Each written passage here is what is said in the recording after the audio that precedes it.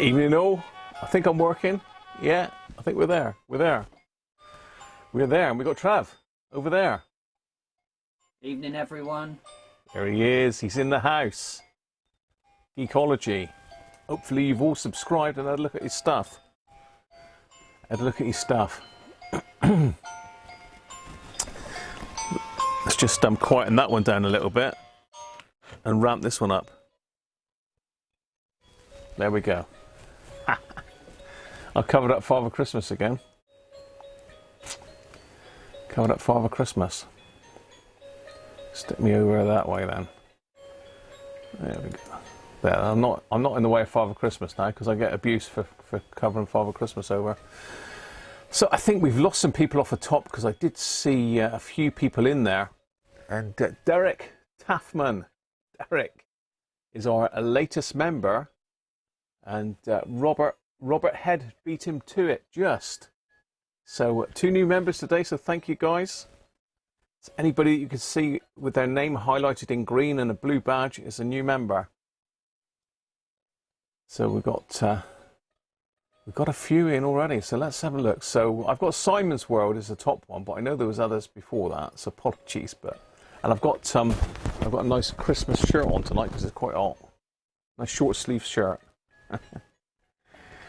Video Monkey still waiting. Was I late again, mate? Was I late?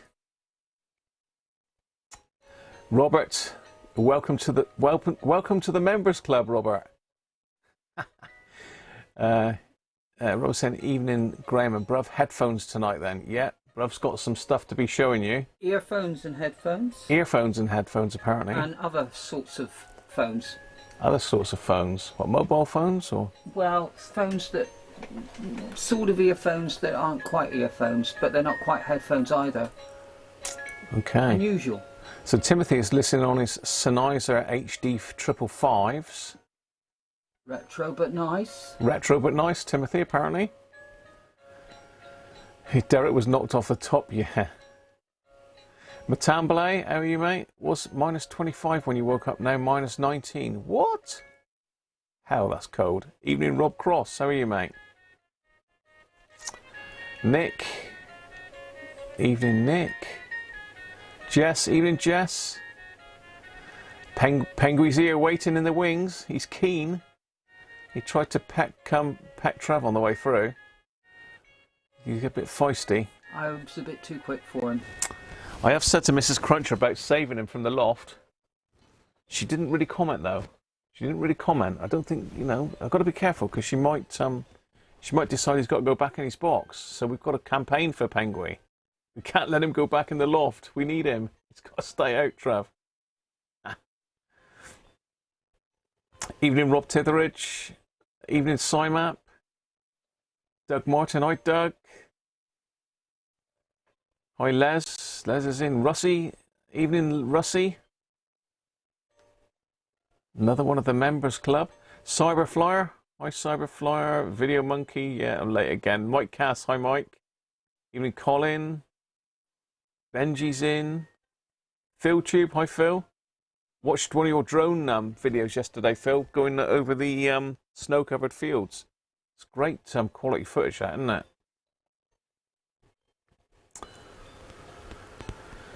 I think, am I up with everybody?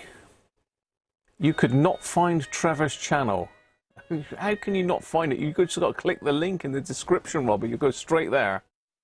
If you look at the description for today's video, the link is actually in that description. But just for anybody that hasn't got it, Trev's channel is, and it's weird because it caught me out actually, because I just put at Geekology, but you're not at Geekology at all. Why not? You're not. Someone else has got that. Really? Yeah, it's at Geekology channel. Oh, that sounds even better.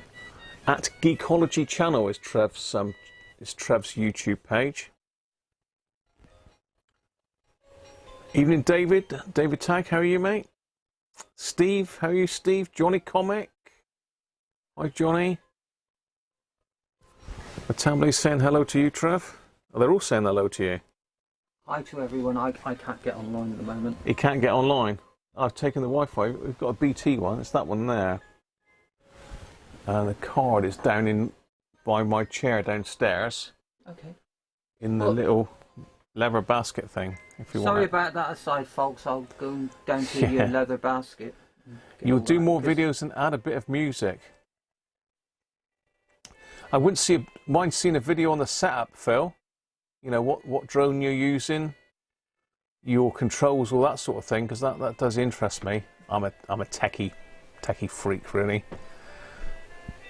But you can get some awesome footage on them things. Some of them will do, I think they do a 5K or a 6K version now, don't they?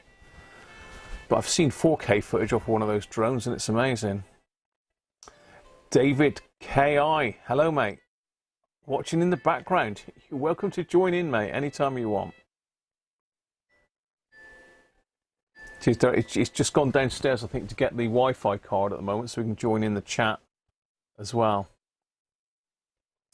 But we will give him a session in a bit. He can come on and show us some stuff. Goat's not up. He's been covered over by the Christmas tree. God, they're so picky, aren't they? Yours is 4K, Phil, is it? That's the footage. I mean, my mate up the road, a couple of doors up, he's got one of those DJI. I don't know if it's a Mavic or something like that. It's a tiny little thing. It's small enough that you don't need a license for it. But he did have the big one originally, and that did some fantastic footage. But I think you've got to have a license for it now, haven't you? So yeah, it's been a manic day today. I've not really done a lot. I haven't managed to find Frankie. I do not know what's happened to Frankie and one of the goats. They've both done a runner. I really can't work out where the hell it is. I must have put it up in the loft when I had to clear out. It's gone in a box up in the loft. Yes, you up, Video Monkey. You did a really good one that I commented on where you were... Was it a fishing lake or something like that? Evening, Jeff. How are you? Yeah, I don't know where he's gone, Derek. Don't know where he's gone. But yeah, I'm looking to get something like a Panasonic, like a 4K camera on a boom mount up here, so I can just get a little bit more depth of field and a little bit wider field of view as well on the desktop. The overhead cam I've got is okay, but it's a document reader really, and it's for reading books. It's not really ideally suited to this. Behind some Christmas decorations. It could be eating the Christmas decorations. That's more like it. I bet he's in behind here somewhere. Gets into everything. Yeah, I really don't know where he's gone. He should be here somewhere. He might have jumped in underneath the table or something. I really don't know where the hell he's gone to. We're a goat down. We are a goat down. On the floor? I don't think he is. If anywhere, he's going to be up in behind the...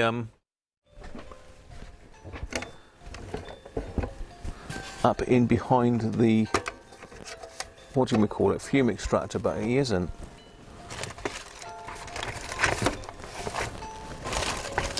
Yeah, he literally has disappeared.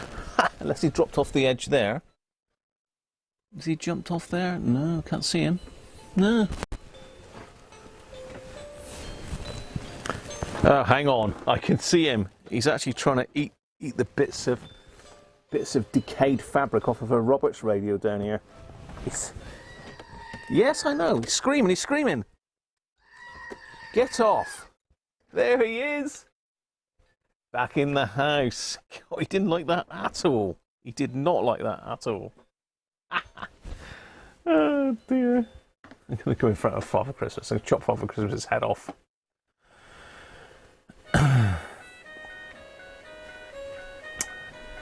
Howdy, Derek Cooper. Need a 4K goat, yeah. So Phil says a 249 ultralight DJI Mini. A DJI Mini 2. Operator ID needed only for that weight.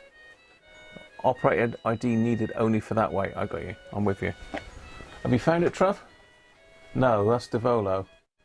You want the BT card? There's a card down there, I think. Unless I might have chucked it back in the router. Hang on, let me just have a look, see if I can get the Wi-Fi card for Trev here. Because I managed to knock the router off a table the other day. Yeah, it's in here, Trev. Sorry. Oh, right, okay. That's hopefully I don't knock us offline. Sure that I found it, you know, because Oh no, it's not in there. all these weird letters, just random.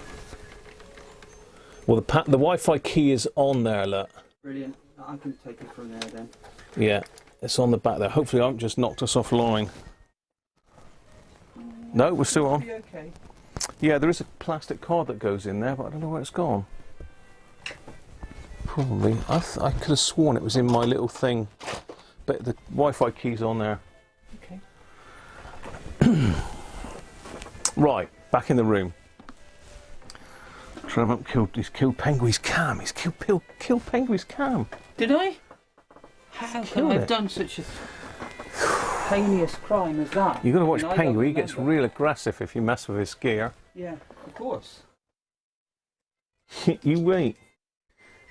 He'll tell all his mates and they'll be down to see you. I don't want to be visited by no penguin. Penguin, he'll have you. Right, shall we go and have a look, see what Penguin's got? Let's go over and have a look at Penguin. Right, Penguin! Start off.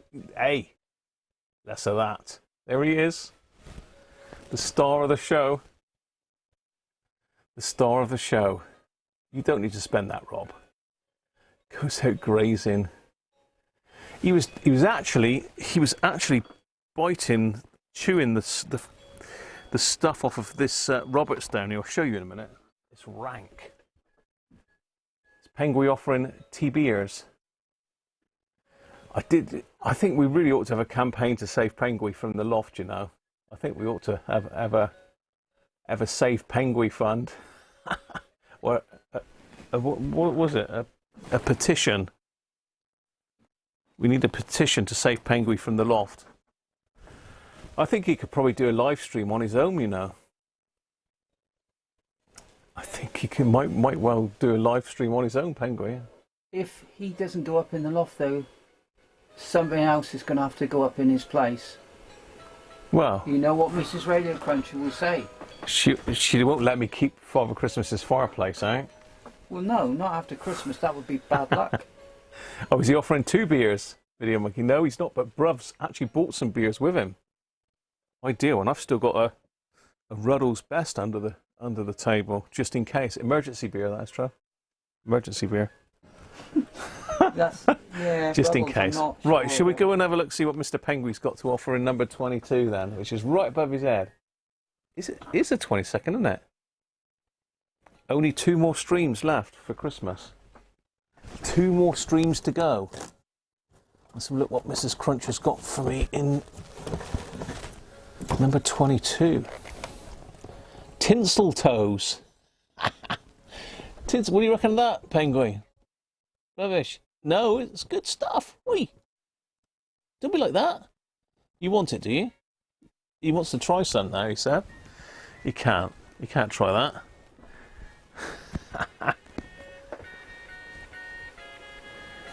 I don't know. It's he was on for quite a while. He's pretty bright. It's just I've got all these other lights on. If I turn some lights off, he'll brighten up a bit. But I've actually got the overhead light on as well, which I don't usually have on. Let's just turn that one off. That messes the other lights up.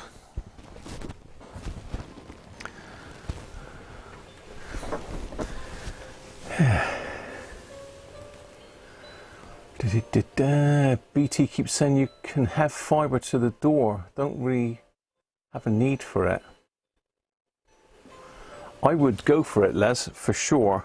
Right, let's Fibre to the door is absolutely what Les needs. Yeah. That's I wish I had Christmas fibre gift here. for him. I only wish I had fibre. Cheerio, Penguin. See you again, mate. See you again. Good old Penguin. Where's me thing gone? Right, let's have a look what we got here then. Let's see what Mrs. Cruncher's got lined up for me today. Where's my pint pot? So We've got Tinsel Toes Christmas Ale. Let's turn the lovely music Christmas radio down a bit. Tinsel Toes Christmas Ale, 4.4%. Woodford's Brewery. Where's Woodford's Brewery then? We used to live in a place called Woodford's Present. Yeah, this has got an E on the end. Woodford with an E. Norfolk. Woodbastwick. Woodbastwick. Try saying that when you met a few. Woodbastwick in Norfolk. Woodbastwick. It's probably Woodbastwick or something. I don't know how you pronounce that. It says a ruby ale is ideal for those dark winter nights. Well, there we are. Better getting in. What are you opening then, bruv? What have you got over there? What are you opening first? So, well, I think the coffee stout is the, as I say, that was a life-changing experience for me.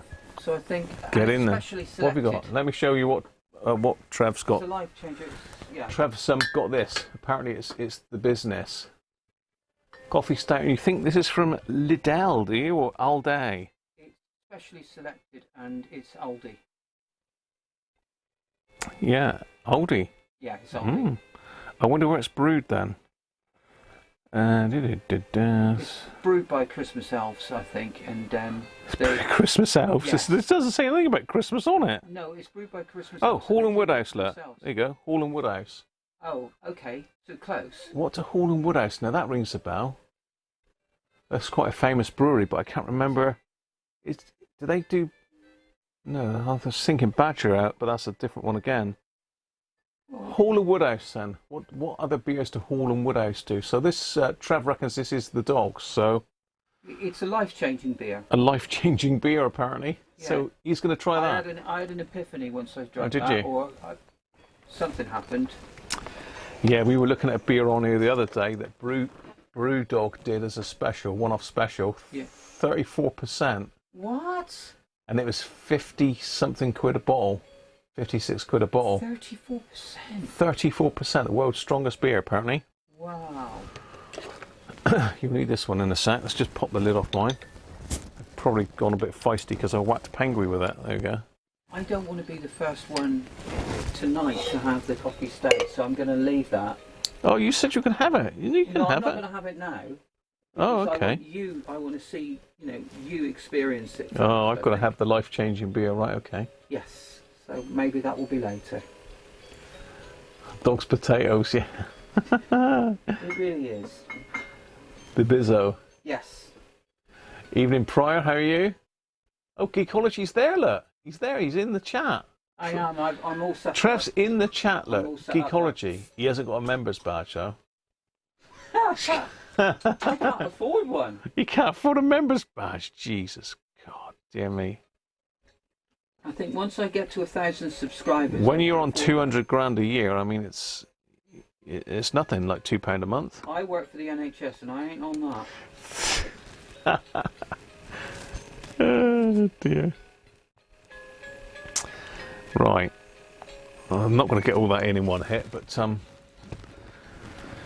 well... What's he got? He's got a porter. He's going with porter now. He's saving the coffee stout for in a minute. No, we're not having that. So yet. Cheers, everybody. Cheers. This is little. Cheers, Rob. Oh Christ! Dented me tankard now.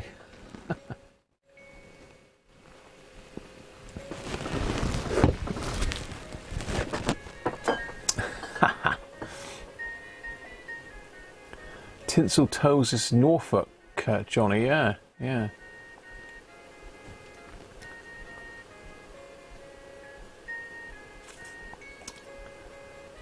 Go Christmas shopping, yeah. We've done our food shopping on Tuesday.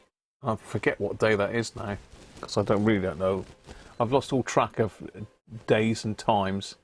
Evening, David Roberts. How are you? Free Penguin. Hashtag Free Penguin. Yeah, we need to get some crowd thingy going on him to Free Penguin. Michael Hyde, hi Michael. Do we need to go looking for goats? What's going on? I've lost a goat, but I found him. He was down eating a ratty old Roberts underneath here. I was going to show you, wasn't I? Can we see what the damage has been done? See what he's done to this? Do you see what that goat has done to this radio? Look at that, that's pristine. It almost looks a bit Christmassy like that though. It's a bit dusty. The tatty brown underneath the sort of the green. It's beautiful, isn't it? Could do Look at that. That's so nice. Yeah. So he's been chewing all this stuff off, look. Yeah. Been chewing all this off. This is modern Roberts, Chinese Roberts radios. But there you go, that's what he was up to. He was down, he literally was down on that radio.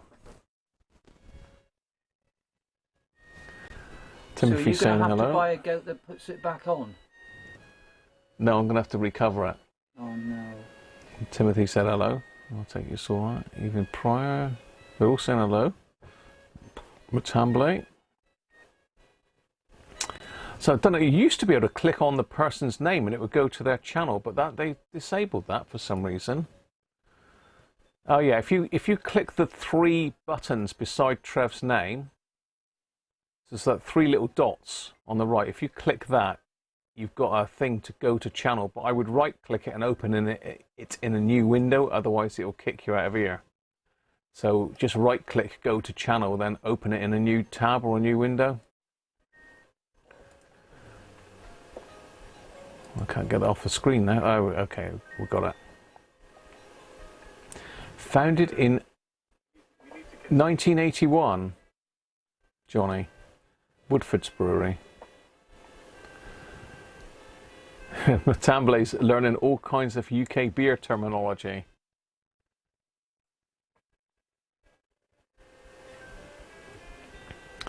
Should you ditch your Patreon in favour of membership?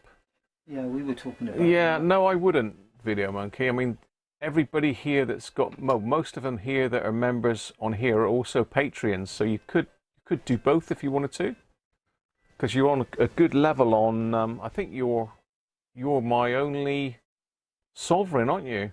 So you're top of the tree, mate, in Patreon.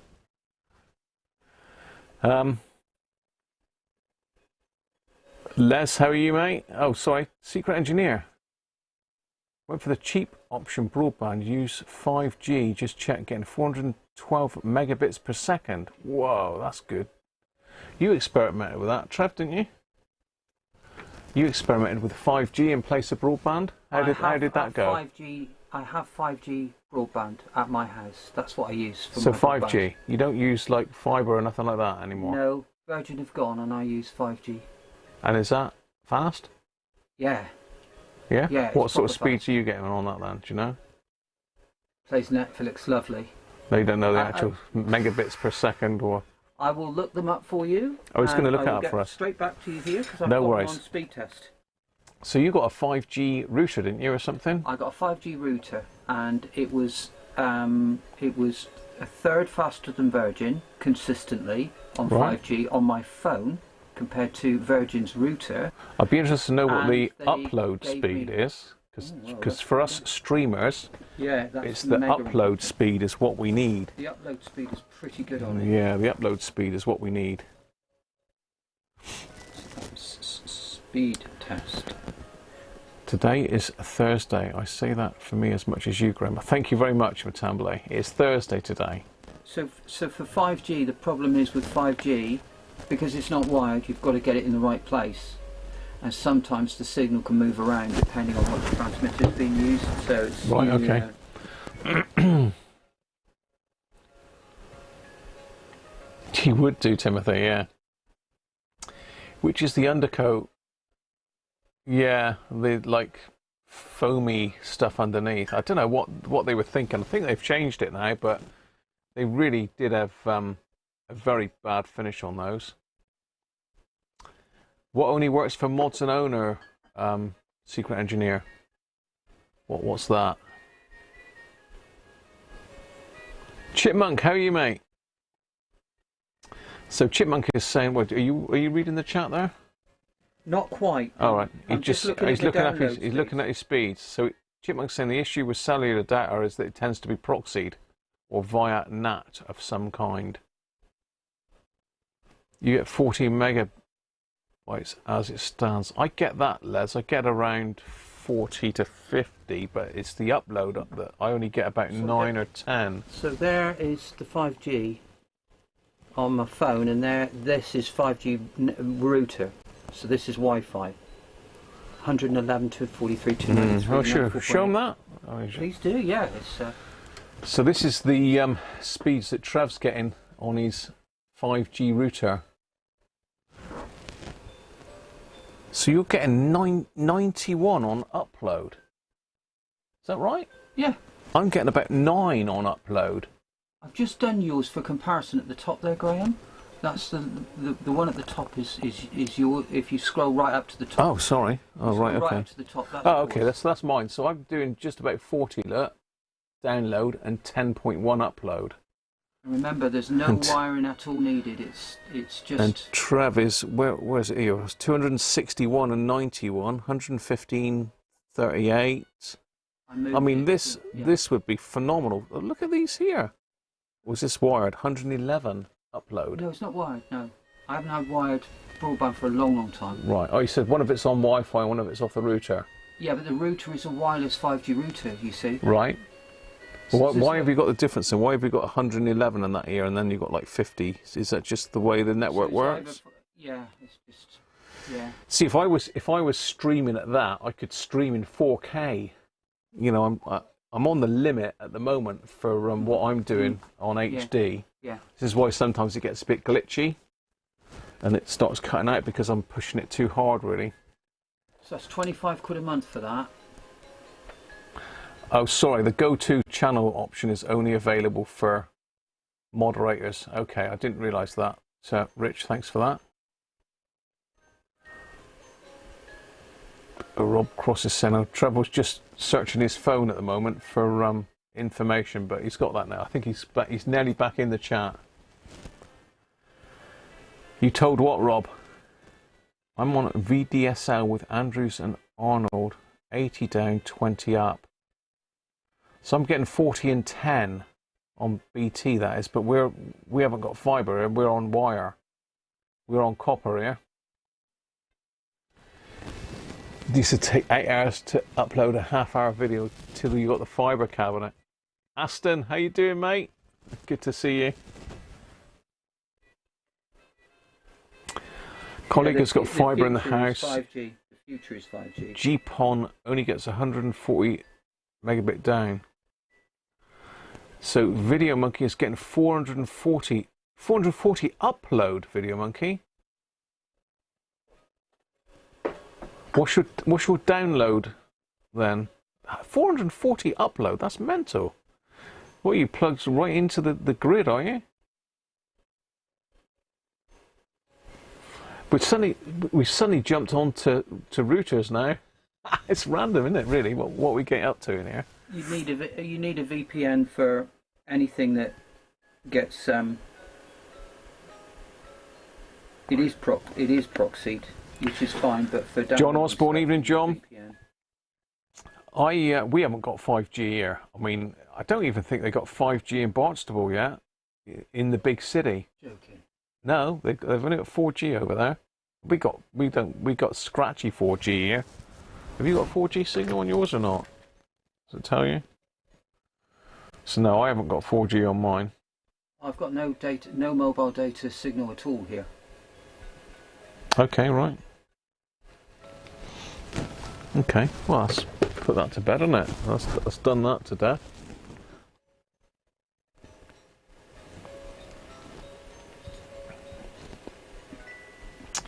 A&A don't do any proxying or blocking. I can still get to the Pirate Bay. It's a long time since I've used that. My computer wouldn't go into that in the end. Pirate Proxy. Pirate Bay. Pirate Proxy nowadays. I haven't done any of that for years.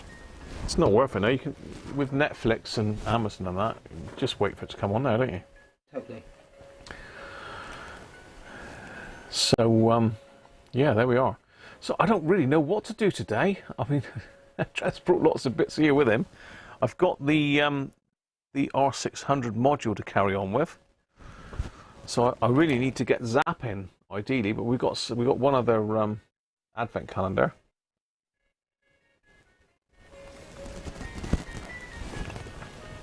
That's actually a nice drop, that. Tinsel toes. Nice. Thank you, Mrs. Cruncher.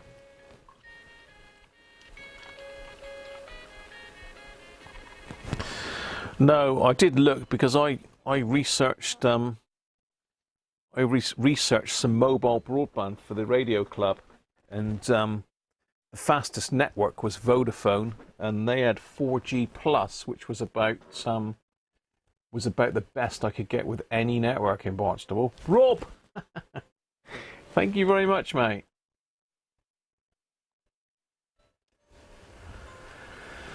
Chipman said, can get to their actual site. Like I said, no blocking. They're small enough. They didn't get the court order. Is A&A, is that the UK Chipmunk? Is that an American A&A? I've never heard of him. No, I'm not sure. I thought it was Alcoholics Anonymous, that was. They banned me. Oh.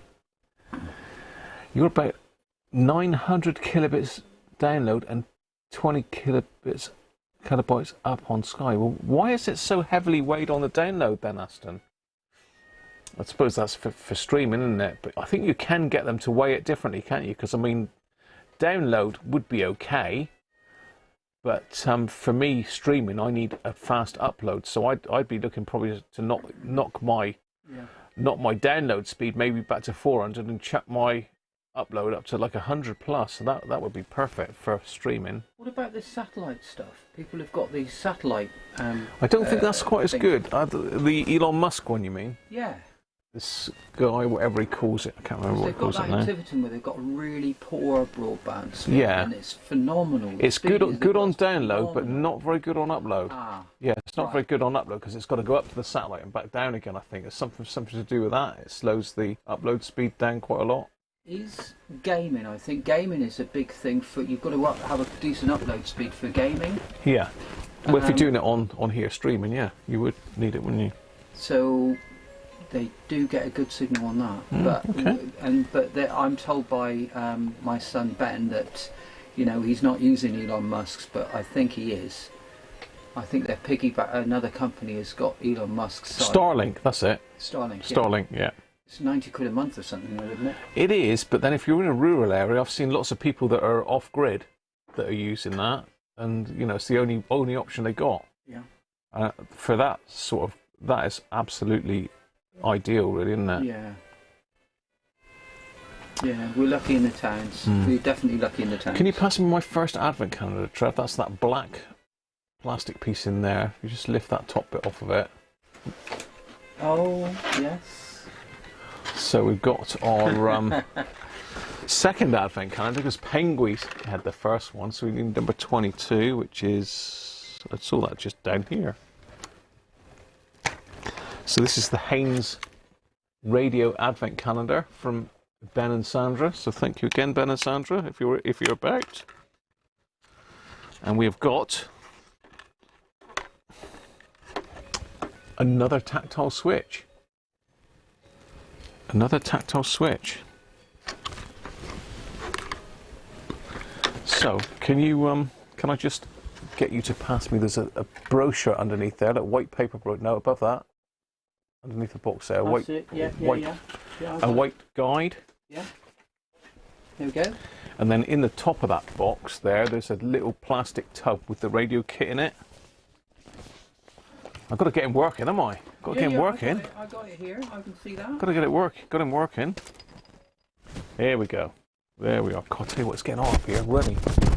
Surprising with the lights and that. I think a beer would cool me down, really. So, 22nd, back to the lowest frequency. This is what I tried to do yesterday. I didn't have the right bit, did I? Because it was nothing to do with that day. So let's get that out of the way so we can blow the camera out. Let's get the kit down on the table. Zoom you in. I think a few of you are playing along with this, aren't you? Who's actually got one of these that's doing it as the same as me at the same time? I'm trying to think who it was. One of you said that you'd had it delivered. So I assume you're sort of like doing it along, or you've already done yours probably. I think that's what happened last time. You'd already done it. I can't remember who it was though, so apologies. So, you can now use the reset function of the radio. When pressing the R button, the radio switches to the lowest frequency. Okay, so this is going to start us off at radio 2, I would assume. So I've got to twist all 4 legs again. And it's got to go in beside the P button. I think the P button was the mute, wasn't it? From memory. It's getting really complex, this radio. It should be, because we're nearly finished with it.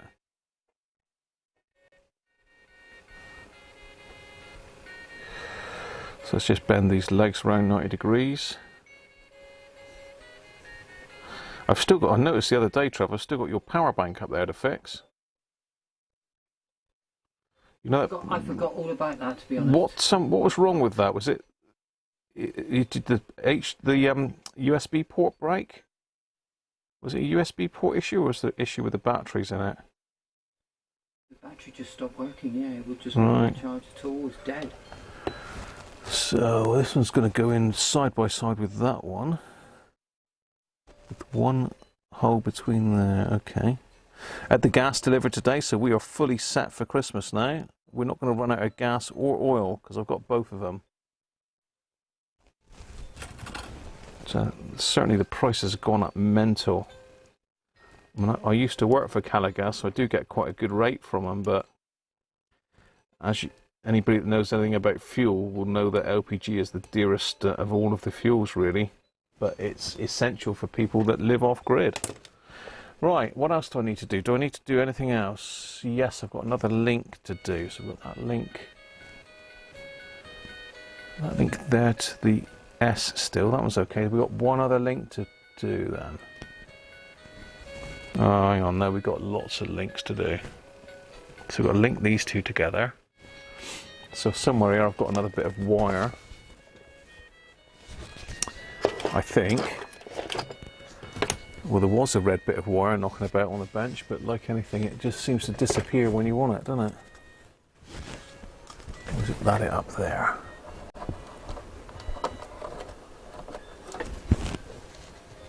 No, that's not it. Just be any bit of red wire. No, it's got to be solid core, because otherwise it won't. Well, it's not got to be solid core, but solid core's better. I did have a piece here. Oh, what the hell? Oh, there it is. I knew there's a bit somewhere. Excuse me, I'll get my head in the shot. There we are. I knew there's a bit somewhere. Right, so we've got to put a little link in here to link these two together.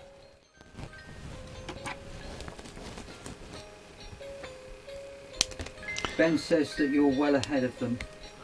They're on day 3 at the moment. Ben, are you really? Yeah. Ben and Sandra, day 3. You need to catch up, Ben. Simap says he's on number 22. Simap's up with us.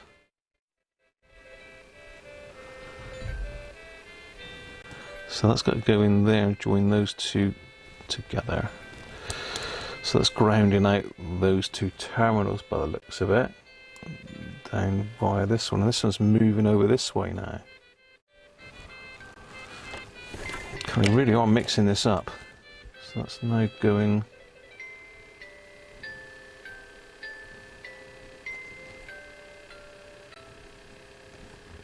That doesn't look quite right.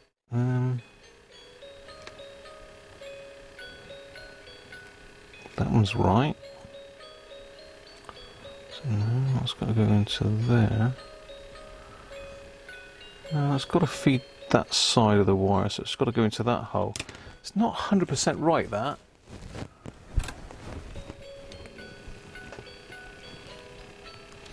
So that's got to be feeding that side of that wire now. I don't suppose it matters which one it feeds, to be fair. It's still going to go across the same way.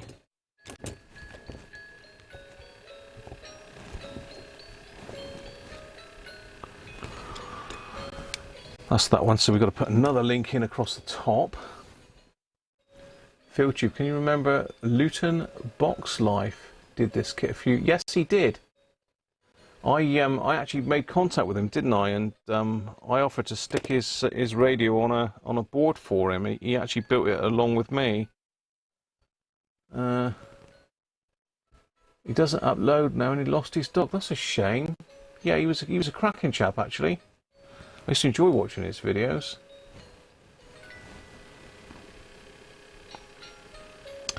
So that's got to go right the way across on the S line there and over to there. So it needs to be about that long.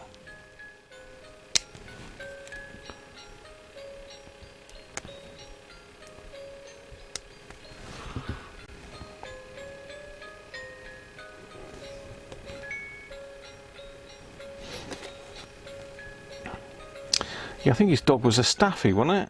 Didn't he have a staffy?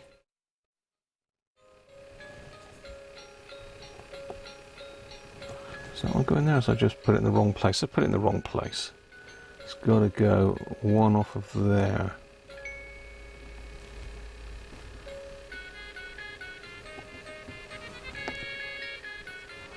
No, it's got to feed this leg here. This, I don't know, for some reason I've got...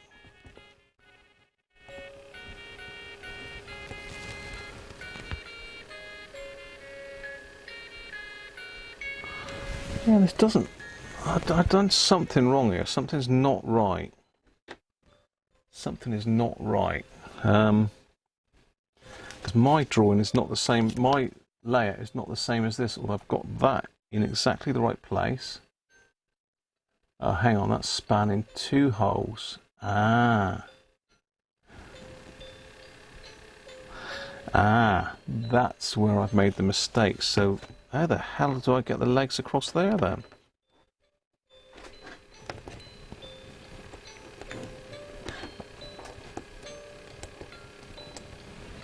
So how can that span 2 holes? I can't understand how it would. That's a hell of a bend on those legs to get that. Maybe just... And this one's the same, it spans 2 holes.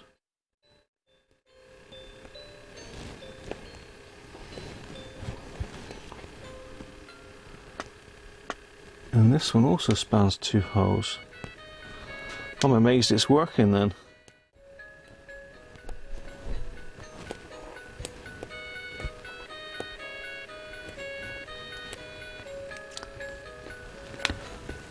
So I've got that one right. That music never stops, does it? It never falters, it never fails. No. God, I'm getting a bit of a sweat on. Well, yeah, you're under the spotlight though, aren't you? Hmm. I mean, you need to go into the cool corner. I need to go into back into hair and makeup, I think. Right, I think I'm back in line now. So basically I had to alter these 3 switches because they weren't right. I wonder what was going on. So now it's correct. That's a fair old stretch for those. Hopefully they're making contact. So what should we do now? I've got that link in. I've got the little link in there.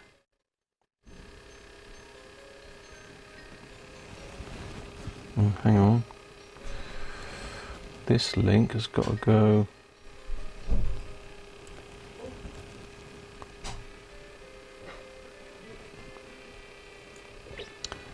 So C has got to go to S, which it does, and this one's got to go further along. That's got to go across to the one before. It's got to go to the R position on this.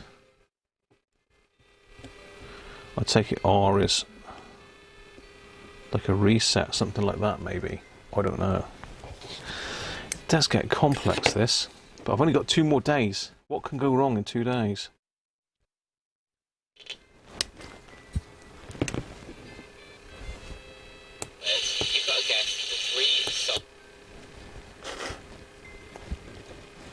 Just doing a search. Listen from 6:30 on BBC Radio 2. Turn it down. First thing I do in the morning, stumble downstairs, put the tea or kettle on. So that should mute it. That's still working. Right, let me play this. We're going to dip into some of the sessions that we've had across So let's go forward again. So if I push this button, it should go back to the start. Reset button, radio switches to the lowest frequency. So my next station should be Radio 2.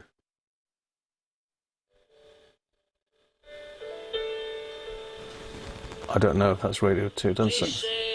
It's got a radio Yeah, thing. that is, yeah. Yeah.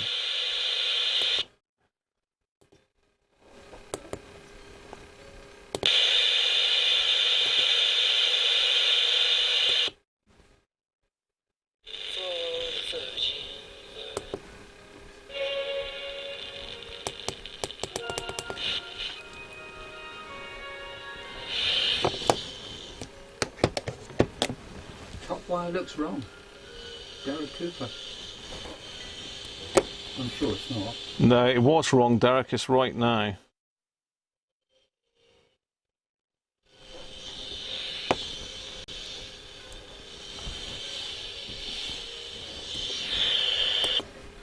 The idea of having a satanic ritual serial killer should spark something, right? But nobody seems It's to got be, some decent volume for a little kit radio, though, really. They were playing to. Gillian Anderson pops up again, completely different. That's only this. This is the aerial. This loop of wire here. It's just odd. Well, let's talk about her in a minute because she's sort of like, yeah, she had something. But There we are. Ah. 2 more days to go. Can you believe it? That is a very livable sound, that. Yeah. I think I might try putting it onto a circuit board. Do you want to pop that back in that box, Trev, for me? Certainly. And file that back in underneath. Of course. Right, let me catch back up with the chat a minute. In the filing system. Yeah, it's a bit of a mess here at the moment. Well, you've got Unfortunately, with the Christmas streams, it takes up so much real estate on the bench. You've got a lot of stuff and not much time. Time is running short now. I know. Santa's almost on his way. So we've got our module from yesterday. So yesterday we pulled the transistors out, and lo and behold, they were knackered. Well, 2 had really bad shorts and 1 wasn't even a transistor. So I managed to find this old cruddy 116. So I haven't zapped these yet. So the problem is I haven't got my test set, and I don't really want to put this back into the radio until I can fully test it.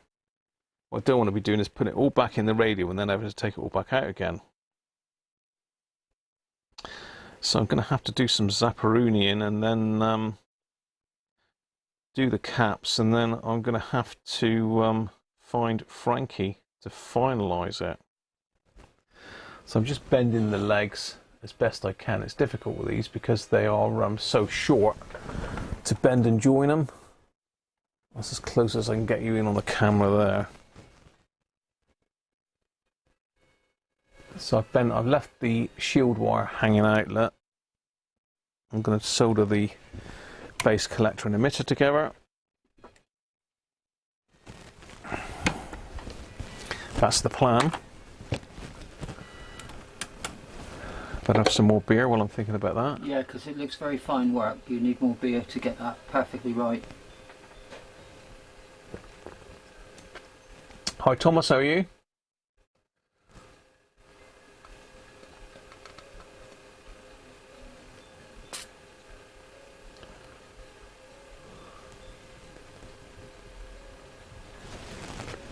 What my Roberts R600?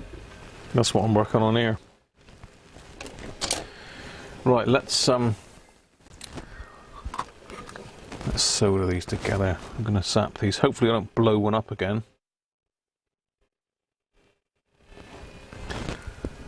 I think we'll go with the triple whammy again. Did I have 1, 2? Oh. I don't know where the 3rd one's gone. Let's put another one.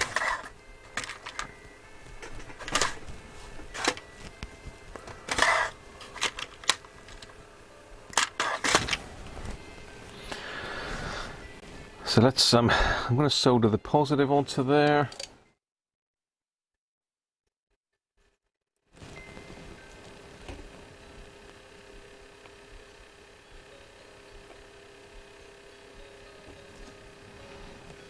Yeah, this gets a bit scary now because it's very close together. So I need to be able to touch that. I need a bit of touch of that that leg. You can't really see it there. I'm going to be careful and burn myself. Let's put that soldering iron back down. Yeah, that is a little bit too close for comfort. That was my eyes. And if you touch them together, Well, you've got to touch them together to blow the shorts off. But if I shorted them wrong, I probably would pop the transistor. That's better. I'm happier with that. That's that one. Let's do the next one. So I find it easier to do this way. Just ramp them all together. Difficult to straighten them back out again after though. It is a lot easier to put replacement transistors in, but with the cost of them, this is definitely the most cost-effective way to do it. And it does last. amen to that. I've yet to find one that's failed after it's been zapped. I don't know if anybody else has ever had one fail after zapping. I know a lot of you guys do a bit of zapping. I do show it as often as I can so as people can get to grips with it. Don't you use a heat shunt when soldering germanium transistors? No. You should do, but I've never ever had a problem. You should use a heat sink ideally, but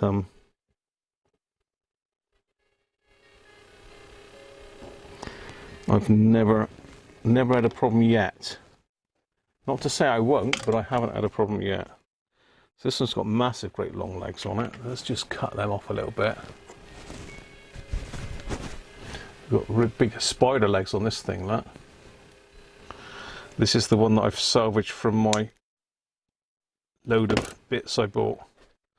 So let's pull the legs off. Okay, so that's our shield. Base collection and mission. This one actually hasn't got shorts on it, but we're going to zap it anyway because there will be shorts very close to the edge of the can that we're going to want to get rid of. So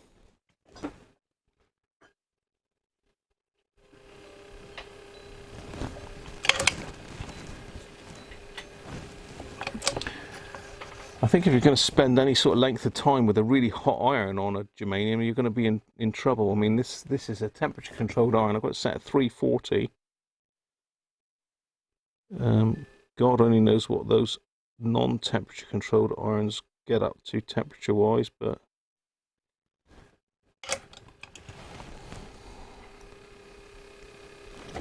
right, so that's all three ready for zapping. Whew. It's hot wearing that hat. So that's all three ready for zapping. So if you haven't seen this before, I've got base collector and emitter joined together, and I've got the shield wire loose. So the idea is you touch the ground, the negative, to the shield wire, and that blows off the shorts on the transistors.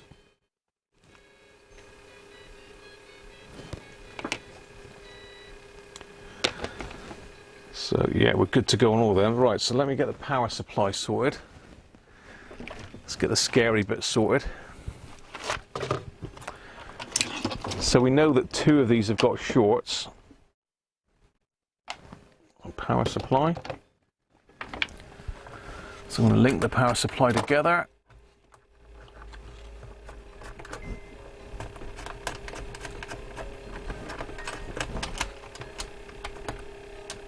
So that way I've got two lots of 30 volts, so I can chuck 60 volts up the back end of it. That'll make it scream a bit. I don't usually tend to run it flat out, so I'm going to put about 50 volts in it, 50-55 volts. DC up it.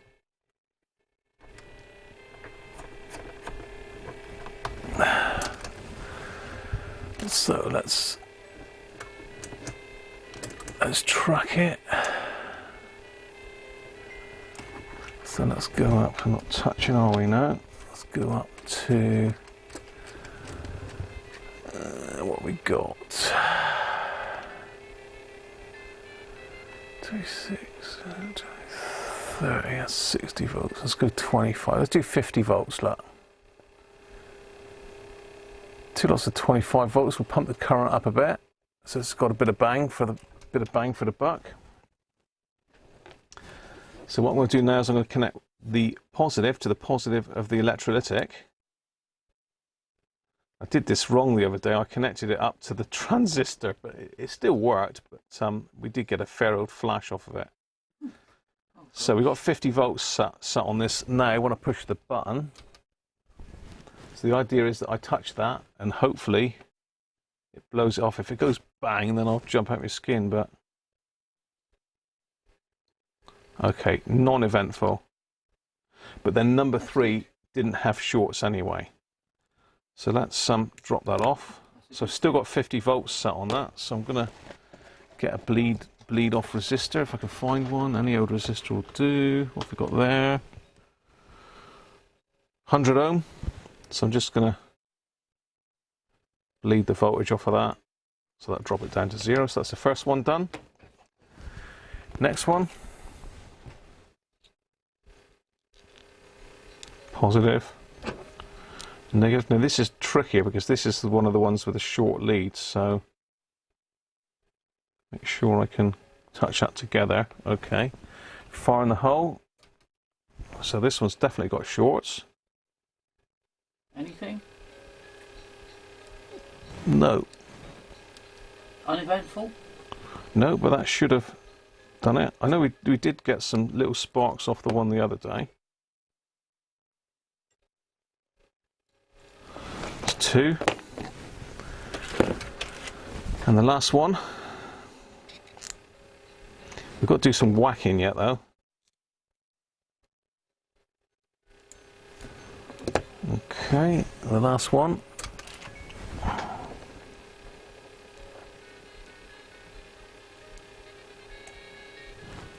Yeah, nothing exciting again. Okay. Just bleed that one off.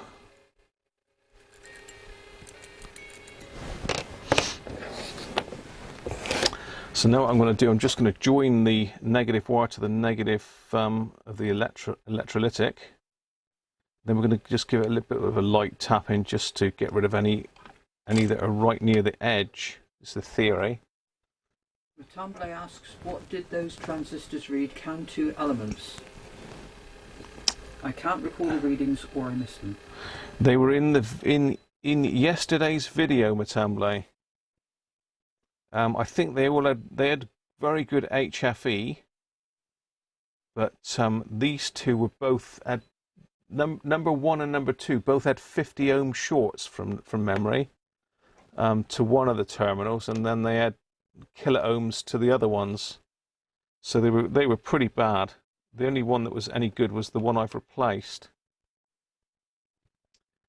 So where's my bit of solder gone? I'm going to have to get another bit. Being tight with the solder here. I'm just connecting these. So all we're doing now is I'm just joining both of the capacitor legs. This one's going to the negative of the transistor. Or the shield of the transistor to the negative of the capacitor.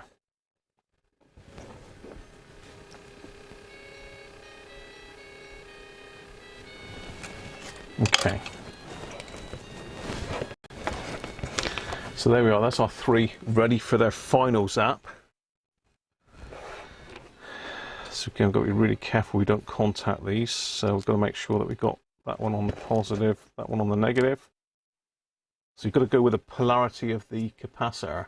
If you do it the wrong way around, you get a fair old flash off of it. I know that because I've done it loads of times. Right, let's just turn it on. Let's get a suitable whacking implement. We'll use this. The hard bit is the blue bit. I'll just give it a few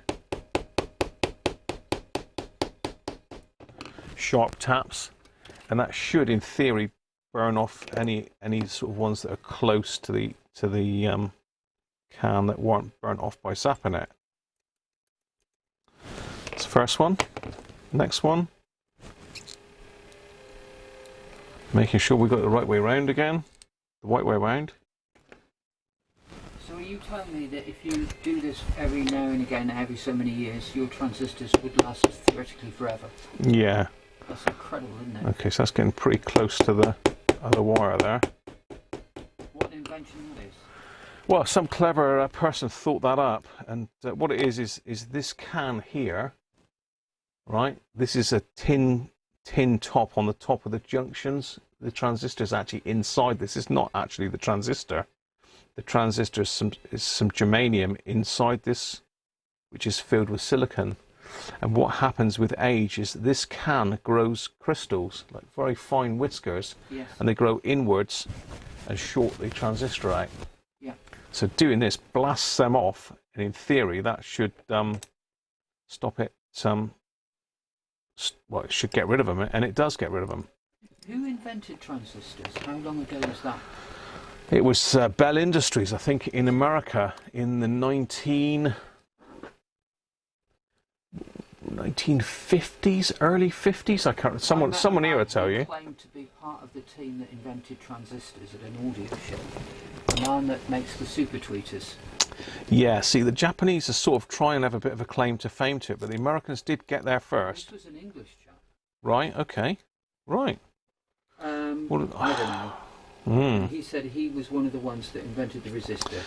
Resistor or transistor? Transistor. Transistor. Right. I don't know. I mean, someone here will tell you who invented it. I'm sure it was in the US of A, and I'm sure it was Bell Industries. I'm sure I read that the transistor was invented by Bell Industries. There we go. That's that one done. Yeah, 1947 Bell Labs. Oh, right, there you go. Says.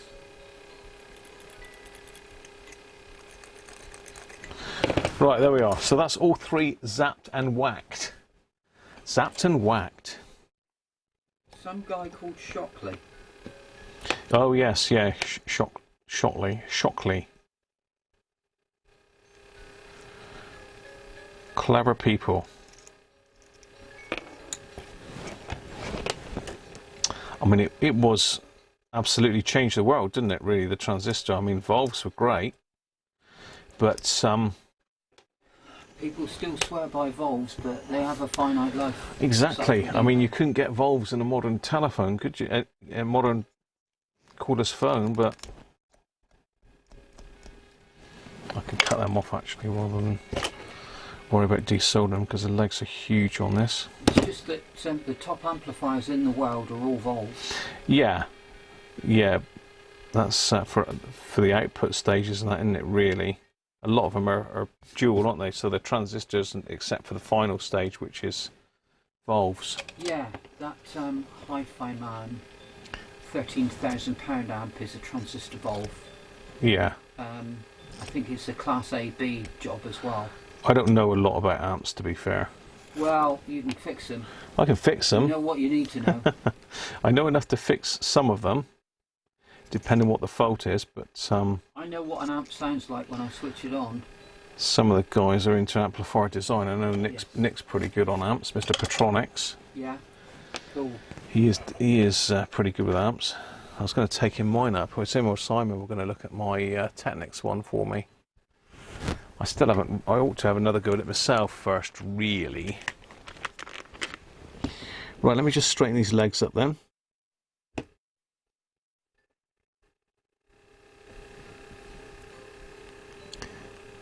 I'll zoom you out a bit because I'm in a bit close now, really. So that's all three transistors zapped. I'm just separating up the legs now. Nobel Prize.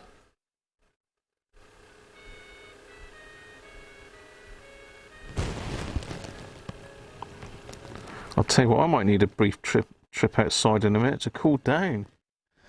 I mean, what's the temperature? Yeah, you say that. It'll tell me what the temperature's there in a minute. It was 26 in here yesterday. Yeah. Mrs. Cruncher got the fire wound up downstairs, see? Yeah. The central heating kicks in at 8:30 to 9:30, I think. There was no need for that fire to be on, was there? Not really. It's been quite a nice day today. Mrs. Cruncher likes it. It's quite cosy in it to have the fire on. It is nice to have the fire on. We've got a wood burner.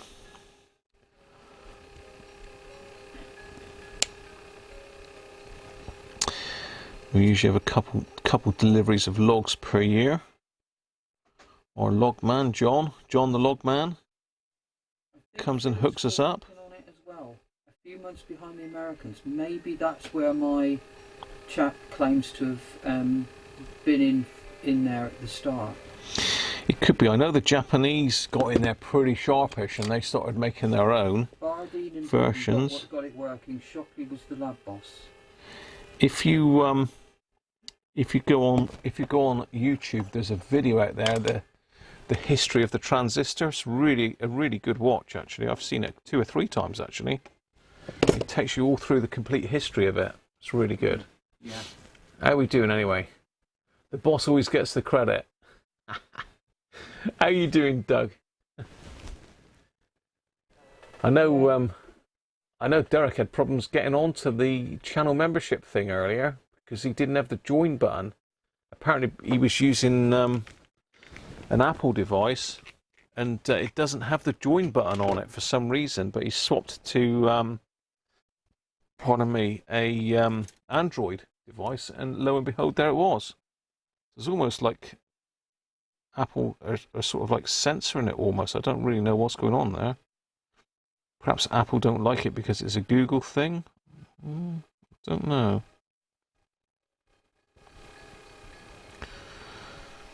Yeah. I don't think. Yeah. We're all Android here, aren't we?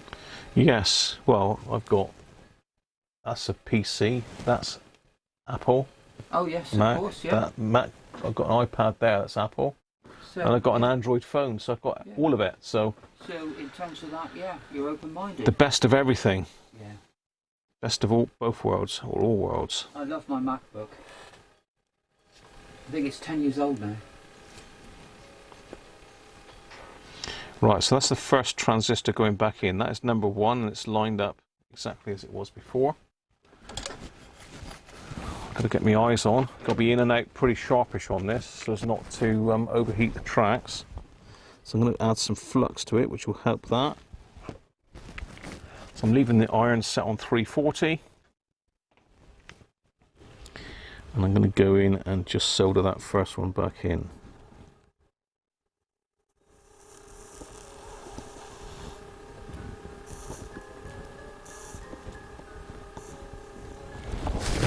Right, that's the first one done. In. Oh, I'll tell you what I didn't do. I didn't check that they're still working. And they haven't got shorts. Oh. Oh. Well, I don't really want to take that one back out again. Can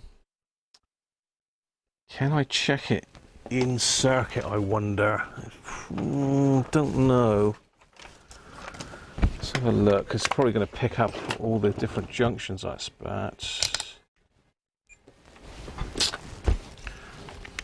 No, we don't want it on that. So let's go from the, so it's collector, shield is there. So we've got a connection between that one and that one. 242 ohms, yeah, we're measuring junctions here. Yeah, I really need to take that back out again. What a pain.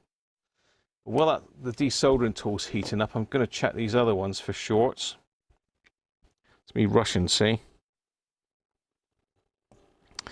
So first one. Nothing. Nothing. Nothing. That one's good. And this one. No, that's fine. Fine. Fine. So that one didn't have shorts anyway, but it definitely hasn't now. So I need to just check that they're still transistors as well. So let's get the transistor tester in. Make sure we've still got a transistor. They still look like transistors. Yeah, but they might be blown apart inside. Yes. We don't know it. Yes. That could be why we've got open circuit. So let's try that. So hopefully we've still got a transistor. And we have 256 HFE, so that was good. That is number 2. And this will be number 3. Now, I think this had an HFE of 100 and something to start with, so hopefully it's still got that.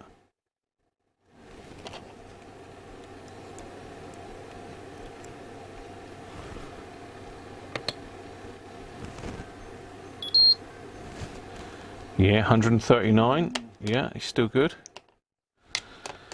So, I'm just waiting for my desoldering station to heat up, so these two can go back in, really, while I'm waiting for that. So this was number 2. So it's collector, shield, pace emitter.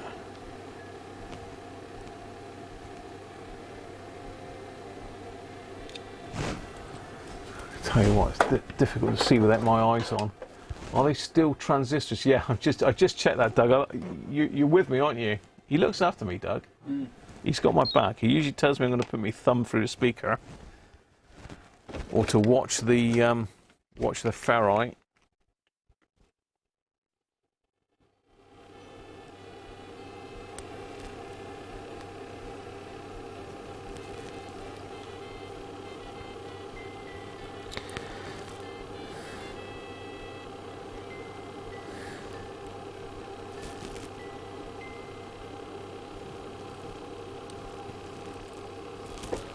Tell you what, this is really difficult to get these back in when they've got such short legs.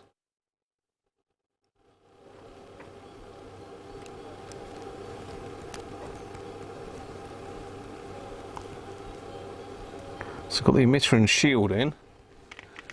Just need to get the collector and base in.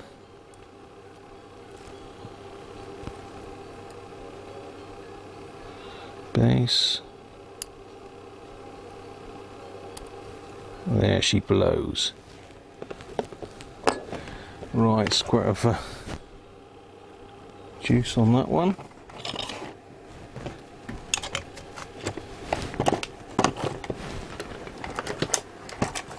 4 eyes are better than 2, yeah. AD, how are you, mate? I've never made radios, so they won't like this channel at all. No.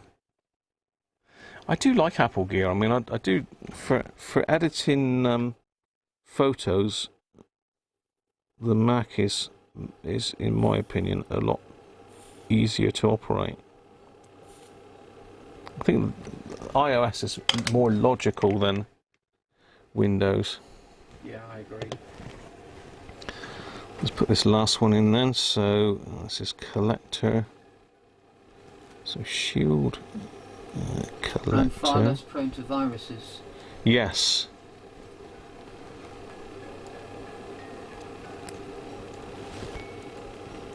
Emitter. Are you going to go in there? Oh, you beauty. Straight in. He's very retro, that one. He's very crusty. But he's good. That's it, yeah. Crusty but good. Let's get that last one in, and I'm going to take the first one.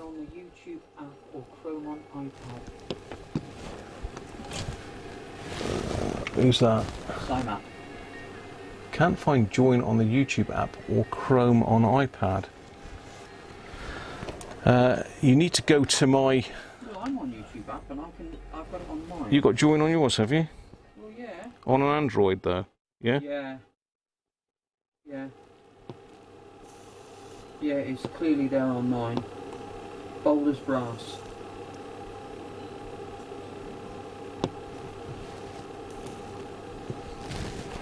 Mm.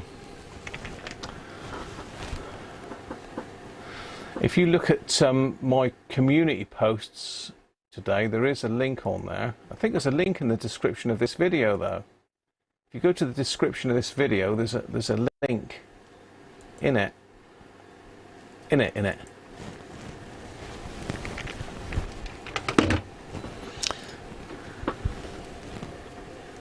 There you go. It seems a bit temperamental, doesn't it? So if I go to YouTube Studio, I can get you the link. Derek had the problem with this earlier with iOS. You need to click the membership link if there's no join button, but there should be a join button. It's on Safari on the iPad apparently. Oh, it's working on Safari. Yeah. Audience. If you join when there's a live stream, it will flash up in big letters that you've become a member.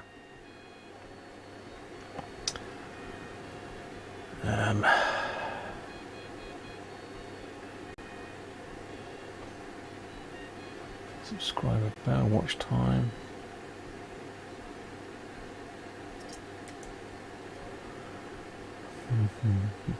Members.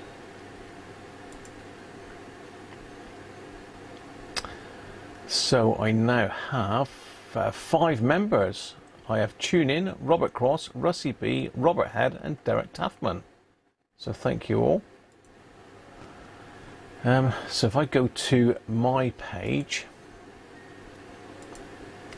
go to your channel,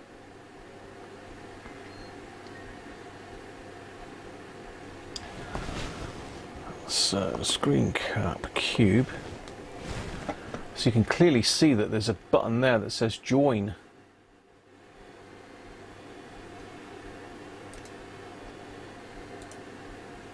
So if I click a join, then it gives me the option to join, and there's a join button there. I think if you also click where it says membership, does that come up as well? No. So this is some of my members only stuff that I've got out there at the moment. So I did put the link on my community tab. If you go to my community page, this is the link here.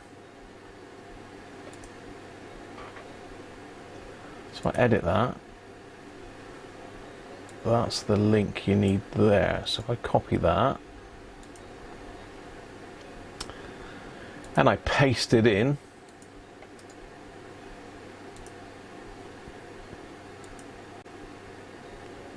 so if you click that link, do you want to try clicking that link, Trev, and see if it goes to my join page? Just clicking it now and it's straight in. You clicked it straight in. No issues. No issues. No problem. No problemo. God, how hot people. Right, okay, let's get this other transistor back out. Number 1. Come in number 1, because I haven't tested you. I don't want to risk leaving it in there untested.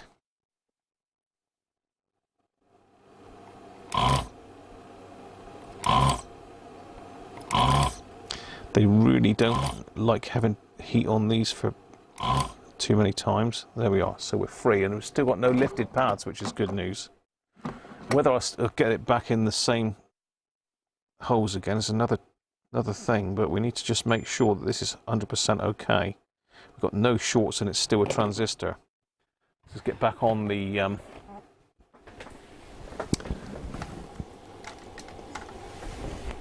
there. You can't get it on the Isle of Man. It's about payments. I think this should be a worldwide thing, though, Rich.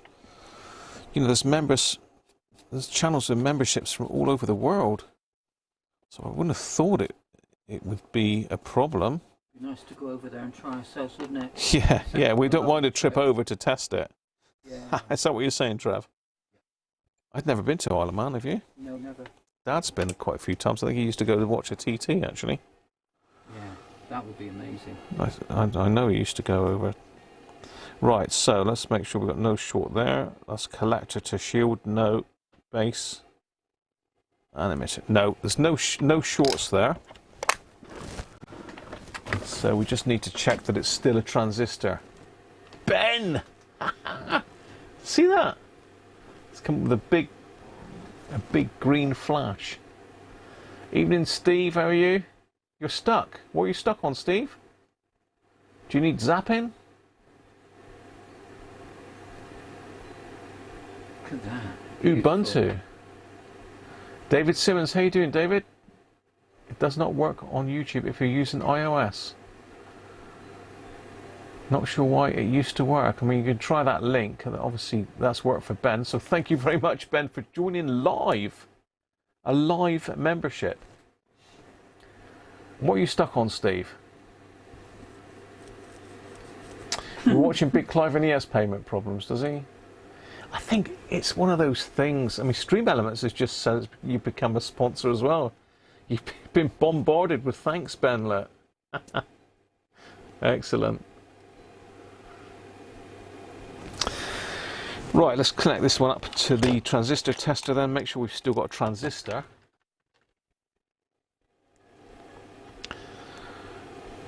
I probably took this out for no reason, but it is better to test it than, better to be safe than sorry, because if I'd left this untested and then the module didn't work, the first thing I'd think was, is that transistor that I never tested. So let's get it tested. And it's working. 186 HFE. So yeah, I took it out unnecessarily, but I should have tested it before I put it back in, really. And you don't need one of these to test a transistor. You can test it with the multimeter. But you can buy those Chinese component testers that are brilliant. They work fine. You don't need a fancy one.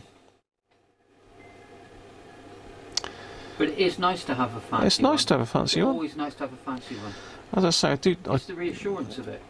If it's something you use a lot of the time, then it's well worth doing. And if you buy it from Peak, you do get product support and backup from them. And they're in the UK. And if it fails, you can send it back and they'll fix it.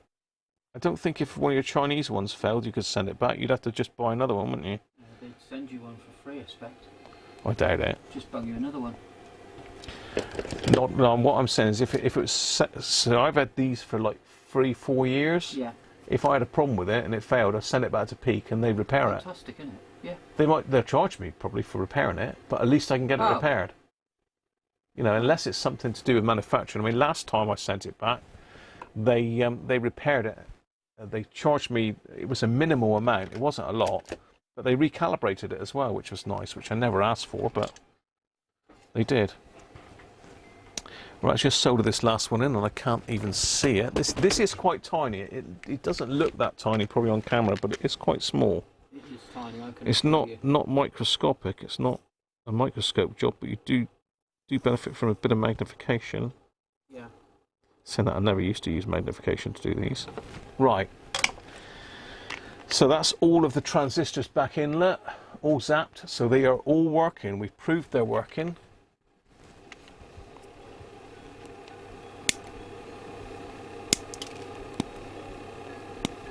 Tidy it up. Yeah. So next thing is to get these 5 capacitors out. So they're all 10 microfarads apart from one which is a 2.2 normally, but saying that, for some reason we've got a 10 at 16 in there. Now that is usually a 2.2 or 2.5. Interesting. Ooh. Have you seen the video that you were sent about Maplins?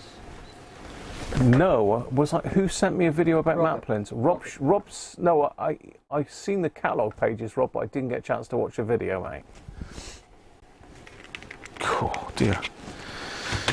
Yeah, so I'm not sure what to do with this one now because I've got one capacitor I've done a lot of these modules, and I mean a lot. I've probably done 20 modules, and I've never seen a 10 microfarad in that position before. It's always a 2.5. So do I leave it with a 10 in it, or do I change it for a 2.5? And it's faulty at the moment, obviously. Zapology. Hi Gavin, how are you, mate? Whew. Right. Yeah, so decisions, what do we do with that? In fact, it looks strange because this one here is stretched right out. I wonder if this is just a very early version of the board and they modified it later on. I think I'm going to have to stick with what's in here. But yeah, that is very unusual. 10 at 16 volts. What is this one here? That's 10 at 16. I'm going to have to put this blooming thing back on my head again. Get me sweat. Change it. Well, change it for 2.5 or leave it as it is. Gavin says change it. He wants you to change it. I'm going to change them all anyway, but I'm gonna have to go with what. I mean, it could have been a mistake, but don't forget, I'm going to test this. I'm going to test this without putting it back in the radio. That's the plan. If I can find Frankie, I'm going to have to have a massive search for Frankie. Frankie is a radio that I've pulled apart, another R600. Yeah. I pulled this module out. Yeah. And all of these pins, I've soldered wires in there. So I've brought basically the solder points I've brought out of the board so I can connect this up outside of the radio. Right. So it's an R600 Frankenstein. It's got no heart in it. No. This is the heart that's been taken out. So you replace that heart, and then if it works, then you know that your module's good. Yeah. If it doesn't work, you know you've got a problem in the module because the rest of the radio works fine. Yeah. So it's absolutely an invaluable tool for doing these. You can, if you're feeling lucky, you can just do it and put it back in. Yeah. But the likelihood is, if it doesn't work, you're going to be thinking, was it the module? Yeah. Was it the module? Is there a problem with a transistor earlier in the stage? Is it a capacitor on the board? Have I not put something back in right? Unless you can verify that is 100% okay, how do you know? No. And you'll end up taking this thing back out again and you will hate it. Well, you probably won't even bother. You just throw the radio away, I expect. After you've done this once, you'd have lost. You know, I'm a little bit more. What's his name? Methodical? No. Bit more. No, I can't think of the words now. I'm lucky that I've got the kit to do this easily, shall we say? Right. Yeah, you know what I'm trying to say. Yeah. I'm privileged to have the correct equipment to do this quickly and easily. You're a bit more set up. You know, if you're just using a solder sucker and an iron, you're going to struggle with these traces for sure. And once you've taken this out and got it this far and redone it, you're going to really struggle to get it back out yet again. You're not going to want to. No. Video Monkey, Graham, he's a ranger. Welcome, mate. They're all joining. Yes. Cheers, Graham. Good man. Graham, Stuart, how are you, mate? Yeah. Yeah, this is the LP1171. I've got the schematic for it somewhere here. I'm going to have to get a bit of this and cool my head down a bit. Whew. Got a sweat on. I've got the board layout and a schematic for it here somewhere. So is it the 1171 or the 1164 I've got a board schematic of? Now let me think, where is it? I did get this out the other day, all ready to go.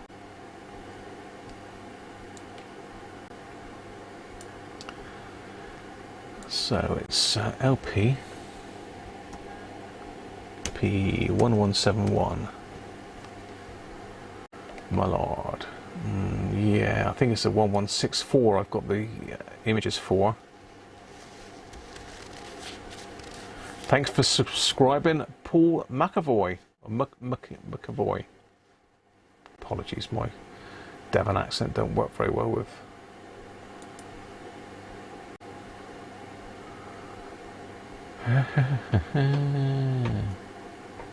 Well, I thought I opened that, but it doesn't want to open it. So Gavin saying, if your experience says it's the wrong value, I'd use your instinct. Yeah, you've got to bear in mind that this did probably work at one stage, Gavin. So, well, it did work on FM, didn't it? So is 8 microfarads difference going to make much of a difference? I don't know.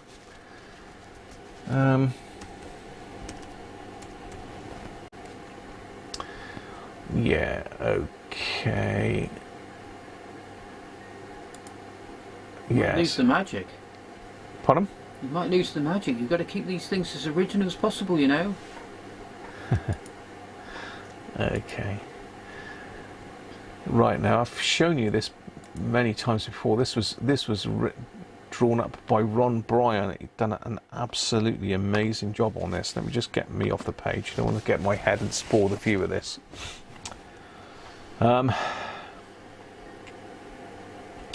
Make sure that I'm off the page. Yes, I am. So we are looking at this capacitor here. Now these boards are nearly identical. The only difference is in the LP. I'm struggling to render now. Look.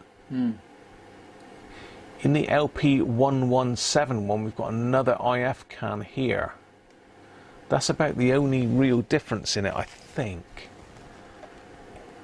Let's see if it was going to... Are you going to behave as struggling? There's my stream's health. Stream health's alright.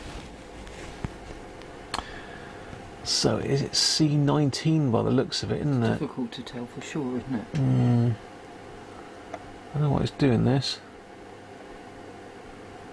So C19 here is 2.2 microfarad Mallard. So yeah, it is a 2.2. I don't know what it's doing that for.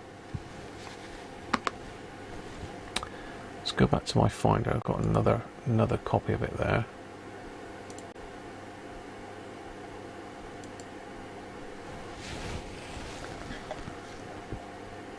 Okay, that's better. Yeah, that says C19, yeah. So yeah, C19 is definitely that one there. And if we look up at the drawing, if I zoom you in a little bit, C19 2.2 microfarad 63 volt. I thought it was, but this is the one that's fit to the R707. But I'm sure they should be the same. C18 is a 10. C19 is over here, look, so it's on the AFC, was between the negative and the AFC line. So would that make any difference? Being a 10, somewhere I've got a box that says Mallard modules. I think it's that one. That one.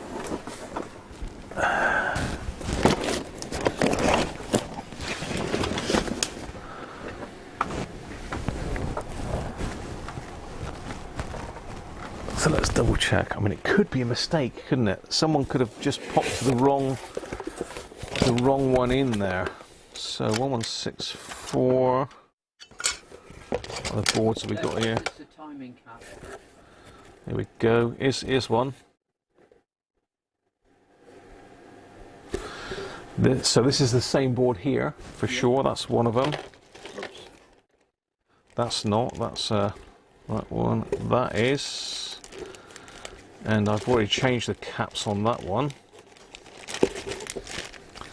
I think that this one's got no FM, so there's an issue with one of the transformers on this one, I think. But that one... Maybe it would slow the response of the AFC if it's a bigger... 2.2. That's a 2.2 for definite, and that's a 1171. That's a 2.2. No, that's not. That's not. 1164. FM distorted. 1171.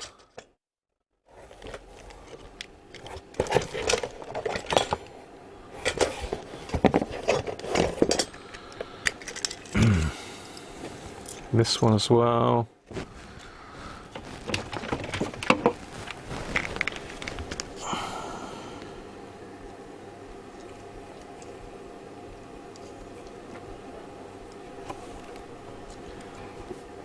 That's a 2.2, another 1171, that's 2.2, and this one,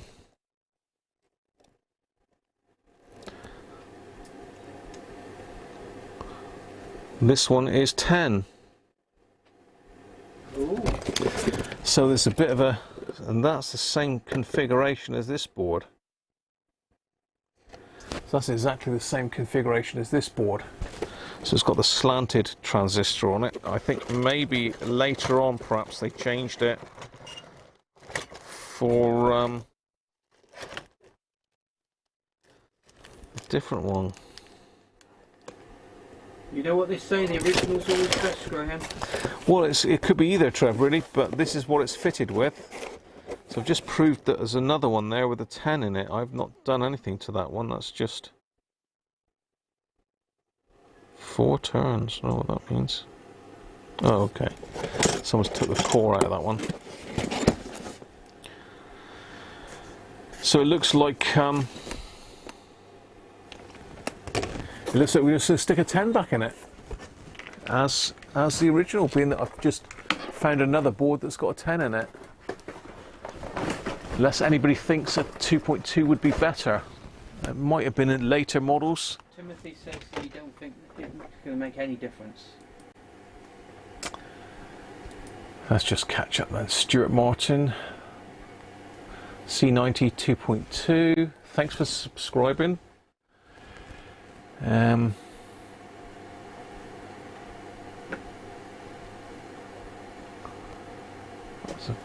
Timing cap, slower AFC for the same R23 value.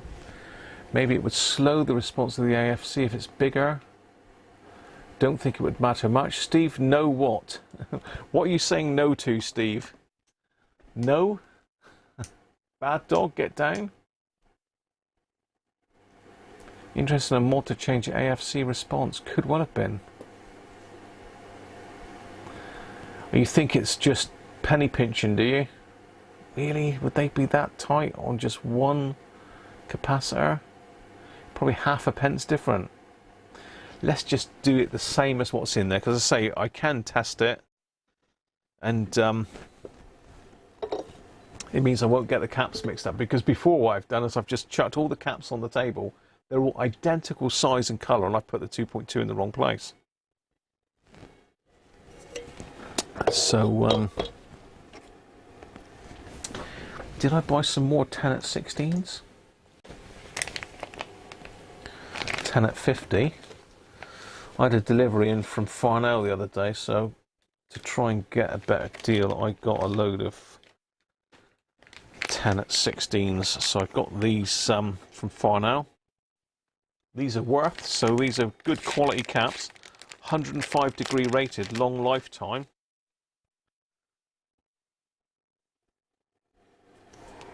But they're in stock and they're a bit cheaper than Nichicom. And just as good, as I think, anyway. German. So we want 5 of those. So I'm going to get this done, and then we're going to pass over to Trev. And he can entertain us for a while. Give me a break. I can go and cool down. I can go and stand outside for half an hour. I wouldn't do that. I wouldn't do that, Trev. I think Trev wants me to take part in some experiment he's got, so he's going to experiment on me. Right, so that's my caps. That's my 5 Worthers. So the 2.2 would react faster. Slight improvement, maybe.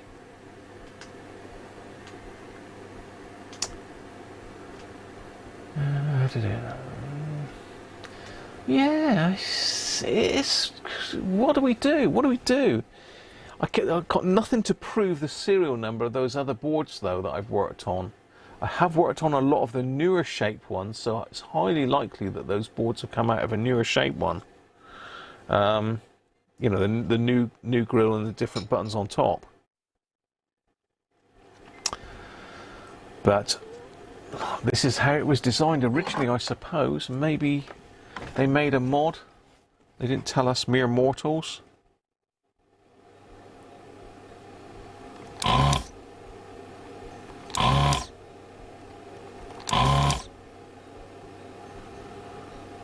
Again, you've got the dreaded pads on these as well. So I'm just going to stick in 10s in all of them, and we'll see how it goes. I mean, we could try it with both, really, I suppose. How would we tell the difference, though? I know you say it gives us a better AFC, not AGC.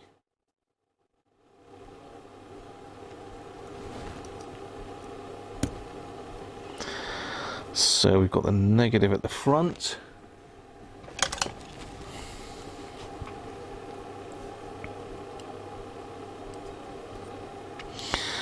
Now these have got axial caps in them originally, but radials fit in fine.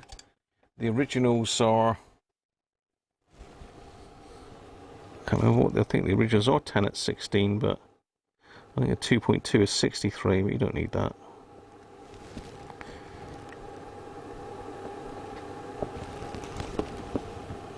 Okay, that's the first one done. And the next, I've got a microphone in my way now as well. So this one, the positive's at the front and the negative's at the back. So this is a bit of a stretch, this one.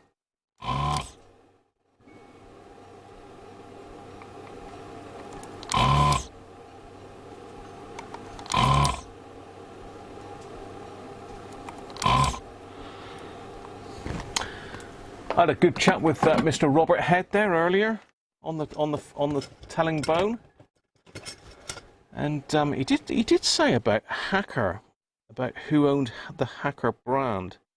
Now I thought it was owned by Glenn Dimplex, but I found some very interesting information on Company's House. Those of you that have got business will know all about Company's House. It's basically a register of businesses in the UK. And Hacker Radio Limited and Hacker Sound Limited are still registered companies. Can you believe that? So Hacker Sound and Hacker Radio Limited are still companies in the UK. They're still trading. So, yeah, bit of a mystery that.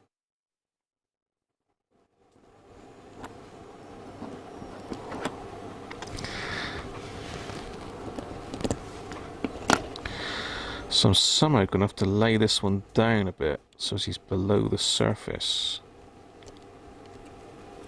And I've gone and cut the legs a bit short, haven't I, Graham? Yes, you would do, wouldn't you? You would do.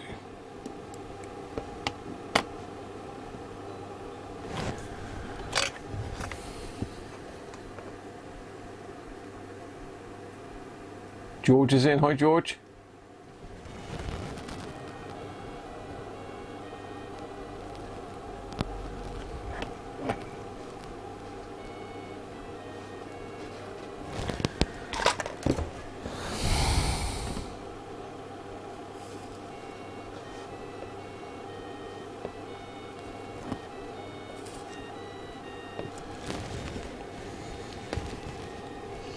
Doesn't look pretty, but it's in there.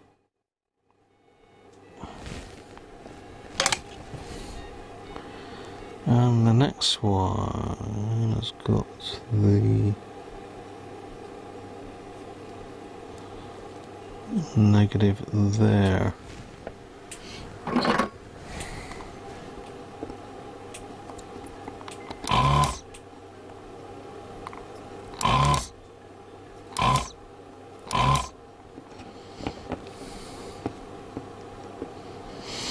I think these tracks are actually held on with Marmite, you know. God, this one ain't going to go, is it? This one is not coming off at all. I'm going to have to use a bit of solder braid on that one, I think. Try not to lift the track. Actually, no, we might try just reflowing it and then desoldering it again with some new solder on it.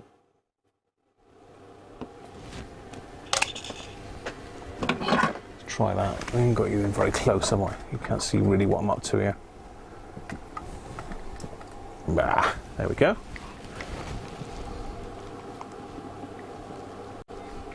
Just trying to find out where the hell it is again now. Over here.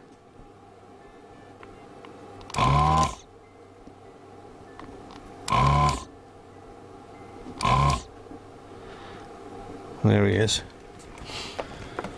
You're probably thinking, well, it's bowed. You can see that it's bowed, look. See the bend on that? But they're all like that. 90% of them have got bowed boards. I take it these were all sort of soldered by hand back in the day. Don't think it would have been a machine doing these, would it? Anybody got any ideas on that? So, negative at the back. They're more interested in whether it tastes like Marmite. I don't know whether you should be doing that. If there's any board lickers in the house, please come forward. Have we got any board lickers? Trev, do you fancy having a taste of this? No, thank you. It looks like it's Marmite in places, I tell you. It's the same colour as Marmite, some of the old flux on it.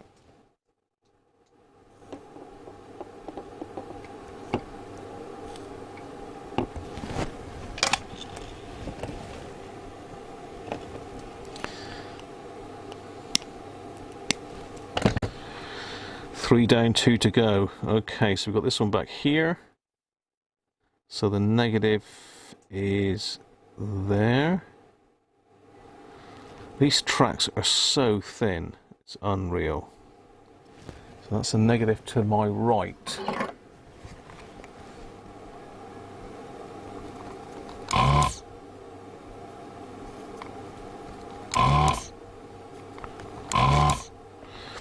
I think it's the desoldering tool's running out of poke. It's running out of poke.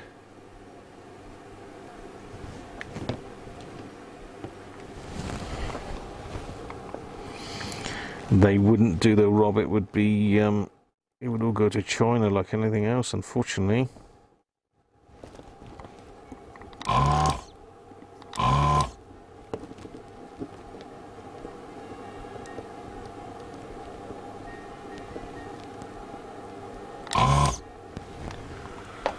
Right, so we said negative to my right.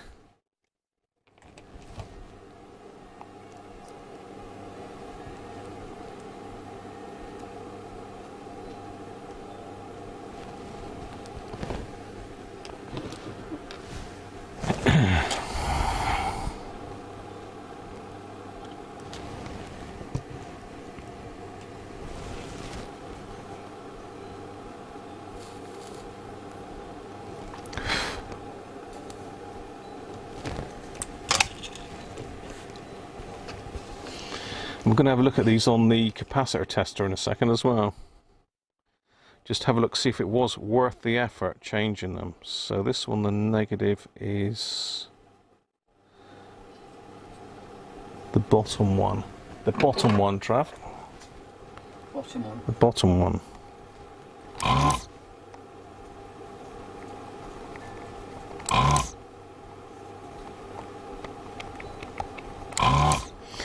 Now we were on about this would interest you, Trevor. In fact, you'll probably know about this. Yesterday, for some reason, we were on about. Do they call it the brown note? Isn't there a sort of frequency that makes you need to go to the toilet for number 2? There are certain frequencies that will kill you instantly as well. Oh, is there? Yeah. Hell. Well, if you're in a microwave with that frequency, that'll kill you. Yeah, but yeah. If you can get in there. Don't ever step into the microwave and close that door. But many a chihuahuas come across. But they were on about something about one of the big bands played something on stage that made everybody want to go to the toilet. Yeah, well, there was a famous was it the brown note or the bum note? The bum note, yeah. Shall we say? They had this wall of sound in the 70s. Right. I think it was Grand Pacific Railroad. Okay. They had the wall of, they called it the wall of sound, and it was like this gigantic, I mean, stack of speakers, just one after the other, like maybe 1,000 of them. Where did I get the bum note from? That's Coco. He does the bum note. Only for outdoor venues. Yeah. Whether that induced some diarrhea, I'm sure it might have done, but I have heard of it, but somebody did mention it yesterday. I'm sure someone will pop it up there. The thing is, you've got to have a speaker capable of reproducing a note that low. Bush Alba? It's very low frequency. Oh, I see what you're saying, Steve. Possibly from stop someone else using the name. Could be. 7 hertz is dangerous, apparently, according to Les. Yeah. Sound can kill. Sound can kill. Matambly's saying it's probably just a bad rendition of the beer beer barrel polka. Oh, you can't get a good polka, can you? Oh, He's absolutely spot on with that. I'm sure I've got some. I'm sure I've got Jim Reeves downstairs singing about the Christmas polka. Yes. I have, haven't I? Yes, He is. yeah. He did, didn't he? Yeah. Gotta love a bit of Jim. I like a bit of Jim. I do like a bit of Jim Reeves, people. It's official.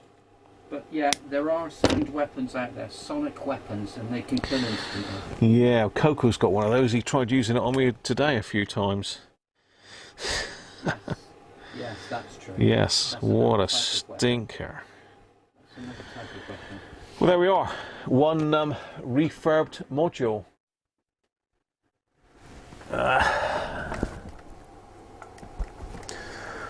So it's going to be time for capacitor bingo. We've got 5 10 at 16s. So we'll have the average, please. Your average guess at 5. Trev's going to use his calculator to do the maths. He's going to add them up as I show him. So we've done the whole module now. We've zapped these two. We've changed this one. So 2 AF116s and a 115. And I put all brand new electrolytics in it. 5 of them. So what we want to know is, was that worth it? Are they all 10 at 16? Yes, they are. Yeah, they're all 10 microfarads at 16 volts. So where's my ESR meter? Everything falls down in here. I've only got to look at stuff and it falls down.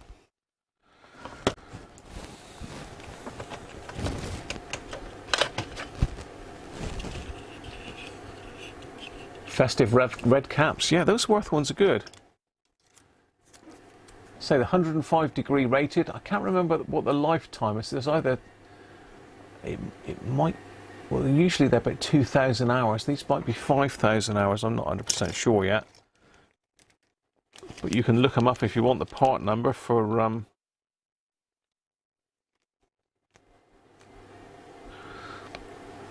Yeah, it's too long a number. I mean, if anyone wants to copy that number down, screen print that. So that's the manufacturer's part number there. I think that's the Farnell part number, 2495075.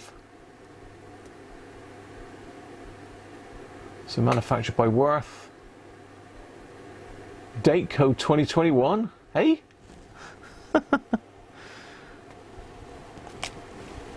Was that the date of manufacture, not the use by date? Right.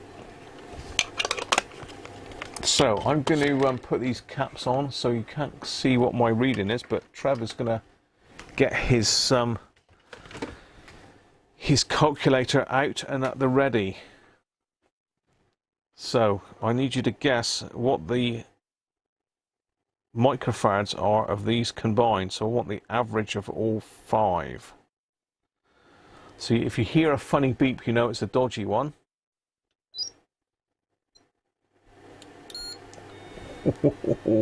Got that number? Secret, don't read it out. The top one. So pop that in. That's the first one. And the decimal points. Yeah, just the top number. And the next one.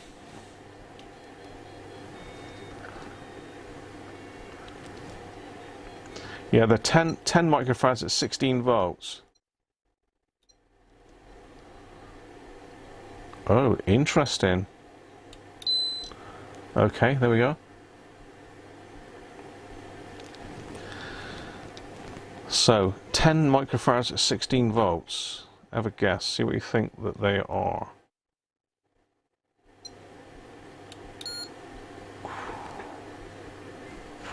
Merry Christmas! And the next one?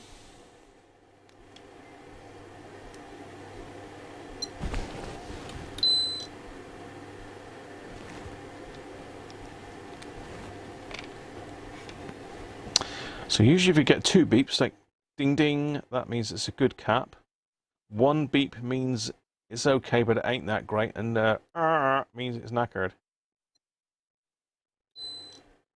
Okay, got that one? So if you get the average, divide them by 5. Oh, sorry, add them together and then divide them by 5. Yeah. Yeah. Done. So you've got the average for me, Trev, have you? Don't call it out yet. So let's see what we've got. See what guesses we've got here. Now the average. You think the average is 82? Graham, what? 84? No, I don't think you're quite getting it. We're not adding them up. We're getting the average. So if you've got 5 at 10 microfarads, your average is going to be 10. So if you've got some at 20 microfarads, some at 15, some at 6, you're going to get an average of those. So we want the average, not the total. We want the average, not the total. You've got to share your 84 into 5, basically. Share that by 5 and you've got the answer, or your guess. Being it's such a pain to remove, it's well worth doing the caps while it's out. You'd be silly not to do them, Doug, to be fair, and you'll see in a minute why. Derek's saying average of 13. Gavin thinks the poo frequency is around 30 hertz. Resonant with the adult colon. Jim Reeves can kill.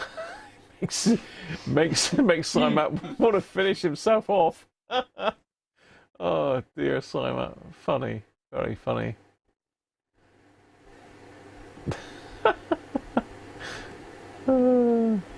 7 hertz is the vibe of planet Earth, apparently, according to Rob. Oh.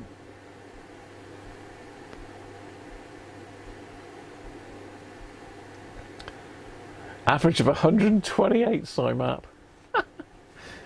Oh dear. 16.8, that's better, Graham. 32, 22, 18, 14, 13, 25. Thomas Howe doesn't know. Just don't know. You can guess. So have a guess, Thomas. Only it's I all know. about guessing. Only I know. I've got an I'm the only idea. one that actually knows. So 17.6 for Rob.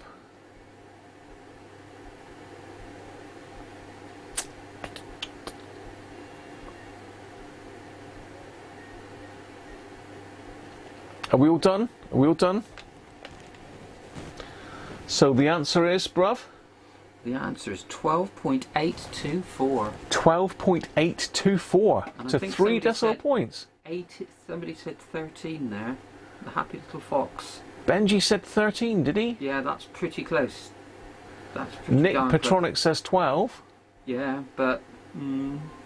What was it, 12.824? 824. Oh, so it's near 13. So has Benji taken it? Where is Benji? Where is he? Where's his post? Where is that happy little fox? He's above. I see him, yeah. monkey. Yeah, he's underneath Colin. Yes, that's right. I've got him. Benji, you're the one. No, it's 12.8, so 13 is closest.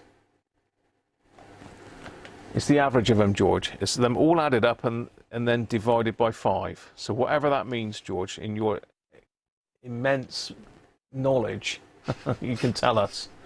You can tell us. So we've got some real howlers. You heard a couple there. You heard a couple there that were really bad. Let's test a few of them. So you would have been silly to leave these in, to be fair, because one of these has got a bit of a howler as far as ESR is concerned. Benji wins the 5 caps. So that one's got 4.6 ESR, 12 microfarads. I dropped it on the floor, but it doesn't matter because it's going in the bin anyway. This one.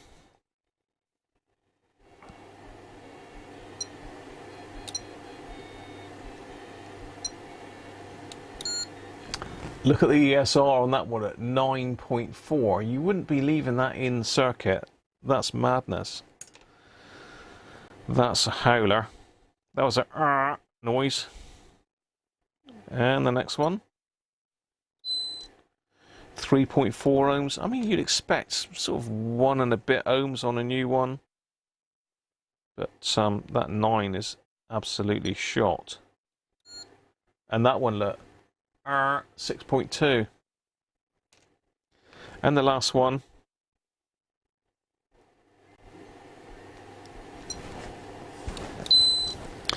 4.6. So I mean, they've all gone high, apart from one which was slightly low, but they've all got really high ESR. It's probably because they've been cooped up in this poor little box for their lifetime. Derek got 13 as well. Oh, Derek said 13 as well, did he? Oh, well done, Derek. It's a joint decision. Okay, so tiebreaker then. A tiebreaker between Derek and Benji. Yes. A tiebreaker. You can all have a guess, but the tiebreaker is between Derek and Benji. This is one of my zapping capacitors. It's 100 microfarads at 100 volts. So this is decider Benji and Derek. Derek Cooper, that is. 100 microfarads at 100 volts. And if you both say the same, then we'll take an ESR from you as well. Now this one has had a bit of a hard life because I've been using it for zapping transistors. So it's been charged and discharged quite a few times at a higher voltage.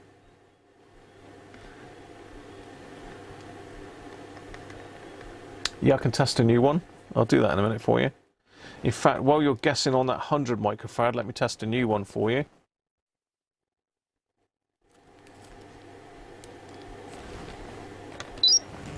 So this is a brand new 10, 2.8 lit. So let's try the next one along. So that one, yeah, 2.8. They're all pretty much bang on, aren't they? So yeah, ESR 2.8 for 10. I think if you look the chart up for this, you go into the peak instructions and look the chart up, they're very generous with their ESR measurements. But just from experience, usually, I mean, 10 microfarads is quite a low capacitance. A higher capacitance will have a lower ESR. So, 100 microfarads then, where are we with it? Derek's saying 125. What is Benji going to say? Is Benji going to come back at you? What are we going to do, Benji? Where's it going to be? Decisions. What do you think, Trev? You haven't said anything. I've forgotten what the question was. Well, this is supposed to be 105 microfarads. Sorry, 100 microfarads. So you've got to guess how many microfarads it actually reads on the meter. So if it's a knackered cap, it would obviously read probably higher and have a high ESR. If it's good, it should be very close to its original. So. How old are the caps? Oh, these aren't very old. It's just I've been using this one for zapping transistors, so it's had a hard life. But you know. So it's lost something in the process, and it's down to 96. You've got a toolbox full of new components. It would be useful for me, Les, but do you need them down there? It's down to 96, for sure. Benji's just been woken up. Benji's gone for he's played the bum note on his hi-fi. He's had to go to the toilet quick. He's played the brown note. He's got played the third brown movement note going on.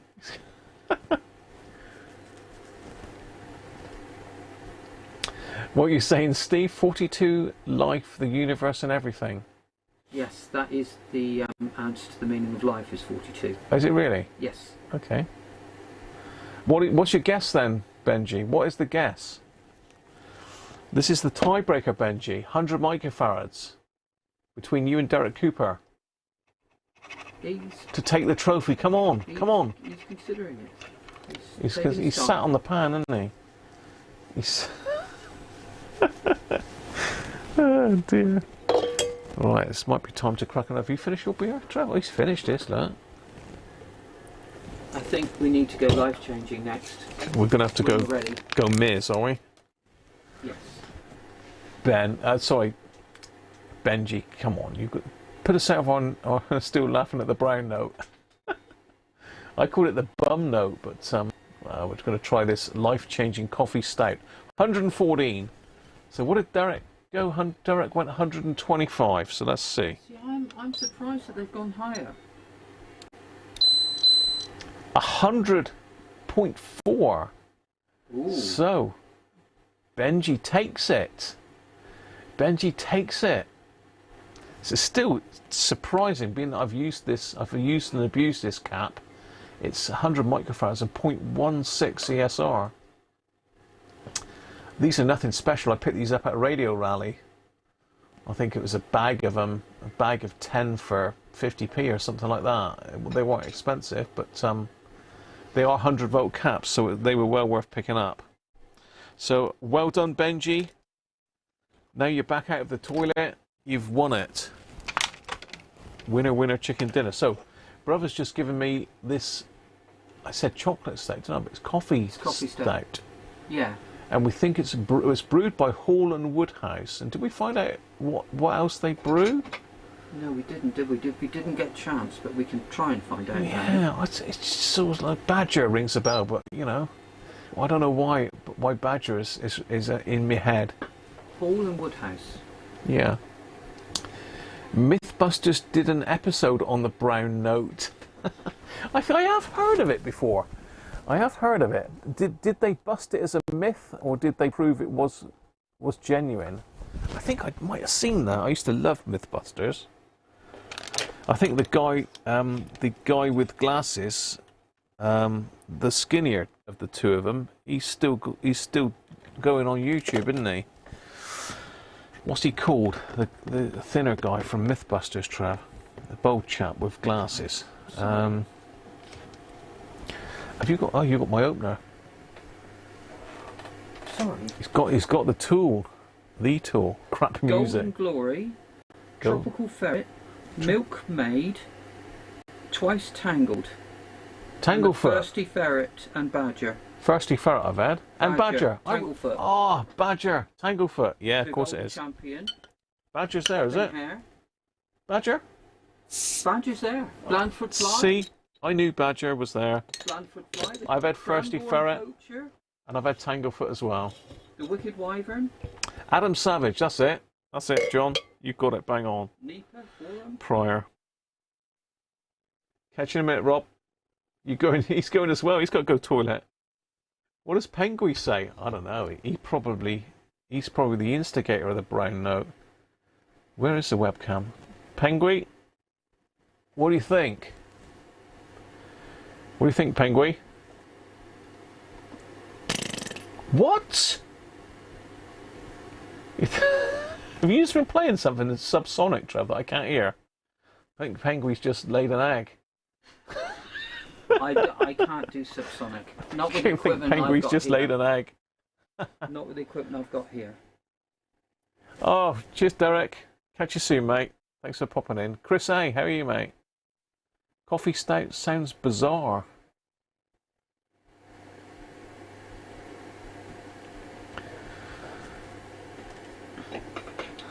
Just show what happens when caps are in a radio.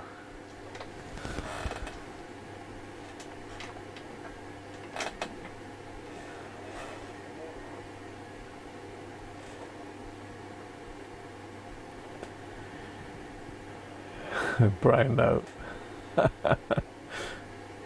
Was it an egg he laid? Resonant bowl. Bowl? Penguin, he's the man. Penguin, he loves being on camera. He needs to come back in.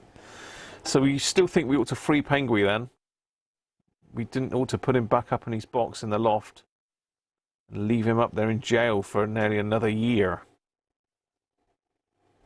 How do they get on in the summer though? Well, I mean, I think Mrs. Cruncher pulls his batteries out as well, which is real cruel. So he can't even shine. He can't even sparkle, can you, Penguin?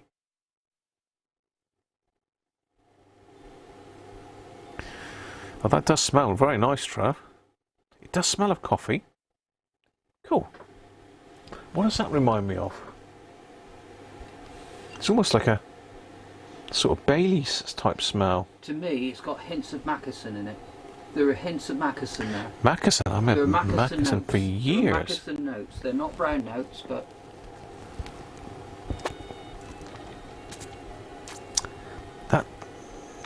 It tastes like coffee ice cream. That's what I'm tasting. How about that? You know, coffee ice cream. Coffee vanilla, then. Because you would have vanilla in coffee ice cream as well, wouldn't you? I would have thought. It's got like a vanilla coffee taste. Yeah. Have we got any tasting notes on this? Because some of these tasting notes are very far-fetched. I've looked at some of them and I'm like, it what? doesn't say life-changing, and so that was my tasting note. Yeah. It was a life-changing experience. I've not seen that before in Aldi, but I shall be looking out for that. Yeah. Coffee stout. All day. Other supermarkets are available, but they don't sell that.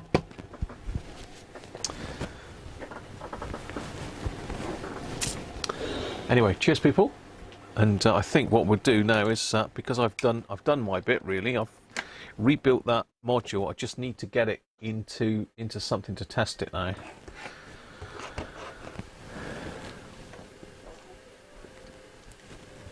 Free penguin. It does taste like coffee ice cream.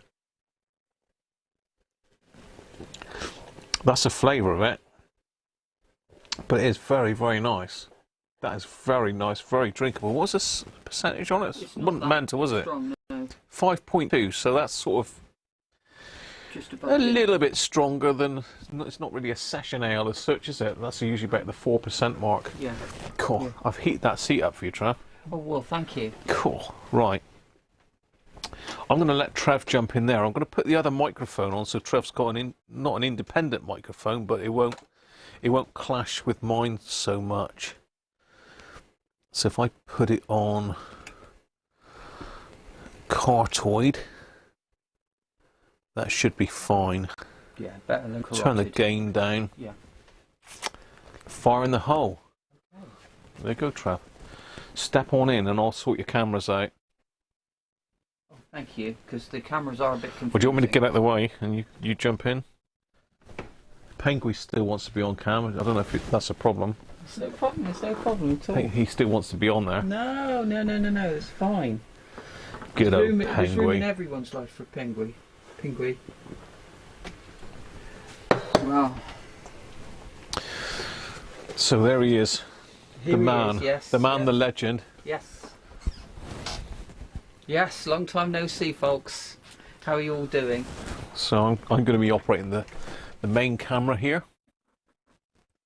Obviously, the first thing to ask you is, are you all ready for Christmas? Have you wrapped all your presents? Have you written all your cards out? Have you bought all your presents even? Oh, I should hope so by now. They're going to be in trouble. Are any else. of you still working, or have you given that up like You need my this brother? tool there. Thank you. I haven't given up. Oh, which brother do you mean? Well, exactly. I mean, obviously one never stops working. I was just told, I think by Ben earlier, that, you know, where on earth did one find the time when one wasn't working to do all the stuff that you're doing? Now you're not. Now you're retired. You know, and a retirement has to be full of lots of activities anyway. I've got a few years to go on mine. So let me see. If I don't see you all before, have a happy Christmas and cheers to you all. Let's turn Trevor's mic on, just see if it clashes. If someone can just let us know if the audio's still okay. Yeah, that would be great if you wouldn't mind. So we've got two microphones running. They should automatically mix, but I don't know. I've had problems with it in the past. So Chris, hey, Merry Christmas to all from down under. I've seen the Australian Pink Floyd 4 times now, I believe.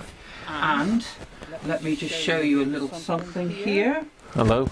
He's undressing. You have to stand up, I wonder bro. if anybody will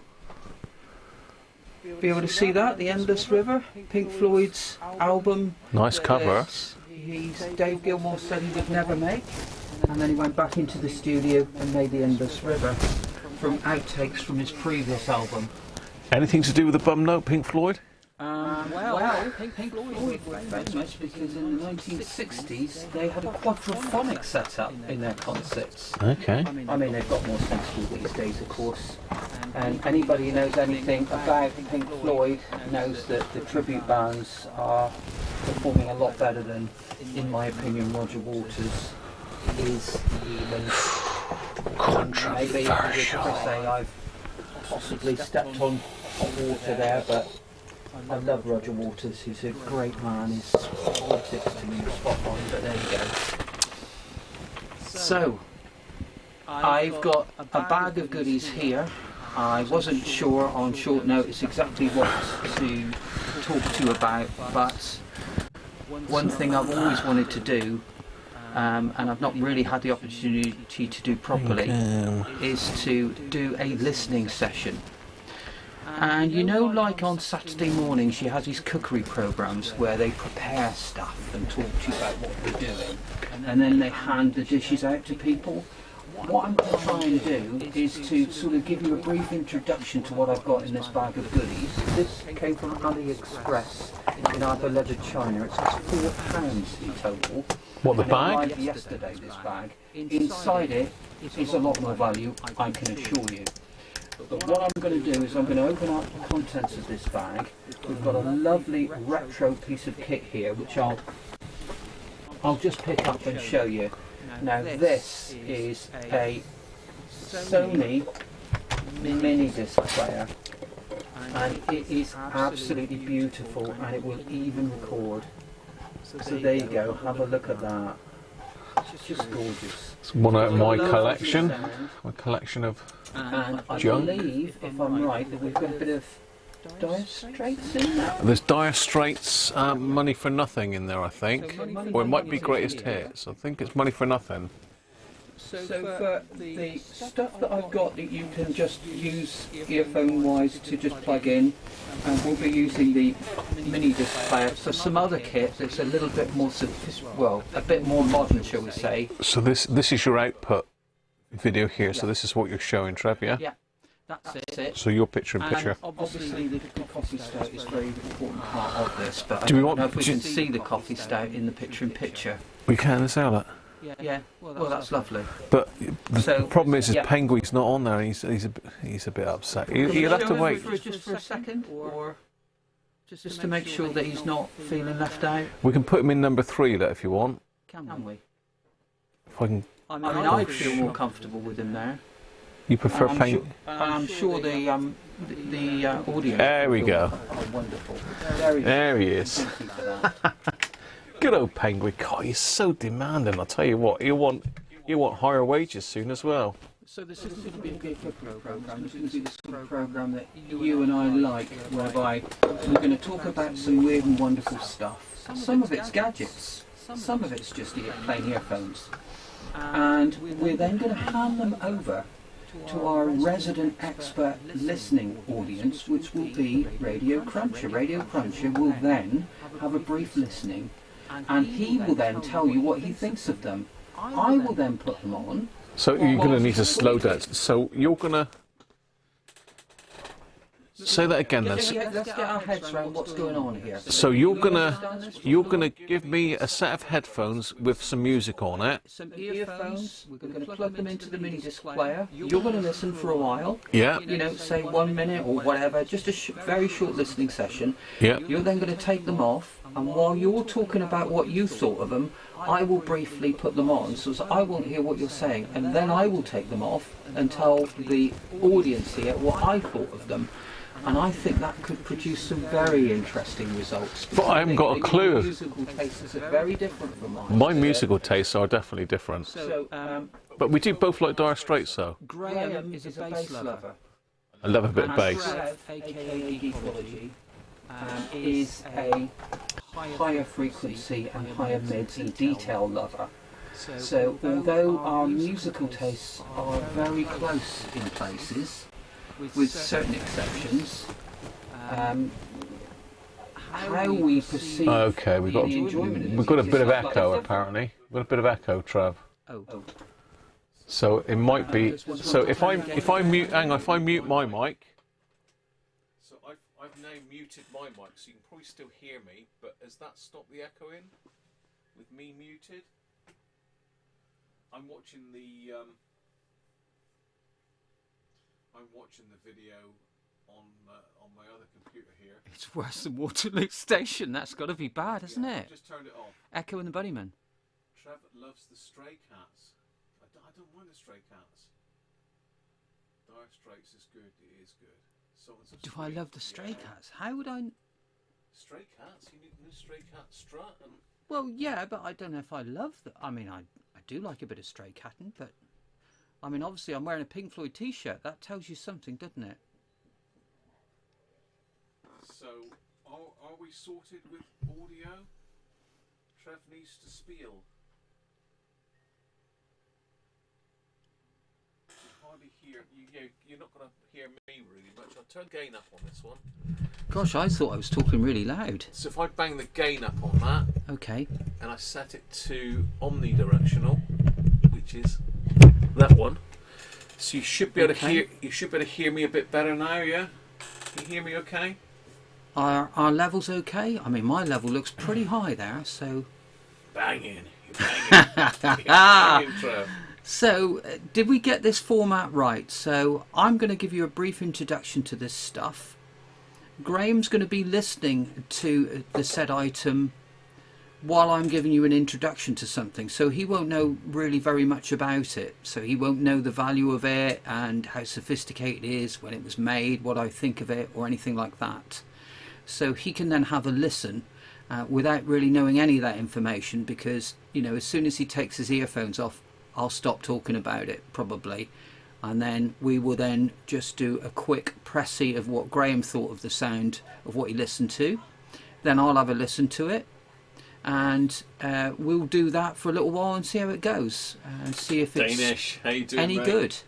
And in the meantime, obviously, if there's any comments, observations or questions, feel free to put them in the chat, and I'll try and keep on top of that as well. Okay, so what we're going to do is, the first one is going to be a fairly easy one.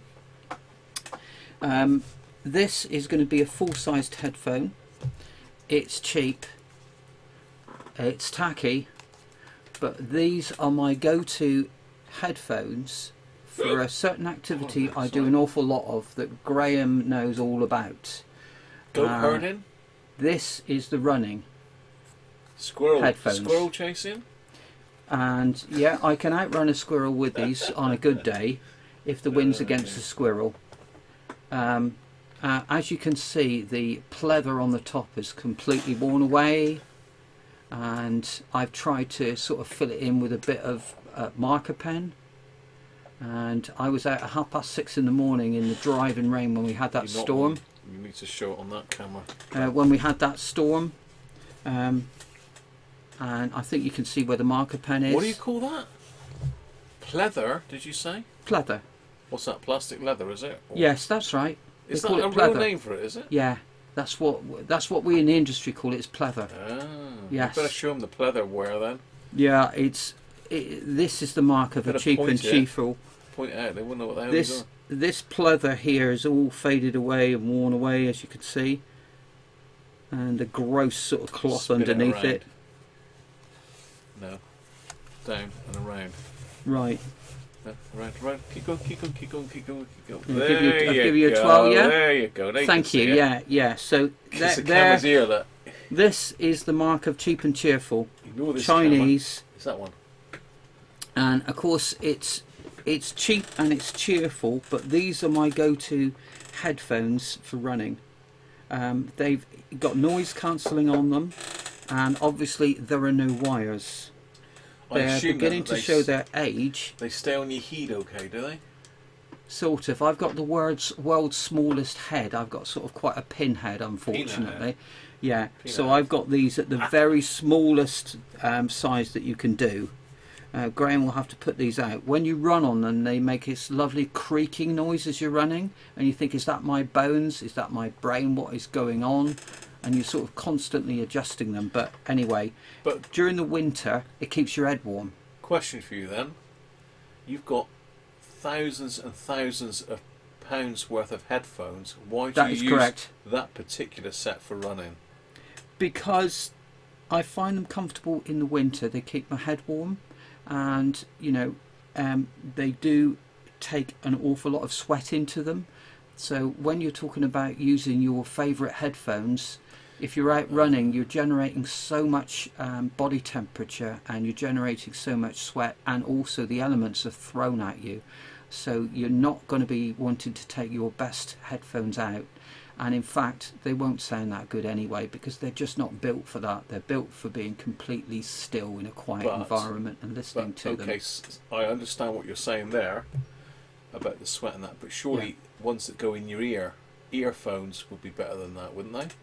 They wouldn't come out, would they? And you wouldn't get sweaty earphones.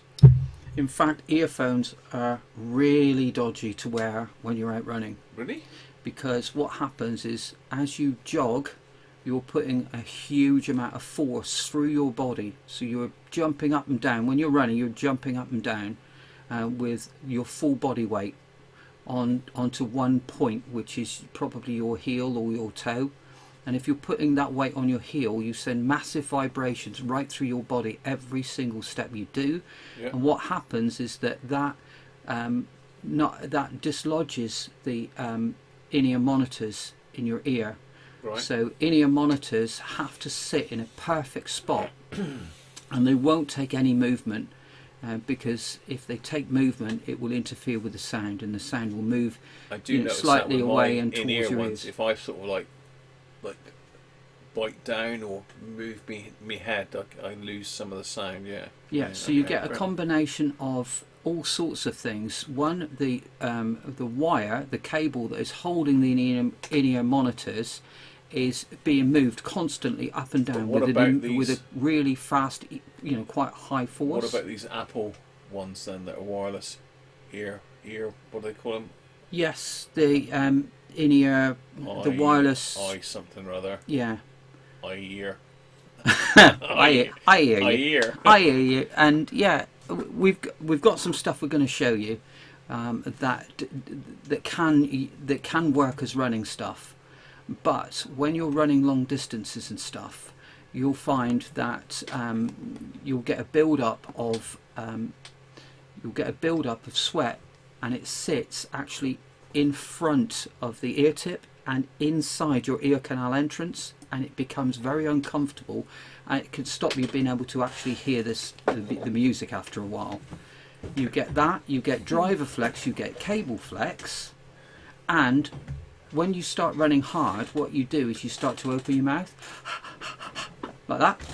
And when you do that, what happens is the in-ear monitors that are sat perfectly comfortable when you're not moving will flex away from your ear canal entrance. So unless you've got customized in-ear monitors, or in-ear monitors that have got such a good fit and such good tips that they just stay in place with all of that, then you're going to eventually end up going for the bigger headphones, because these will take movement, and they'll take just being jostled around slightly. There is no cable attached to them. So what you lose in pure sound quality, you regain in the fact that the music remains stable, provided you've got a decent Bluetooth signal. And Bluetooth has changed quite rapidly since the 4 years ago that I purchased these. I got these for half price for some sort of wheeler dealering with some Chinese company I work with. They weren't prepared to send me them. I'm not going to tell you the value of them until we get Graham to have a listen to them. But Graham is a fan of on-ear headphones. These are on-ear headphones, so they just sit just slightly around the ears, but they don't completely cover the ears with like over it. We call them over-ear headphones. On-ear headphones have a tighter clamping force, and so are more suitable for running. But these are the headphones at the moment during the winter that I would wear for all my runs, because as I say, it's nice to have that warm feeling around your ears, and also the pleather around, albeit it's seen better days, and we'll need to have a look at trying to get them to look a bit better. So, can I just point something out here? And Please do. Leah's called it. Leah's called it here. You know, you want me to stick your sweat buckets on my head? Well, they've had a chance to dry out, and I've washed and dried them off since I used them this morning. I used them this morning before I came here. Yeah, so these have had an hour run this morning before I came here. And the other thing that everybody wants to ask, but nobody has yet, so I'm going to say it.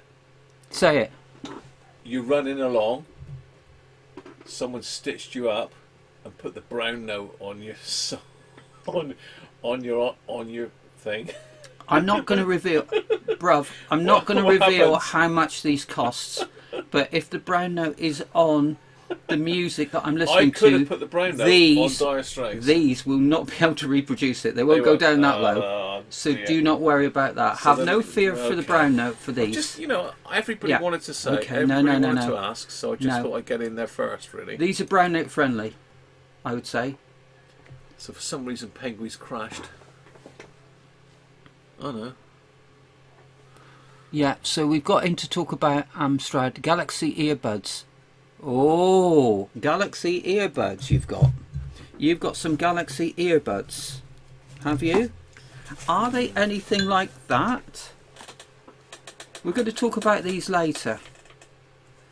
So, these do the same thing that these do. They're wireless, but they do an awful lot more. But first of all, what we're going to do is we're going to get Graham now. Radiocruncher is going to have a listen to these. They're all set up for him. Silly run Danish. I've got a company, that's what it is. A bit of banter going on in-house now. Have I had a tetanus jab? No, I haven't actually. Spectacle arms can be an issue with headphones. Yeah, I totally agree with that. Yeah. So Robert absolutely. Got a question for you there. A question is, Bluetooth is improving every year. Now when they bring out new headphones, will they have... In fact, improving... Right, Robert. So there are two things about... There are two things about technology.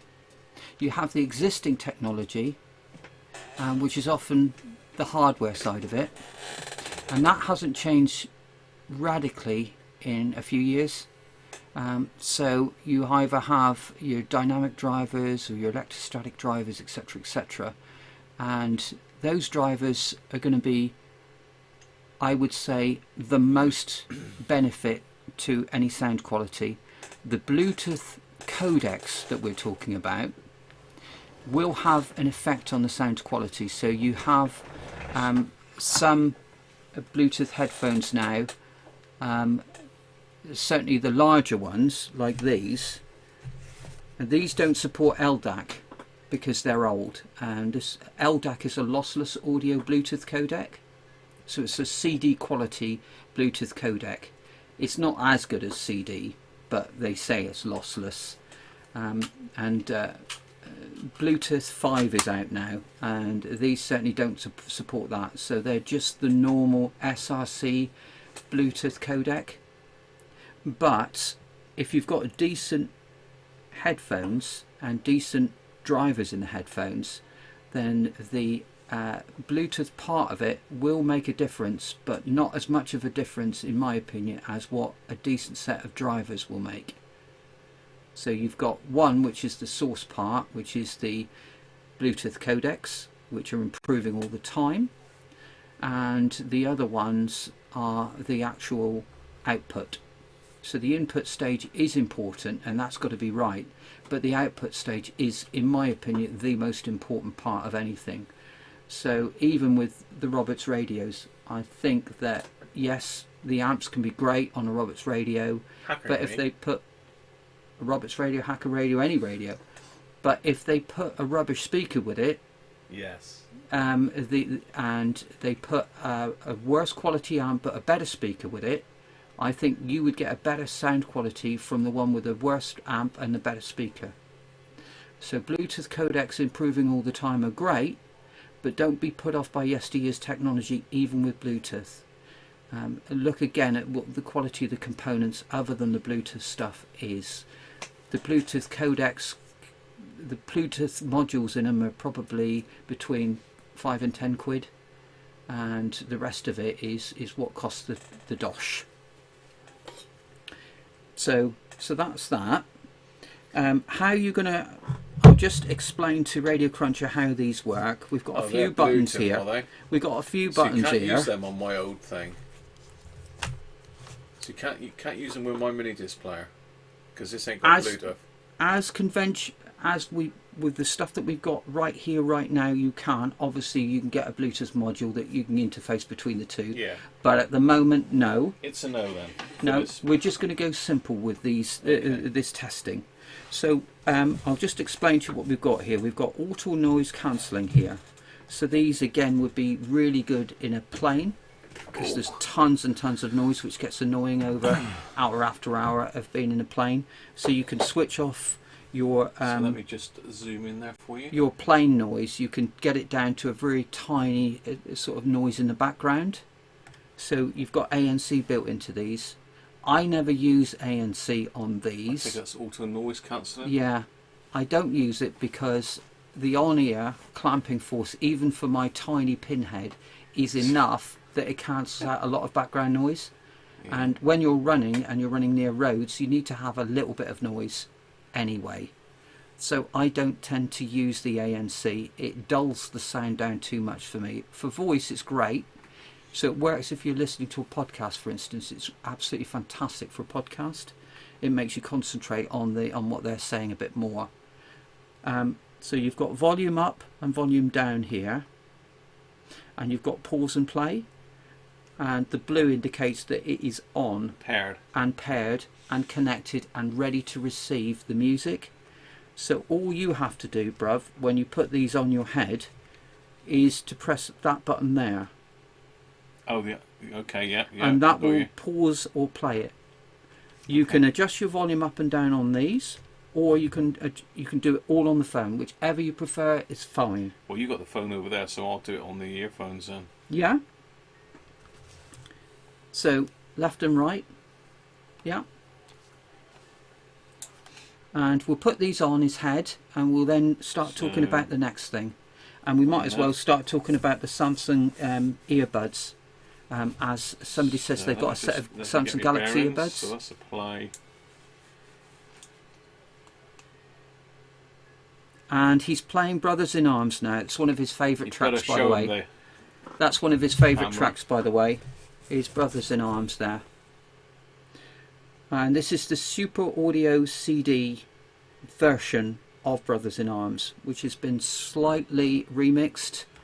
So they've gone back to the studio and remixed that for SACD.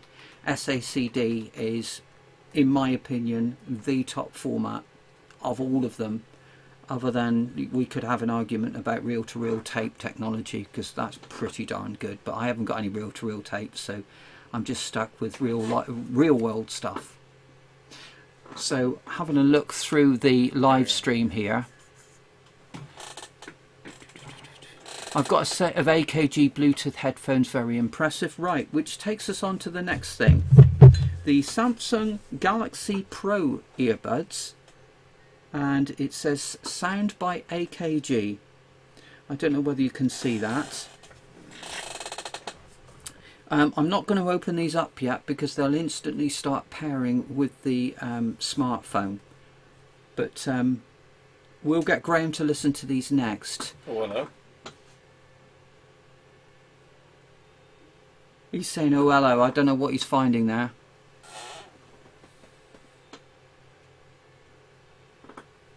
No, I don't know what he's doing. He's carrying on anyway. He's listening to something. I think he accidentally paused it, or I might have, when I touched that, I might have tried connecting with it.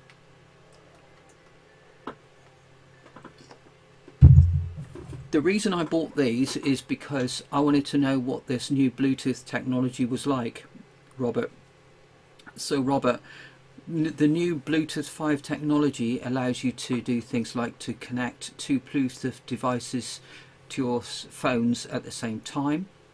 It also has the ability to have lossless audio codecs, although the truly wireless TWS earbud technology, because it uses one as a master, which is your left bud, and the right bud that you put in your right ear is the slave. Talk is that camera, brother, there, eh? So the Bluetooth module that is in these is tiny, and it is not big enough in the technology up to about 6 months ago, when we first started getting LDAC technology, the lossless Bluetooth technology, into the TWS earbuds. This particular set of Samsung Galaxy Pros doesn't have LDAC quality, but nevertheless, in my opinion, they sound superb. These retail at about £150, I believe, and I got them second hand on Facebook Marketplace for £50. They have the ability to have ambient sound, so you can have a mixture of outside noise and you can have a mixture of music. So when you hear a very loud noise, the microphones actually open up and start listening around you. So that's a built-in safety device they've got. They have a sort of a type of auto noise cancelling as well. The problem is with this technology is when you're running. When you're running, you get a lot of wind noise, because the microphones, even when they're on very sort of small ambient sound settings, will pick up wind noise really quickly, and it's really annoying. You end up turning off the ambient sound, but you can turn that off very quickly with gesture control. So these earbuds, you can actually do fast forward, rewind, next track, previous track. You can make and receive phone calls just by gesture controls on the left or right. It's quite amazing what these earbuds can do.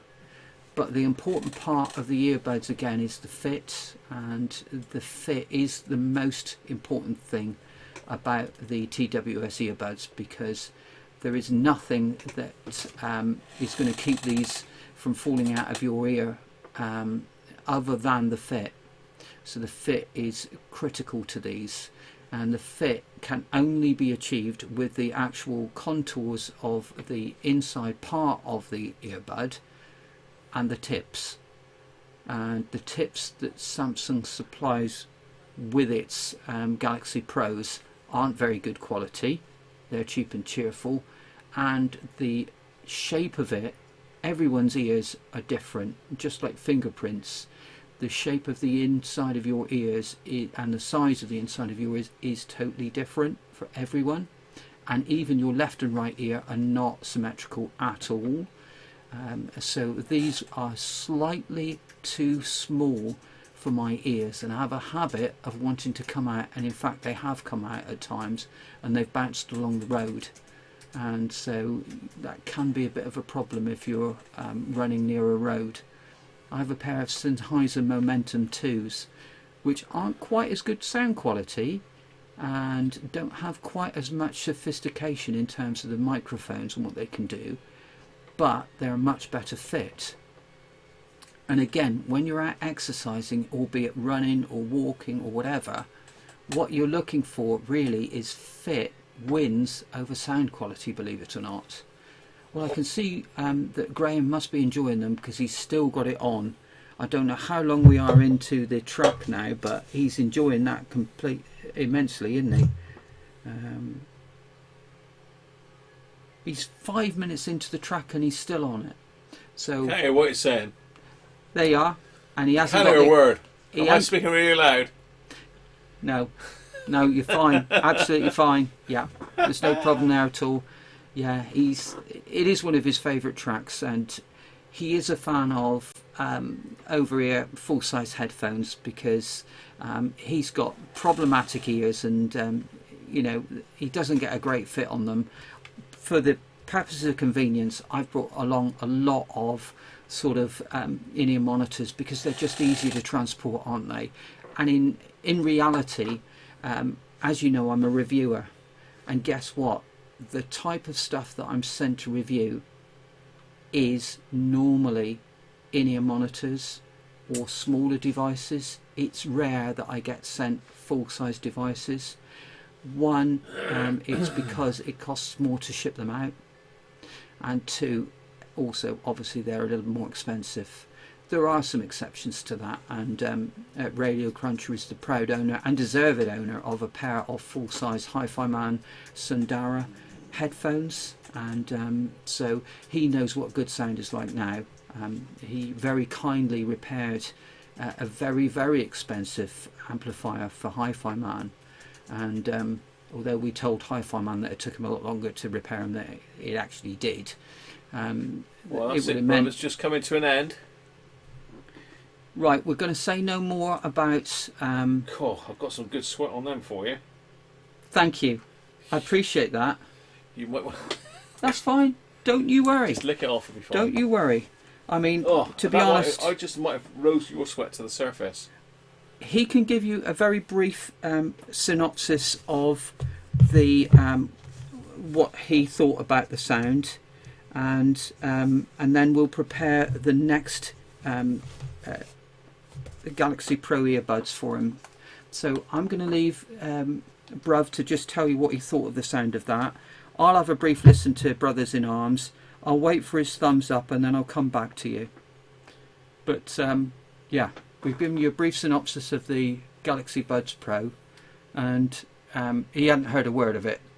I didn't hear any of that, because I had Dire Straits. I did have it turned up loud because it is one of my favourite tracks, that Brothers in Arms. Yes, yeah. So I'm going back in the driving seat, am I? Just, yeah. All I want you to do is tell me what you thought about it, and don't start talking until I say, and then I'll come See, back. See, it's too big for my head, look. You must be shorter than me as well. My head's gone off the screen. I am, yeah. He's sure. Let me just do a bit of camera alterations. Let's go up a little bit. I'm listening. I can't hear a word anymore. anymore. Zoom out. There we go. There we are. So let's just pop that one off. I'll stick my lapel mic. Now, I think I've got some problems with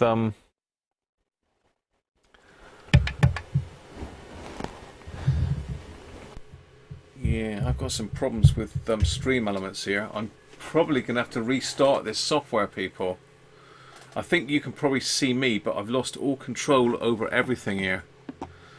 As Bruv sees, he's killed it. He's killed it. So I'm going to need to restart the software, because I've got no control over microphones, cameras, or anything at the moment. So I think it's Penguin's cameras messed it all up.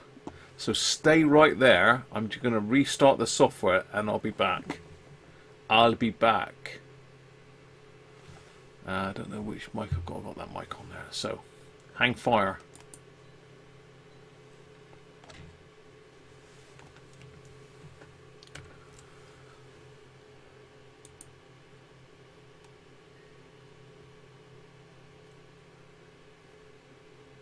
And thank you very much, Danish, for the tip, mate. Much appreciated. Thank you very much. So I'm just going to close vMix and I'm going to reopen it. I think it's because I moved Penguin's cam and it's frozen it out.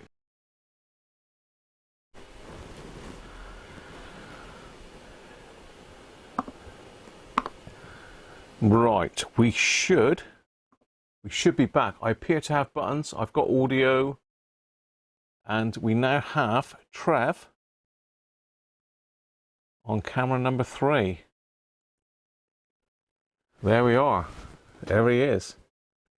So Trev is currently listening. Apologies for that. I don't know what happened there, but sometimes if you move the webcam, it just alters the connection. It's got one of those USB-C connector in it, and it does. It's a bit dodgy. I have hot glued it in to stop it moving about, because it just tends to freeze the whole software up. There we go. So I think Derek shot off. Derek, thanks very much for popping in and becoming a member live, mate. Much appreciated. So Charles is saying make a silicone leather that connects the buds together. They will not fall off you easily. Of course, the Gorilla Glue hair products might help keep them in place as well. Hell, that doesn't sound too good. So Trev's just listened to that same track, Brothers in Arms. Now, my opinion, I mean, it did sound pretty good, to be fair. It started off a bit ropey. I thought, it doesn't sound that great. It sounds a little bit distorted. Like the lower noise section of the track. But as soon as the instruments kicked in, they did sound fine, to be fair. And they got there's a fair bit of bass there. They did sound actually pretty good. I don't know whether Trev said that they were quite cheap earphones, but you know, I can see why he uses them for running, because you've got a good sound quality there, and he probably doesn't, because they're a bit beat up, he doesn't really worry about smashing them up. So, I think we're back. I assume we're back. I can see me over there. Yeah, I can see me. Yeah, okay. Right, Trev, what do you think? Well, it's one of the first times I really listened to them properly without being on the run. Right. Yeah, and they're exactly what I thought they'd be like. What, not brilliant? Not great. I thought they were. Right. I thought they were a bit at the start with the lower music. I thought they sounded a little bit distorted. They didn't sound very good at all. But as soon as the bigger notes kicked in, they did sound better, I thought. You like a warm sound? You like a I do. sound? I do like a warm. I'm used to old school stuff, I suppose. Yeah. Not clinical stuff. Yeah. They're not detail monsters, are they? No. A bit harsh at the top end, maybe. A bit harsh and tinny at the top end, no. Maybe I didn't have them not turned up loud enough. Maybe, I don't know, but they weren't too bad. You couldn't hear a word I was saying. You had them turned up I turned up pretty loud enough. Lee, thank you very much, mate. Cheers, mate. Carther, I'm back. I'm back and big. So Brother's on cam as well. You don't know it yet, I don't think. You'd be able to see himself in the screen behind him, I bet. Oh, wow. Oh, yeah, that was interesting. So what did you think? You liked them? They were all right, to be fair. All right, fair enough. The problem is I haven't listened to enough different headphones to be able to... So how much do you think? How much new, and without the sweat on them, and with the pleather intact? How much do you think? What do you think cost-wise? They don't look very high-end. They don't feel... They're not... A lot of plastic there, would you say? Yeah, not a lot of metal, is they are a bit plasticky. I don't like the push buttons. Not keen on those. No, a bit clunky, a bit sort of, yeah. I would say 40 quid. They were 100 quid. Oh, and I got 68. So you got them for what? I got them for 50. Oh, so I'm a tenner out. I know the manufacturer. So. Well, you know, I don't know. They just look and feel a bit. A lot of the stuff that we're saying about sat down listening in a quiet environment, it just doesn't come into it at all. They're brilliant for running. Right. Yeah. I wouldn't know because I don't run. Monitors I don't run. Quid. Unless I'm after sheep, I don't run. Well, if you've got the devil on your back, you're going to be running. I've got the devil on my back. If the taxman's after you, you're going to be running. Yeah. You don't leave me alone. No, he never rests. So the next thing we're going to get you to listen to is... What was that, Lee? Oops. The next thing we're going to get you to listen to is the Galaxy Buds Pro. Galaxy Buds Pro, that sounds interesting. Have you got a set of ear tips? Because there's no ear tips actually on them. I noticed them over there. Did you want to use those on those? Because are these microphones? No, I don't think they are, but I have got some. They're quite nice and thick, though. I think these should be ideal for them. The smaller ones would be all right for me, possibly. They're very similar to the earbuds, ear tips that are provided, but perhaps a little bit better quality. I just need to add this other microphone in a minute because I've restarted the stream. It's kicked my other microphone out, so I'm using this one here. I'm using the Yeti Blue cracking microphone. Like I say, it can be a little bit bassy, but I think the problem initially was we were running two microphones, and for some reason they just... Feedback. I don't know why, because sometimes it's perfect. So I've got muting headphones on. So microphone Yeti stereo. Okay, pardon me. So I'm going to turn this microphone off and pop the Yeti back on. Okay, so I'm on the Yeti now, so you can hear me. You should be able to hear Trev as well on the side. Trev? Yeah. Can everybody hear me? Hopefully they can, because I've got it in sort of omnidirectional now. I need a full production studio. I do, mate. I could do with a, what do you call it? With all the sliders. What do you call them? Not an equalizer. Mixing deck. Mixing deck. Yeah. Yeah. Yeah, so I can fade in and out microphones and blend them together and all that sort of stuff. But you know what? You wouldn't believe the kit I've got here now. I must do a video one day on my live streaming stuff, because it is quite in depth, and to try and, you know, it looks probably straightforward when you're watching it the other side, but trying to change between cameras and audio and all the rest of it, it can get a bit tricky. I have got it to a stage where I know what's happening now, but if I chuck Trev into the seat here and said, right, Trev, you drive all this lot, he'd be like, yeah. I mean, we've got the stream deck. It does help a lot. I've got a stream deck down here, which basically it's got buttons on it with little pictures of every camera, so I can just push a button and it will go to that camera. So that does help. We've still got to fade it in and out, but I mean, on my channel you get one camera and one lapel mic, but what you do get on it is scintillating dialogue from me, and that makes up for all the rest of the technology that's missing. Yeah. So I hope you're all subscribed. I was going to say sub then, but subscribed came out on the back. Yeah. I hope you're all subbed to Trevor's channel, because it is very interesting. I think his latest video was actually edited very, very well indeed. Thank you. Music, that comes as quite a compliment from you. Pictures of the earphones he was testing, really, really good, blended in and out and superimposed. Yeah, that must have took some editing, that, Trev. My viewers are quite demanding, bruv, so they need that sort of stuff, and you know. Well, you need some more, because you've only got how many subs have you got? 954. 954 he had earlier, so if we can all give him the thumbs up and subscribe to his channel, much appreciated. Let's see if we can get him over the 1,000 for Christmas, can't we? Surely. So what I've got is I've got way over the number of hours that you need to go onto the YouTube mega list. I'm way over that, but I'm way under the subscribers. You need 1,000 subs to monetize, don't you? Yeah, but the other side of it, you know, the number of hours, I'm way over on that. You're on the viewing hours. Yeah, the viewing hours is way over. So yeah, you need 1,000 subs to be able to monetize. Yeah, so people are fascinated by what I've got to say, but not enough to press that subscribe button. That's just a bridge too far for them, which is okay. That's fair enough. You just hope keep to sub on. if you can find him. Yeah, Rob, well, there you go. That's all right. It's in the description of the video. It's in there. You'll find me. Let me. I'm sure I posted. I posted a link to it just now. Seek and you shall find. You know. Yeah. Just don't give up, Rob. Just don't give up. All you've got to do. I'm there. All you've got to do, Rob, is type in. You've got to type in the YouTube search. You've got to type this in, Rob. Okay, get this. So it's Geekology channel. So Rob, if you type at Geekology channel in YouTube search bar, you will get Trev's channel. Yeah?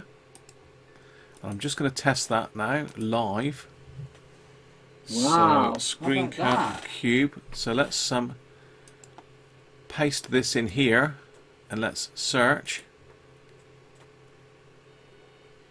There he is, the very top one. Look, wow. Geekology channel. There is only one Geekology channel. Well, there isn't. Apparently, there there's isn't, two Trev. Geekologies, but only one Geekology. Yeah, there's another one here. Channel. Look. See this? It's on the screen there. Look. Yeah. Geekology. He inherited. I was there before. You were there first. He's got 1.2 thousand subscribers there. Oh, good for him though. You know, that's great. A bit of healthy competition, I've got no issue with at all. That's fine. So if you type that at Geekology channel in, and look at that, £50,000 headphones is the advertising one. 50 grand headphones have been tested on that channel. Madness. Who's going to buy headphones for £50,000? I sure didn't. Hi-Fi minus. Did I hear those? Or You I did. heard the seniors, didn't I? Me and Les had to play with them. Yeah. Yeah, I wanted you down there to get the, Yeah. because it's a once-in-a-lifetime opportunity to do something Yeah, like they that. did sound stunning, didn't they? There are only a handful of people in the world that have had the opportunity that I had to have them in my home for Do you post a few anything months. on your community tab or not? No, No, you don't use that. I don't think I've ever looked at that side of it. You need to. That's how you communicate with your subscribers. So in the community tab, Okay. you put little posts. So you did. Did I do it? Yeah, you've done some. Look, Oh, 11 months ago, Fantastic. A lot though. of Yeah, and you stuff's posted on a link to me last year. Look, December the 19th you were here last year. Look, see that? Wow. So you do use a community tab, but Yeah. not enough, bruv. No. I use No. it a lot to communicate with everybody. There's just so many things to do in so little We've gone time. up. You've got and you get- 956 now. That's So fantastic, you isn't it? gain 2. Yeah. That's good though. We've got to do more than that, surely. Why? You need I you mean, need to be people- over the. Let's refresh it. See if it's gone up.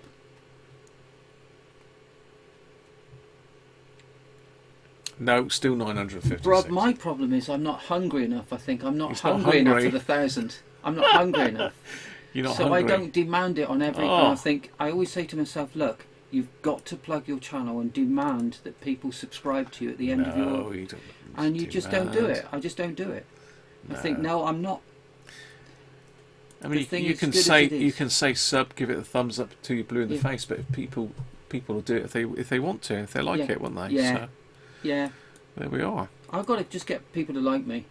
So let That's me it. catch up. Let me catch up then. Carther sub to you. Well done, Carther. Thank you very Thank much. you. And Yeah, I really appreciate it. I've got the wrong cameras on now. It's all going pear-shaped.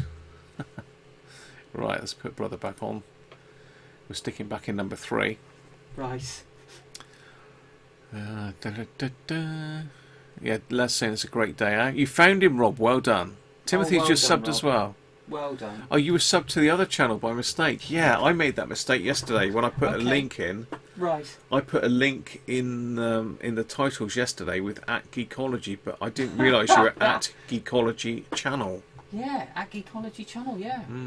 Somebody got in with Geekology before me. Yeah. For whatever reason, I don't know. Thomas is subbed as well. Gavin, using the YouTube platform, but an external mixer like Behringer might be useful. I had an external mixer of Behringer. I only had it for a day. It's just too. It just took too much to set it all up. I couldn't cope with it all. Well, I've got a mixer in the actual software. Yeah. I mean, if I share my desktop with you, this is going to get a bit busy now. It's going to get a bit busy. But if I share my desktop with you, if I just get rid of me and Trev for a minute.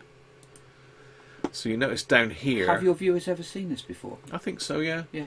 So this is the software and all the controls that I'm using. So I switch between cameras by clicking on these. So you can see all my different cameras here. Look. And my Patreons, my microphone's there, my Radiocruncher Christmas slide, the overhead camera. So just click on these cameras whenever I want them. But over here is my audio mixer. So you can see all my different audio inputs. I've got separate mixer forms. So I have in a way got a mixing desk anyway. But it's software and it is a bit complicated. And it's difficult to run on a laptop. What I should do really is change my streaming over to the iMac, because that's got an i9 processor in it. It's like mentally fast. It's faster than this bit of kit. Yeah. So there you go. So I have got a mixing deck of sorts.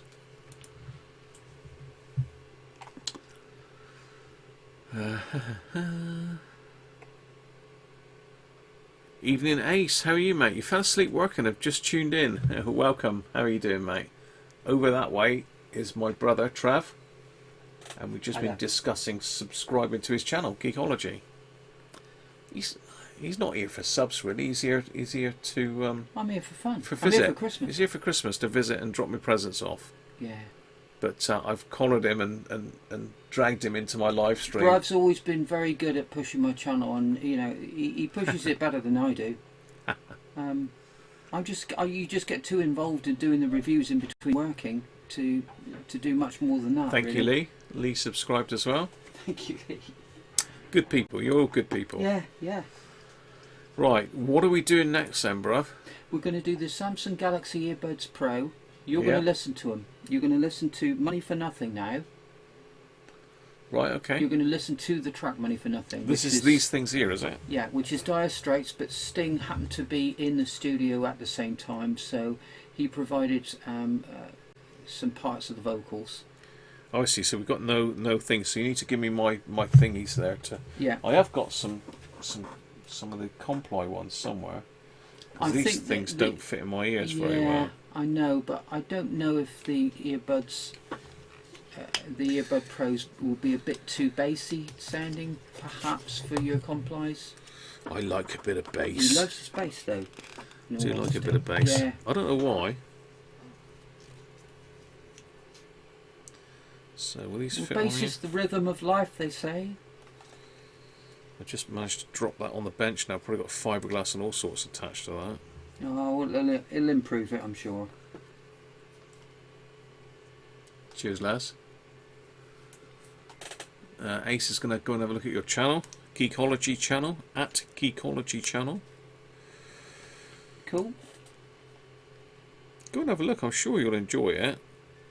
Cool, these are a tight fit. Should they be that tight? Cool. Hell. They're quite big nozzles, and very thin at the they're, end of they're the elliptical earbuds. as well. Yeah, they're a bit of a nightmare. Cool, I've got one on. Yeah, I was going to say, if you can't work How? them, you know, for the sake of, you know, moving on, we'll just move on. But if you can get them in, great. Got a bit of a ear jam in that one, I think.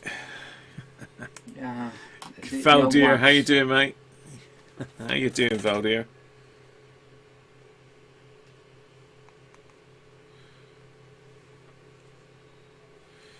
So I'm just trying to slide these earbuds. The tips they call them, don't they? Yeah, they're the ear tips. Hell, that's difficult. I've got one on, but this one's proving. The ear tips are a major effect on the sound. So there's a huge aftermarket of ear tips. I've bought some ear tips. Yeah, so it's not just the. I can't bloody get that one on. It's not just the buds themselves. The ear tips. So will I'm trying to effect on get the sound. this tip. Oh, I've got that one on. Well done. I mean, do you want me to have a look at it, or But if you can't get it on, I ain't going to be able to get it on. Although I've got thinner fingers than you. it's not the fingers. It's this stretchiness of the rubber. Yeah. Oh, I nearly had it then. Yeah, you did, didn't you? It entices you in because you think, yeah, I'm there, and then for 30 minutes sometimes it can just pull off just at the wrong moment, and you think, no, I was almost there. I'll keep going. It's going at it from a different angle. Oh, I nearly. Go on, you little sod. Yeah, got it. I've got it. It's on. There, as you can imagine, there are various diameters of the ear tips. Yeah, I suspect And that's. some of them will that's slip on not beautifully, quite and some of them are an right, absolute pig to put on. But they all have varying diameters, but of course they never tell you what the diameter is, so aftermarket tips are a nightmare as well. Right, they're in, Trev, so what have I got to do now? Chuck them in your ears, basically, bro. Do I not have to turn them on? No, they automatically turn on. It's You're not going to blow my ears off, are you? No. How do you do the volume? Is it on the phone, is it? You can do the volume on the phone, or you can do the volume on them with gesture controls, but we'll just... Gesture controls? Yeah.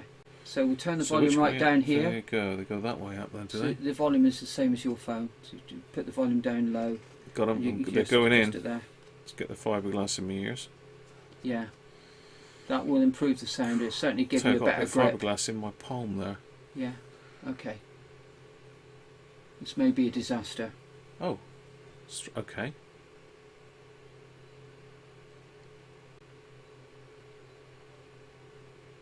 Okay. Has he got anything? I can hear nothing at all. Oh, no, Ken.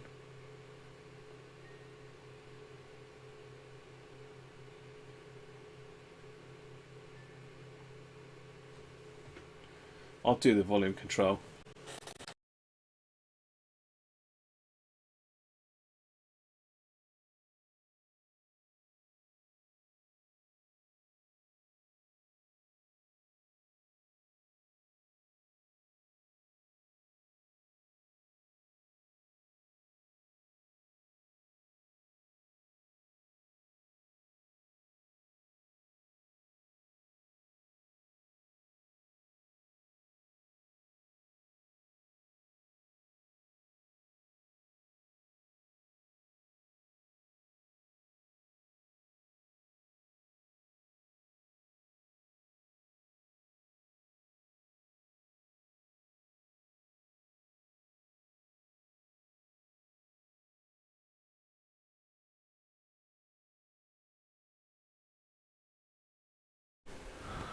Have we got, oh, am I back on audio now? I think I'm back on audio, but I think the blimmin' program's crashed again.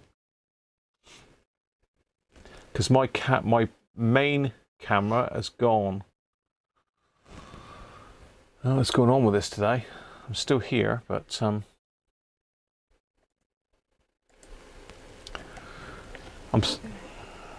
cool, he's trying to blow my ears off. He's trying to blow my ears off. I haven't touched it. So this camera's working, but my main camera's froze now. No, my Nikon's frozen. You haven't knocked the lead on that one, have you? Oh, I hope not. Just going to check the camera a minute.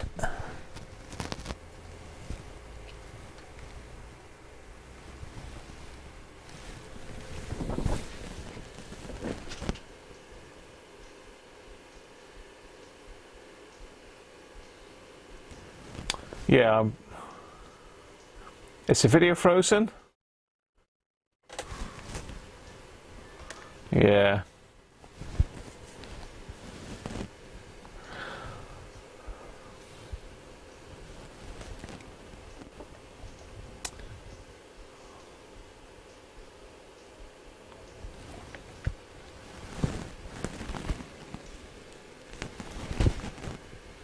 Can you stop this a second, Trev?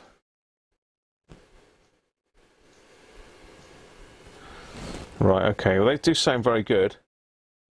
Strange sound when they're in my ears. It's like I've got an echoey voice, but for some reason the software's crashed out again. I think it might be because I've added another microphone in and it doesn't like it.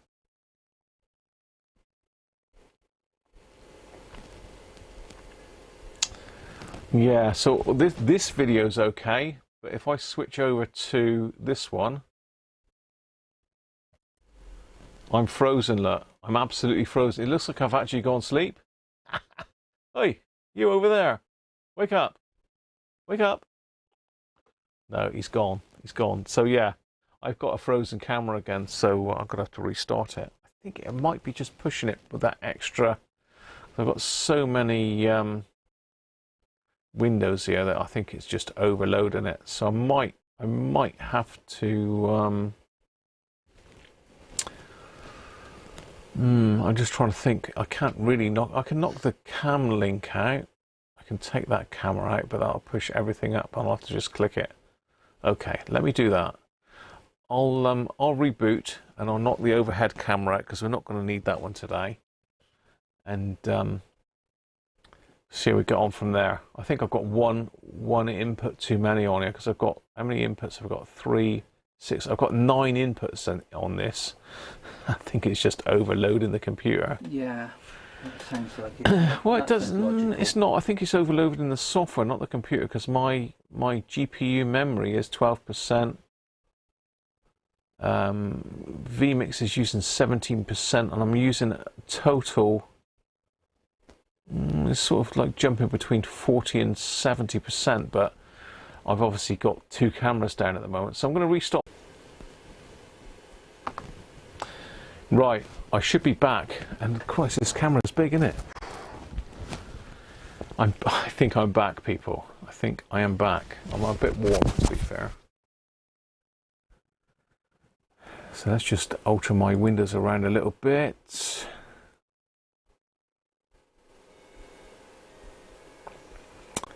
So I should be back, people. I should have decent audio. What I'm going to do is I'm going to close the overhead camera and I'm going to add the audio back into number 5. So let me close that one. I'm going to add the audio microphone into position number 5, and then hopefully I've lost a camera and gained a microphone, so that should work okay. That's in theory anyway. And that shouldn't mess my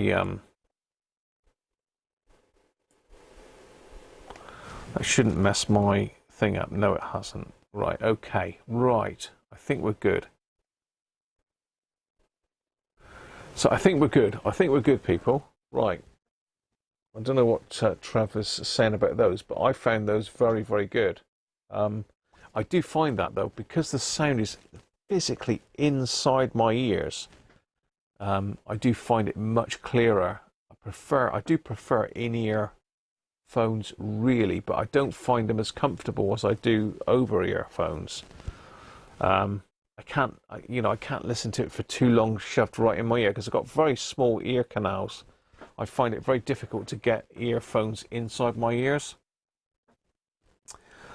And Trev, well, Hi-Fi Man gave me a set of headphones that are brilliant. I mean, they're really, really comfortable.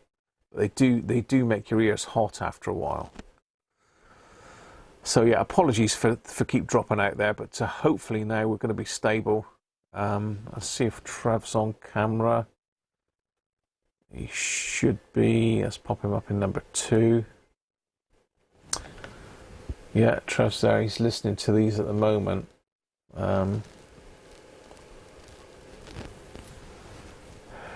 You have the same problem, Johnny.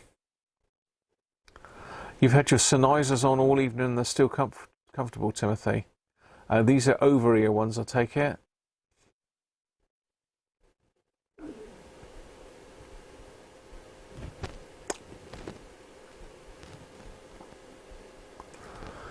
Yeah, I do struggle. I mean, I tend to have to go and buy extra earbuds to put in my ears. I mean, I've got a set of Hi-Fi Man Bluetooth wireless headphones, which are great if you're using your phone, but obviously they're no good for my Walkmans and my mini disc players. They're only good for something that's got Bluetooth on it. Yeah. I think this time of year you can. I mean, in the summer they can get a little bit warm, but they're so comfortable, those Hi-Fi Man ones. They're just about the right weight as well, and they do sound really good. The only trouble is that I haven't really got enough drive in the Walkmans to drive them properly.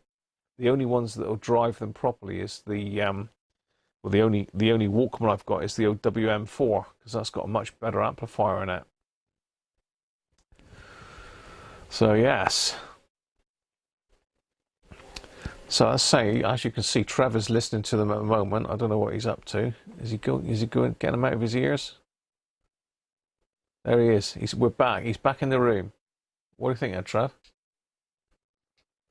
I've been listening to them in a different way. I've set up the ambient sound settings on. There's an app for the Galaxy Buds. Right, okay. So what we had yours on was permanent ambient sound.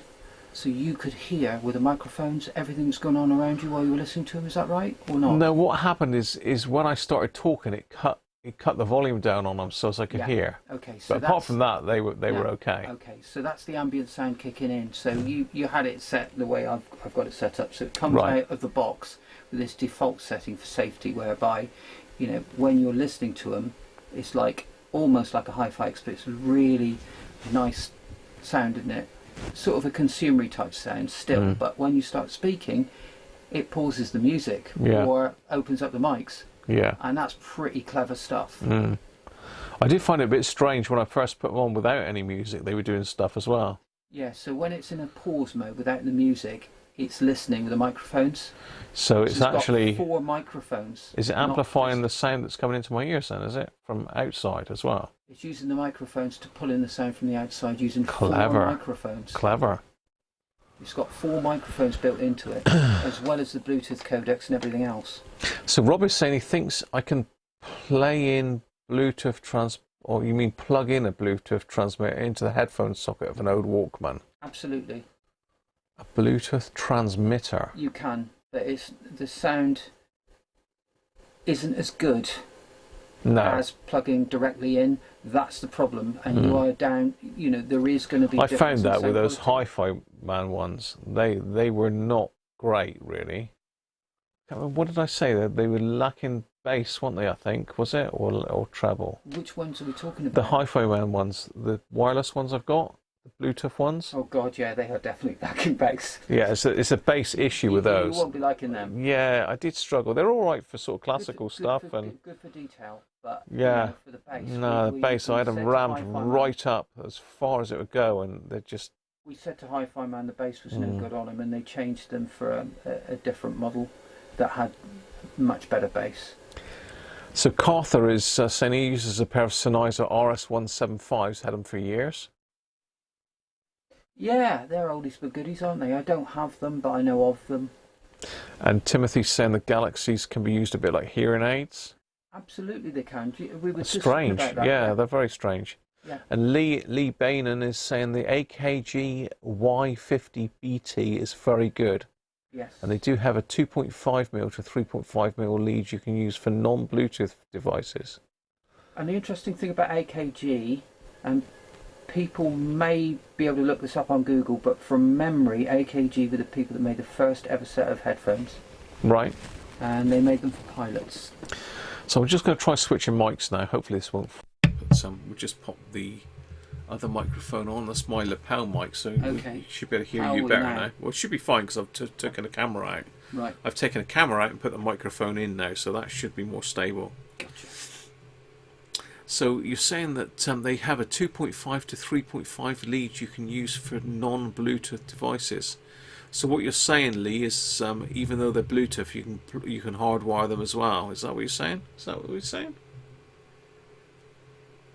What, these? No, not these. Lee's AKGs, Y50s. Yeah, some of them are modular. So quite a few of them are modular. So you can plug it in as well as having. I've got a set of hi-fi man. I've got a set of really high-end hi-fi man Bluetooth headphones called the Ananda BTs. The Ananda BTs have a lead, a cable attached to them that you plug into your laptop or your smartphone. Cheers, Lee. Thanks for that. And they then become a DAC amp. Right. And that then starts getting really complicated. But we can talk more about that in a minute.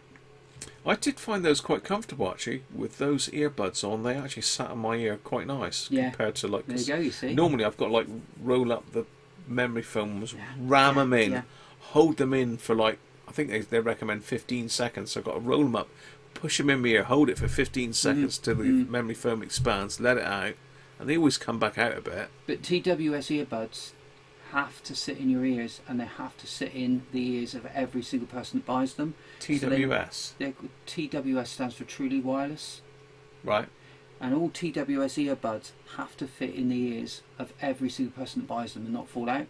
So they really pay attention to the contours. And you see the contours. I did notice, they weren't uncomfortable at all. And normally I do find in-ear ones quite uncomfortable. So they've almost got them right, but they don't quite fit in my ears. When you're, as I say, when you're running, they will fall out of my ears. But you know, for when you're sat, they are just so lovely and comfortable. Or walking around as well, they're great. Excellent. So audio's all okay, people? Yeah, you can hear both of us, no problem. There's a little bit of a lag because I've got it on normal.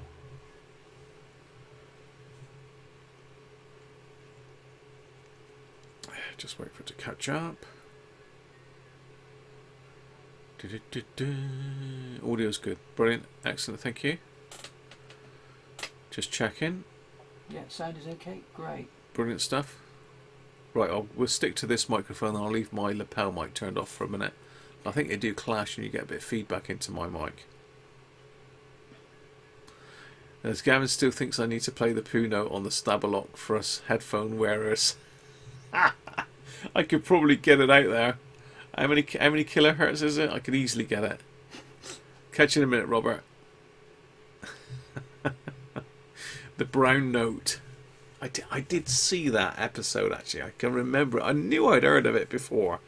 And I think they proved it as a myth, didn't they? Oh, thank goodness. I'm really surprised they even started trying something like that. No, they did, honestly. Dodgy. No, they did. They did.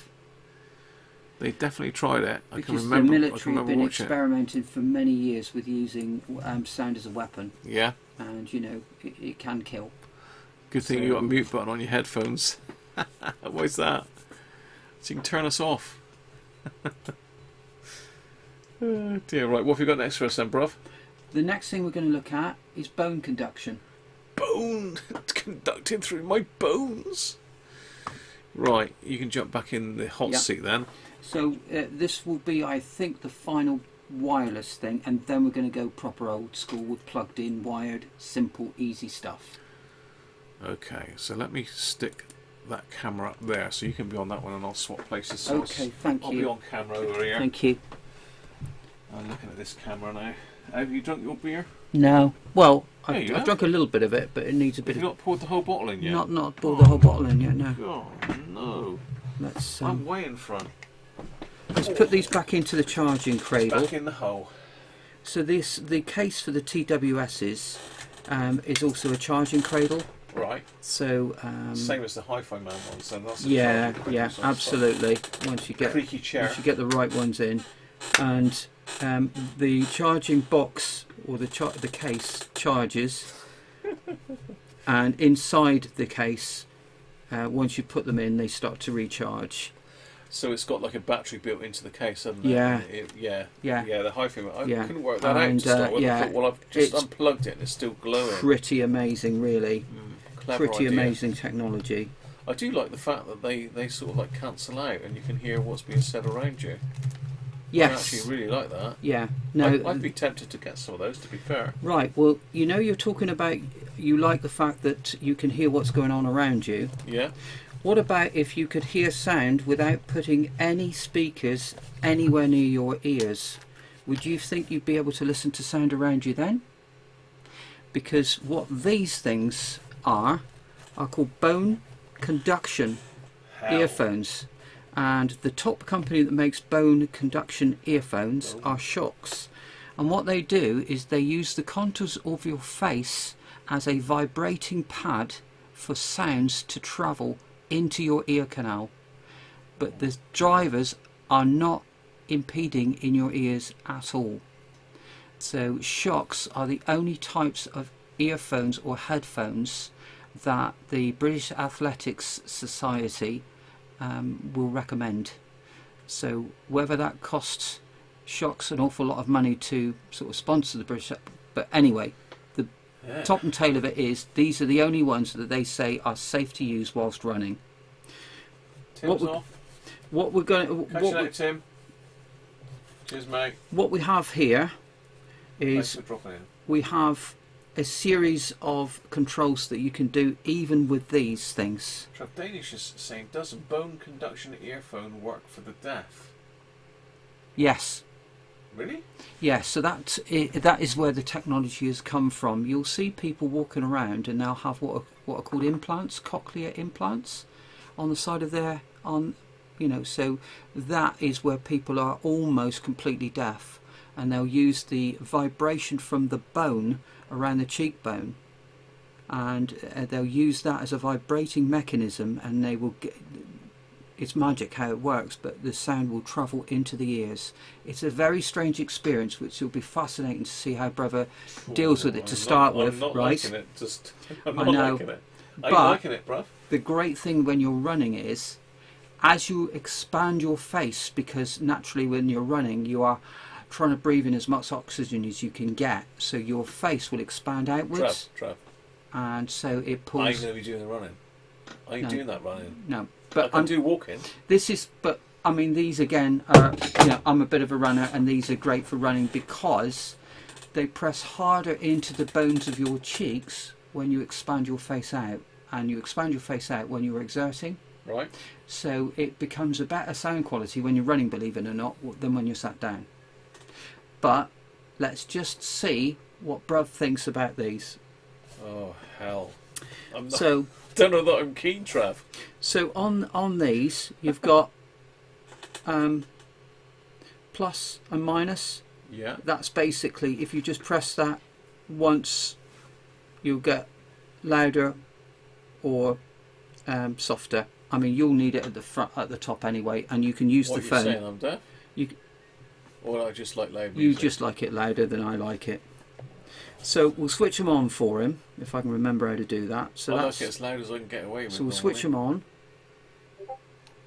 and I think I heard just something. That to my laptop, have we? I think so.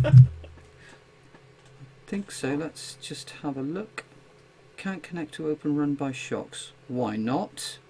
I bet it's just connected to my laptop. Jazz Noir. Yeah, no, we're connected. Welcome, connected. Jazz. Good to have you on board. Now, the way these work, I don't know if we can get the... I've heard of these before, but I've never ever tried them. They are a bit scary, I think. The way these work is they act like a lanyard behind the back of your head. Right, and then you put them around your ears. And so as they sit... Okay. They're nowhere near my ears, but they are well, they're close to my entrance to my outer ear, but they're not on my outer ear. Where they're sat is just at the top of my cheekbone. And you wear glasses. Do you find them uncomfortable with the glasses on or not? No. No? You can't tell you. No. They're nowhere near the glasses at all. So let's just check that this works. Touching them. They work. Stand by for see what Bruv thinks of these. So now this is Bruv's first experience with bone conduction. As I say, that is supposed to sit behind your head and then it goes in a loop around the outer part of your earlobes. Yeah, you're in, you're on. That's it. There you go. Nothing. No, switch him on and we'll then move on to the next thing. So the next thing we're going to do... Oh, I don't like that. It feels like it's loosening all my earwax. What's going on there? Have I got these on right, Trev? Yeah. It's making my ears buzz. Yes, that's right. It's vibrating. It's vibrating. It's using your cheekbone as a vibrating mechanism. There you are. He's well happy with that. The next thing we're going to talk about. The next thing we're going to talk about is the HM800. I believe that I'm the only person in Europe to have a pair of these.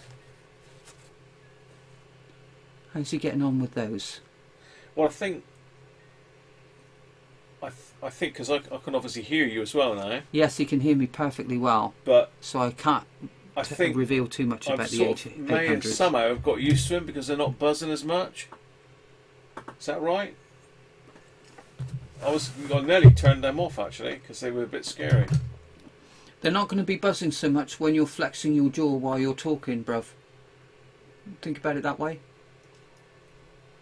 You're not talking now, you're just flexing your jaw, but yeah. It is a very strange sensation, is it not? It is bizarre, yeah. That you can have a conversation with me while your music is quite loud there. I did turn it down a little bit because of the buzzing, but I'll put it back up a bit. Yeah, you've got to get the buzzing in. The buzzing is what it's all about. I don't know. So these... well, I've got full whack on the phone now. So the shocks that he's listening to are the bass monsters apparently, but there ain't much bass on them, believe you me. I mean, how much bass can you get just from your cheekbone? Just then drifting, vibrating sound into your ear canal entrance. That is bizarre. And it is a very weird experience. He's not exaggerating then. It is a very strange experience.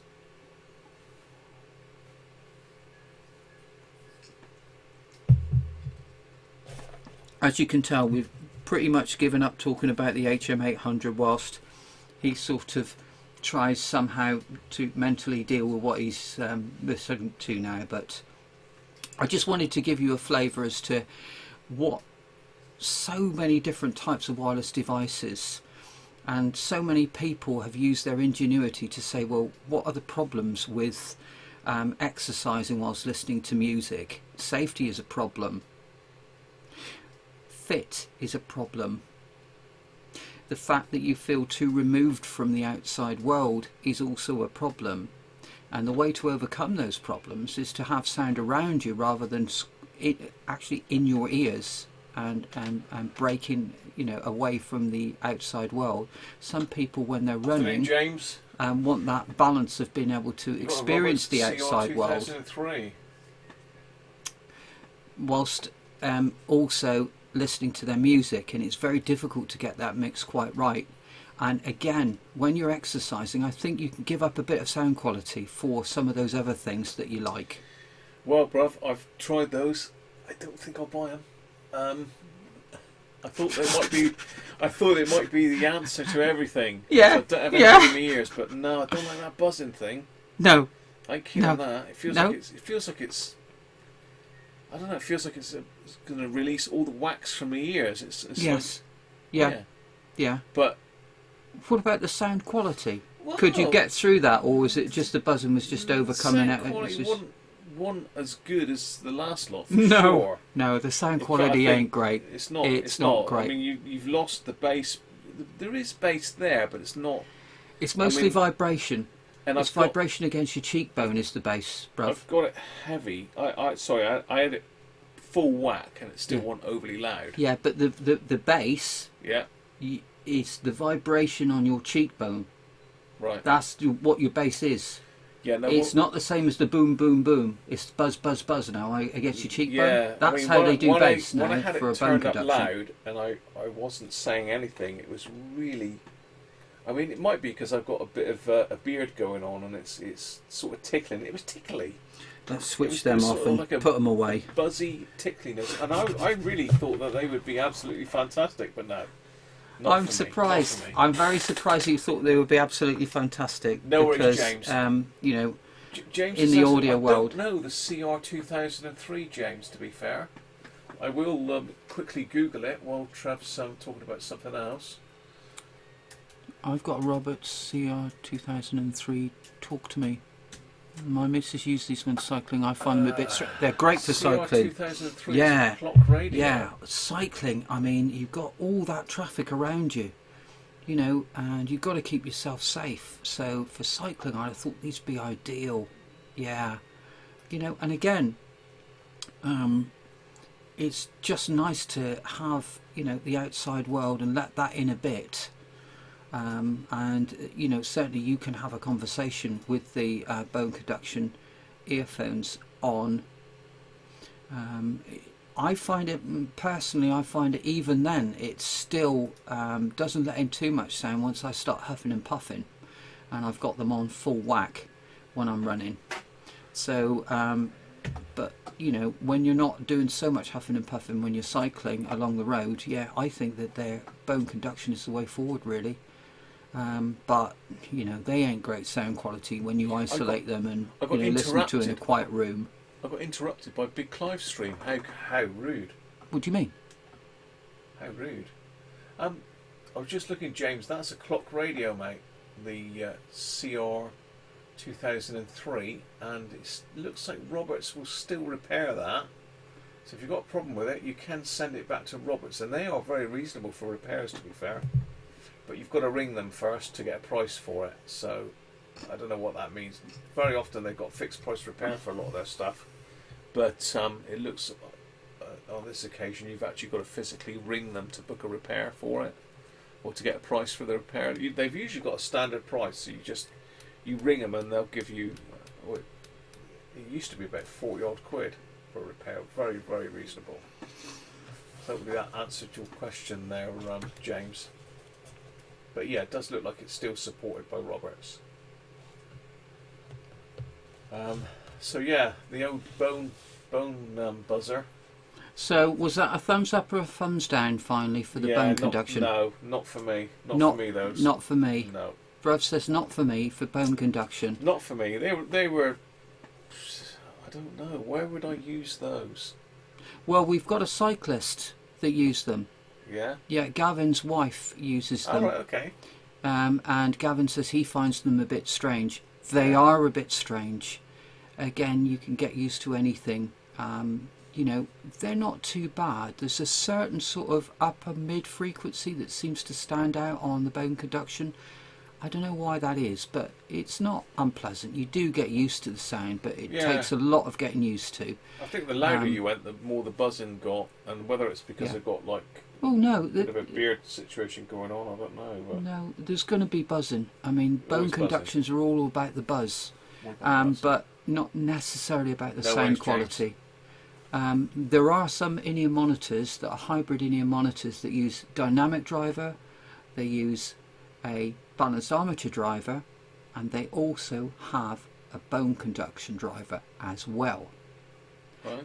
Yeah, so there's a bone conduction. So what that does is it sits into your ear canal, and you get a much more visceral, physical feel of the music hitting the outside of your inner ear. Wow. So in that respect, it probably works. Welcome back, but Rob. for most people, when they put them against their cheekbones, it's going to take an awful lot of getting used to, and an awful lot of these are just immediately returned, and people say they're rubbish, I don't like them, and I can respect that completely.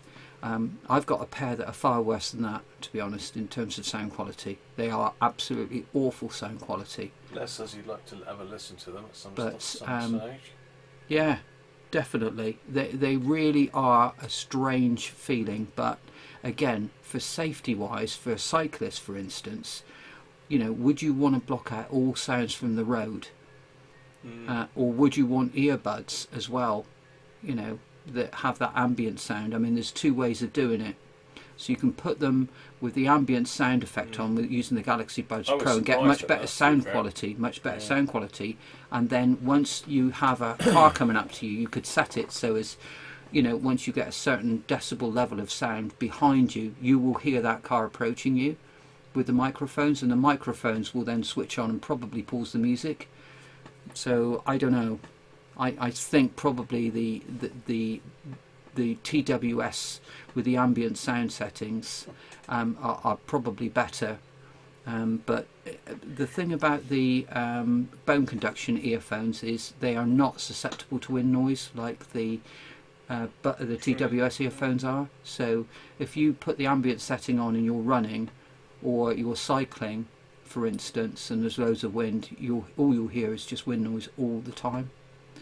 And you don't get that with the bone conduction, but you don't get as good sound quality either. So see, I tend to use the wireless Bluetooth earphones, the hi-fi ones, while I'm outside working on something, because I don't want cables floating about. No. See, I'm doing a bit of I don't know, a bit of DIY or something like that. And pretty soon you forget that they're not as great a sound quality as you'd want. Yeah, they're okay. You'd soon forget about the fact that they're not quite so bassy. Definitely. But are you saying that all of them have not got any bass? Because those didn't sound too bad, those Samsung ones. I would say they're better sound quality than the hi-fi the TWS ones? Yeah. Oh no, the hi-fi mans are absolutely awful for bass. Okay. Every other TWS I've ever heard has got plenty enough bass, if not too much, including those Galaxy Bud Pros. I mean, I think in terms of the Galaxy Bud Pros, they probably got too much bass for my liking anyway, but I think they're a good fit for you, those Galaxy Bud Pros. The next thing we're going to try is we're going to try an ultra portable DAC amp. So this is a pair of in-ear monitors, and you see this silver thing in the middle that says HM800. This is actually an R2R DAC. Reel to reel. So R2R is a ladder technology DAC. Do you remember you repaired the Lampezator? Yeah. That is an R2R DAC. What is it? So R2R? the earliest CD players, the Philips CD players and the Sony CD players used R2R DACs inside them, and a DAC is a digital to analog converter, so that converts the CD stream from the zeros and the ones into sound that you hear. So that's what happens when you get a digital to analog converter. Right.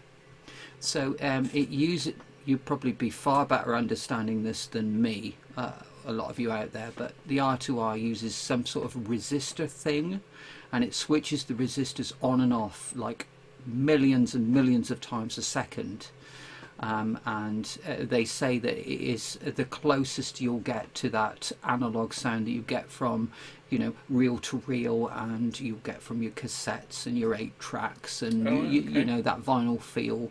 So they say it's an analog feel. Everything is analog once it goes into, you know, into the DAC chip and comes out. It's analog, isn't it? You're listening to analog sound. Digital to analog, isn't it? Yes. So, but you know, they say it's an analog or warmer or more, a less strident, cold, clinical sound from an R2R DAC chip than you get from a normal, conventional, off-the-shelf DAC chip. So that is the difference between R2R and normal DAC chips. R2R DAC, so R-2R, okay. Yeah. So the majority of the most expensive DACs, digital to analog converter machines on the market, are still using R2R technology, believe it or not. And that's not to say that there is anything wrong with the conventional DAC chip technology, because, you know, using a standard off-the-shelf DAC chip It's got a proven noise floor ratio and frequency response performance, whereas R2Rs need an awful lot more work on them, because apparently there's something to do with the lower noise floor. There's a lot of distortion in the lower noise floor, and it can come through unless you tweak them in a certain way, which gets very complicated, and I still don't truly understand what they have to do with that. But the R2R DAC chip is incorporated in this particular thing, and this is actually a modern R2R DAC chip. So all of the Philips R2R DAC chips are sought after now, because 20 years ago they stopped making them, and they've undergone one of these renaissances where somebody somewhere must have said these Philips DAC chips are the best way to listen to digital music that there is. So the Philips TDA R2R DAC chips have long been made obsolete, but they're still highly sought after and can fetch hundreds and hundreds of pounds just for the DAC chip alone. One DAC chip. So this is Hi-Fi Man's version of the R2R. So what they've tried to do is to recreate exactly the specifications, if you like, of the Philips TDA DAC chips. And they call it the Himalaya DAC, and they've put a Himalaya digital to analog converter in the middle of these pair of in-ear monitors. The in-ear monitors, we'll talk about the price of this, but I'm probably the only person in Europe that's going to be able to show you these things. Oh, okay. That will give you an idea as to the scarcity and value of this thing. Well, that there, you've got It there. is, yes. I'm probably the only person in Europe that will be able to show you these. Some people may have them in Europe, but they've never gone on sale in Europe. They've only ever been on sale in Hi-Fi Man China, and they are made to order. When we look, if we were to look at these, Graham will be able to see them. I don't know if you'll be able to see them on the camera, but the finish on them is, I can probably get the how camera can a bit one put closer. it, abysmal. Oh, really? Yeah, really. Rough as a badger's. They are rough. We could have a proper look at them. Which camera am I on? Oh, It'd be fascinating. I think you'd be quite fascinated to see that. And these are. Let me get you in a bit closer then. So on the actual earbuds themselves, you mean? If we have a look at the gold shell. Yeah, we're looking at that now. Yeah. Yeah. Can you see here? Yeah. The finish. Was that not supposed to be there? What? That's a pattern, is it, do you think? Was it? Because to me, that is just blemishes. That is not a pattern. That's no discernible pattern there at all. That's just a poor finish. So what is that? It's not like real gold or anything stupid like that, is it? Copper. Copper. Yeah. Well, it must be Copper finish. anodized, or is it? Doesn't look copper to me. It looks like gold. Copper's more of a reddish colour, isn't it? Copper's more the colour of your bag. Right. But as I say, that's how it's been finished. It's almost brass, that. Like a brass Yeah. finish. Yeah. Yeah. Yeah, I would say that's a brass. Brass. Yeah. Now, brass is an interesting material to use for something that will produce music. Because if you think of a trumpet and a trombone and such like, brass is an instrument that is very musical.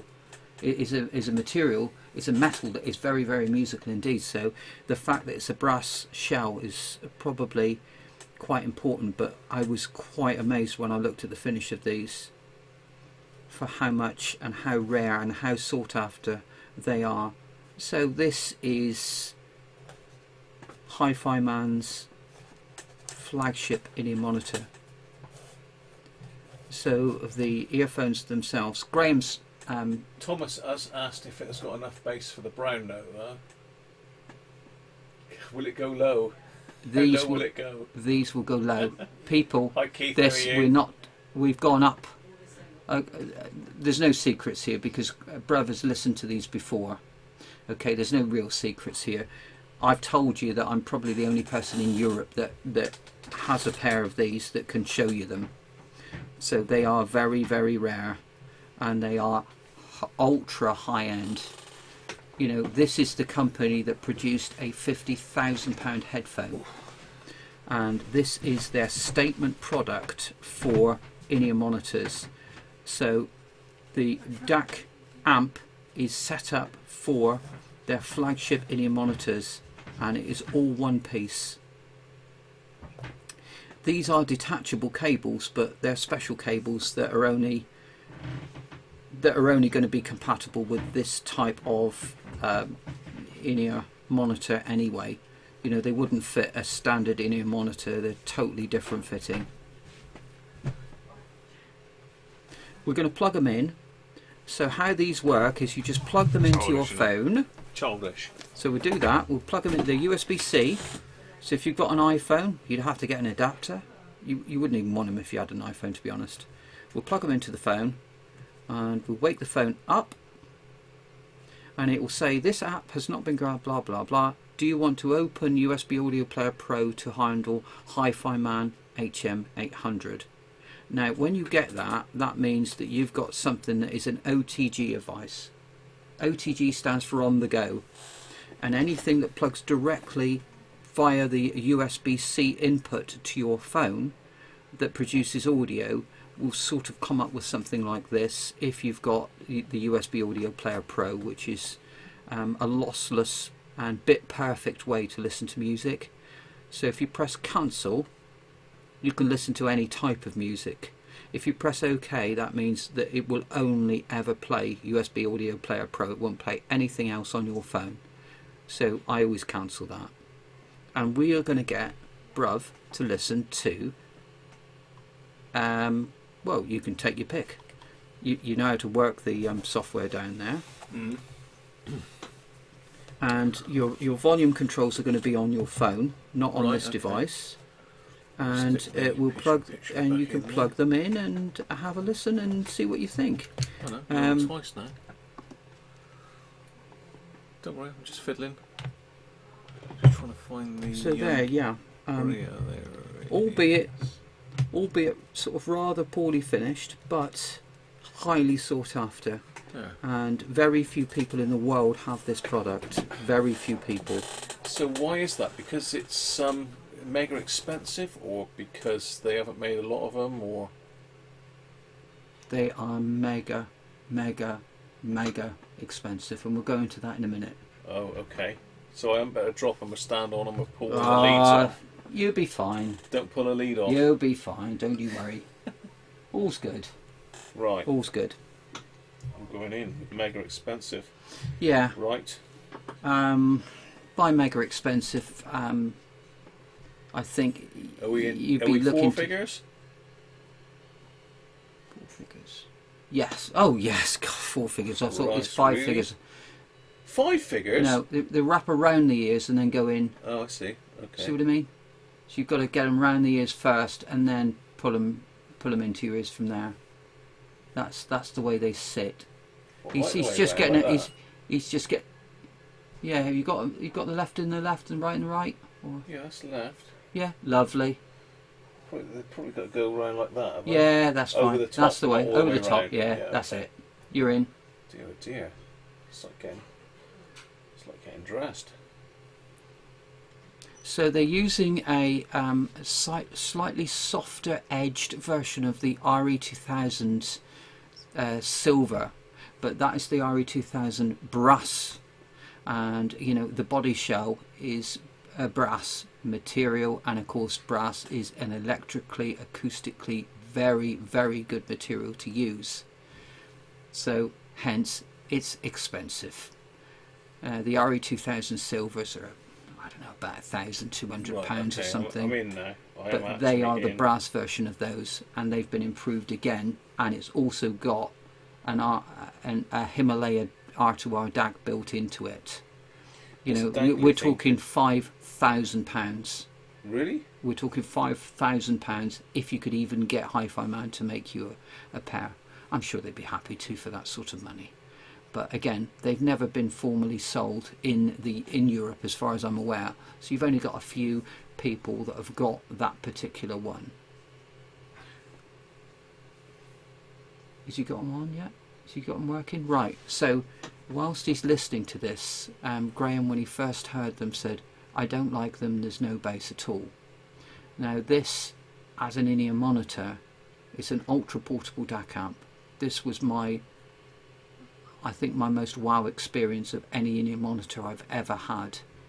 I'm obviously a fan of the Hi-Fi Man sound, and you know, you've got the same engineers producing the, you know, everything from in-ear monitors to full-size headphones to electrostatic headphones, whatever, but they're the same engineers and they aim for a specific sound. I think they have a specific sound in mind for each one of the headphones and earphones, so I tend to like that Hi-Fi Man type sound anyway. And this is their statement product for an in-ear monitor. They're like, this is what we can do if we've got money, no object budget.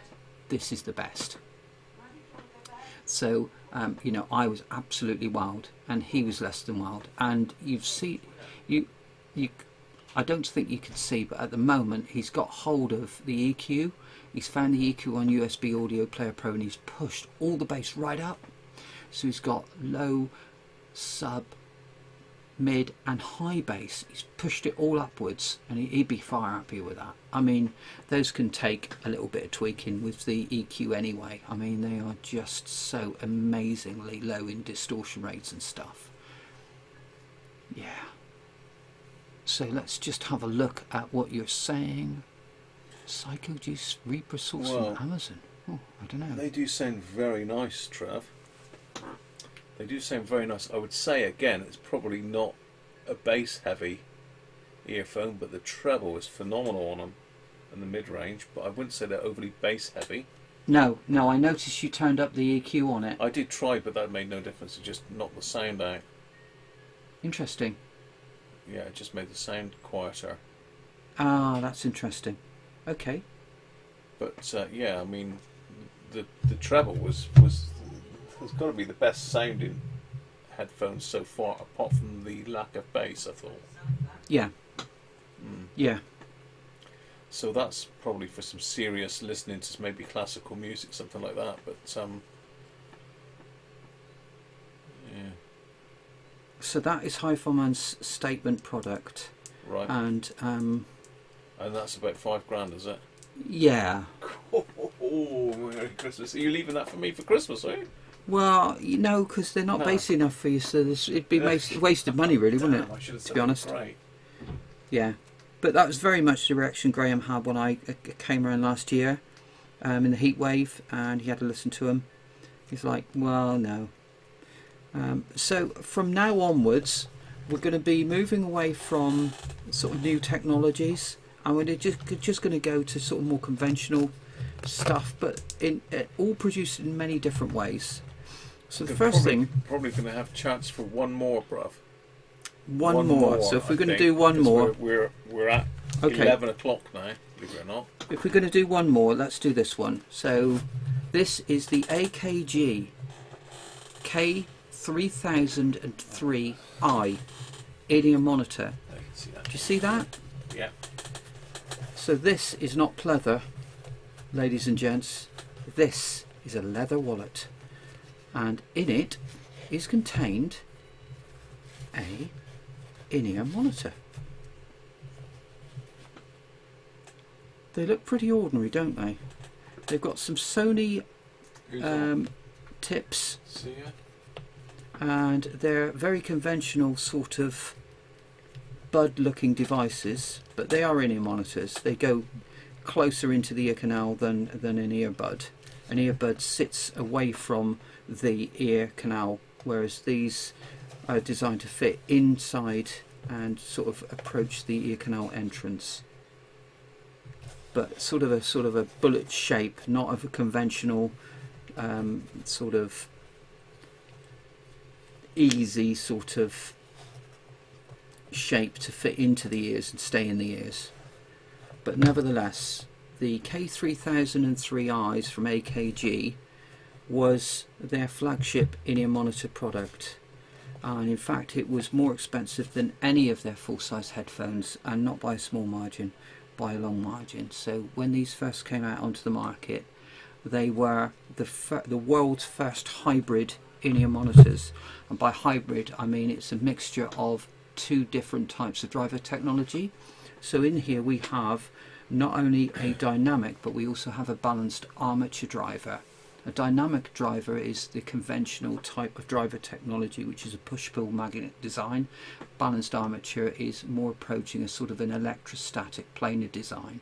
So the diaphragm in a balanced armature driver basically moves faster. We're going to get these put on very quickly. They're called the K3003Is because they will actually plug into an iPhone, an old iPhone that has obviously a 3.5mm jack, which the new iPhones don't have, of course. No. And you know, you would be able to take and receive calls on your iPhone with the K3003i, and you can take and receive calls on an Android phone with an in-ear jack. So we're going to plug them into the. We're going to plug them into the mini disc player, and Graham's going to have a listen to these and see what he thinks. So this is and while he's doing that, I'll give you an idea as to what I think about it, about the sound, because obviously, as you can imagine, I've listened to these a lot. I didn't pay £1,500 for these, and nor was I sent these for review. I managed to get an absolute bargain, so these were probably about £300 when I bought them. So I've got very cheap looking sort of nylon braided cord on them and stuff. 3.5mm socket, you know, very standard looking things. Not the greatest looking earphones. They're nice, they're weighty, I do like them, they look like they're well made. But as I say, their selling point at the time they came out was not just the sound quality. It was the fact that they were the world's first hybrid in-ear monitors. And now, for 20 quid, you can pick up hybrid in-ear monitors. But back then, nobody thought about doing it.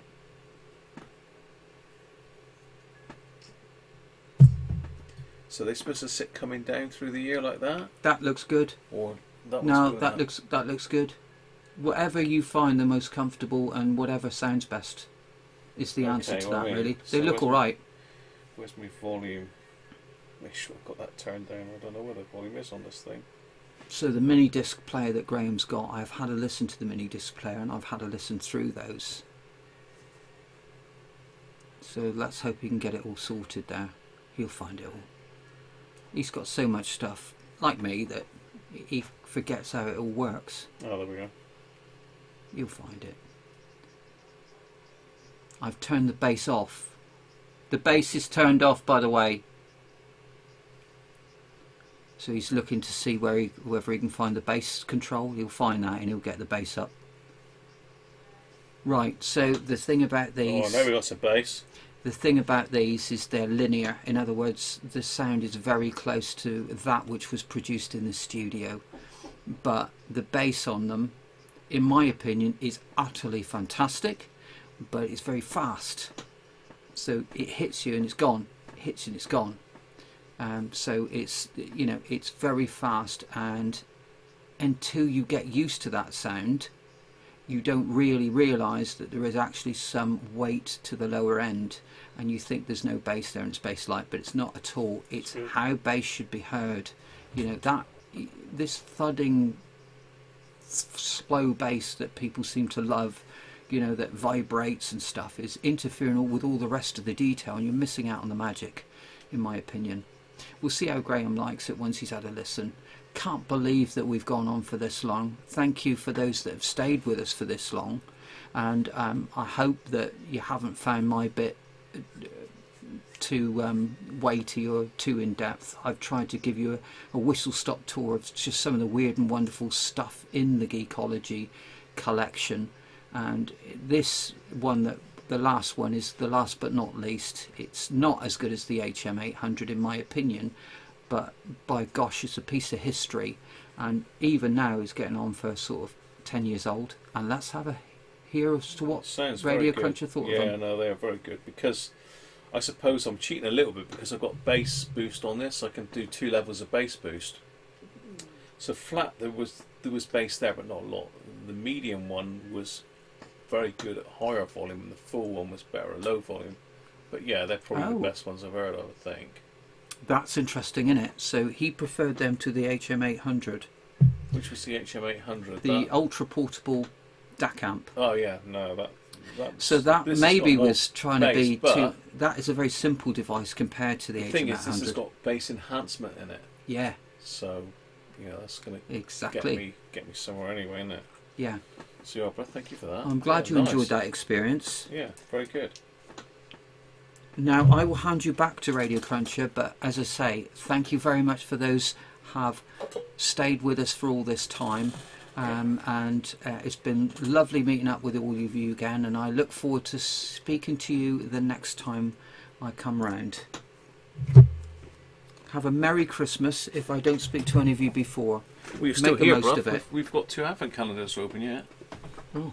Yeah, we've got a couple of advent wow. calendars still to go. Oh, well, there you go. So, let me get back in the seat.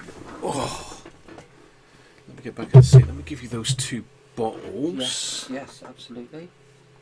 Got them. And your little knapsack. That's quite a useful little box, that. How much did you say that was? £4 something? It was £4 on AliExpress. I bought loads of stuff off of there, and yeah. That's a nice little bag, that. There you go. I didn't think it would arrive this early. Because it said the estimated delivery date was February. Oh, okay. It's surprising. Sometimes stuff from China does come through in like a week or so. You think, hey, hang on, how did that happen? Yeah, I suppose it depends what yeah. I've been amazed by how what they've quickly got it at came the through. time. So let me go and get my first advent calendar a minute. Well, my 3rd advent calendar actually. Let me just alter all my cameras around. Let's pop that back on. So I'm back on the lapel mic now. Be interesting to know which mic you prefer. I think the beauty of the lapel mic is wherever you go, your sound goes with you. So I'm now I had to move my advent calendars out of the room because there was no room to get Trev in with my advent calendars because they're so big.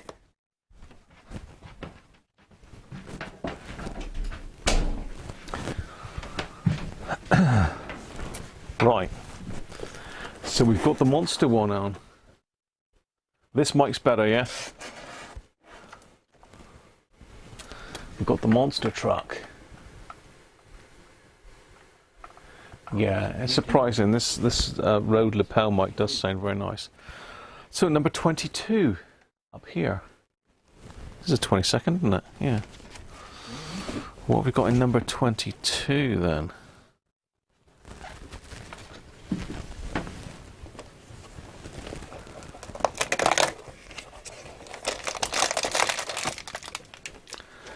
That looks to me like the battery door. So let me just put that one to one side.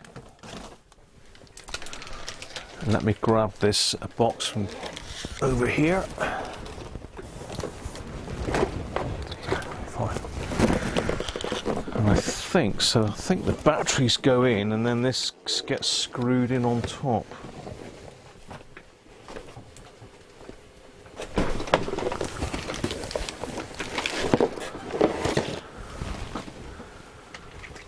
Thank you, Rob. Right.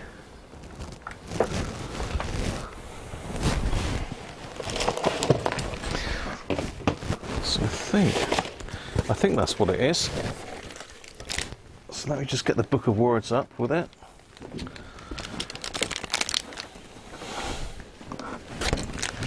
And back. Right, so 22, it's just got... doesn't actually tell you. So 21 just had a picture. That's funny. When I angle that right, I get a weird sort of sound reflection with a bowed like that. It's bizarre. Yeah. So yeah, it looks like I should have shoved the batteries in yesterday, and then this cover goes over the batteries. So I'll let Trevor have that for a second. So we'll get the batteries in.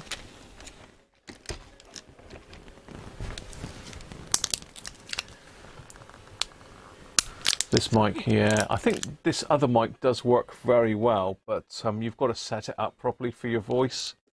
You've got to set the gain correct. I had to sort of pump it up so you could hear us both, really. But yeah, the Rode lapel mic is really good. So it looks like these go in here. These are Revel batteries as well, look. Revel control batteries. Alkalines. Yeah, good batteries then.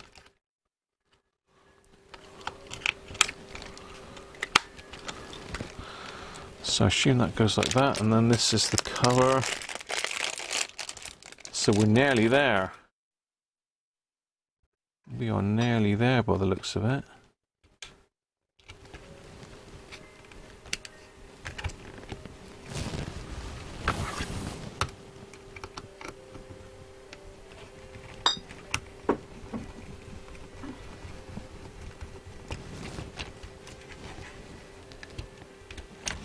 Turned it on then. I'm daring, aren't I?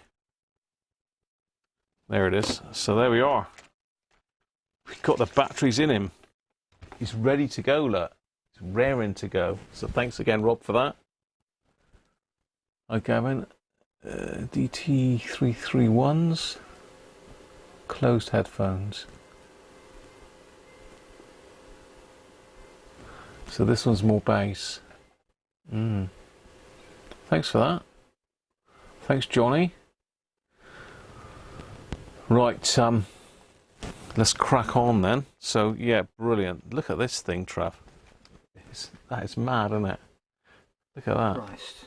That's as fast as a sleigh.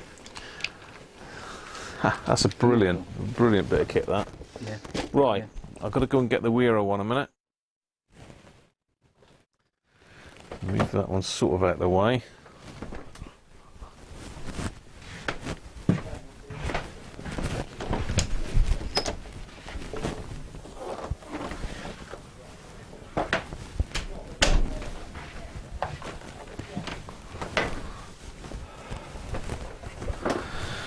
And let's get the old Weira up here. And we're looking for number 22. Eyes down. Eyes down looking, he says, knocking it over everywhere.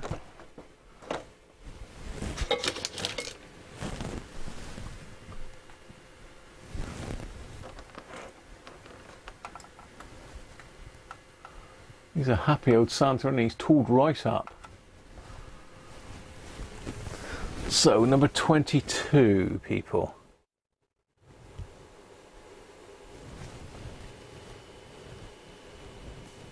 Thanks, Lee.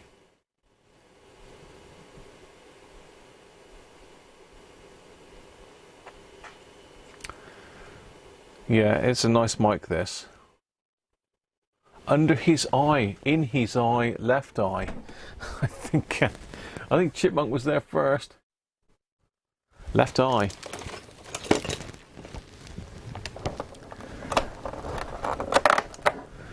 And we've got a Torx bit. Oh, that's different. I wasn't expecting a Torx bit.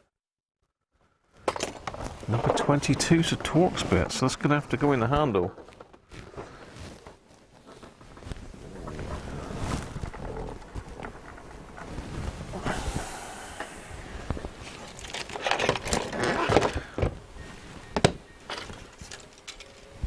So we've got no room left in here. Oh, actually, no, we have got Torx bits in here already. So maybe I need to migrate one of these number 2 posi drives out and put that Torx. It's a 25, so T25.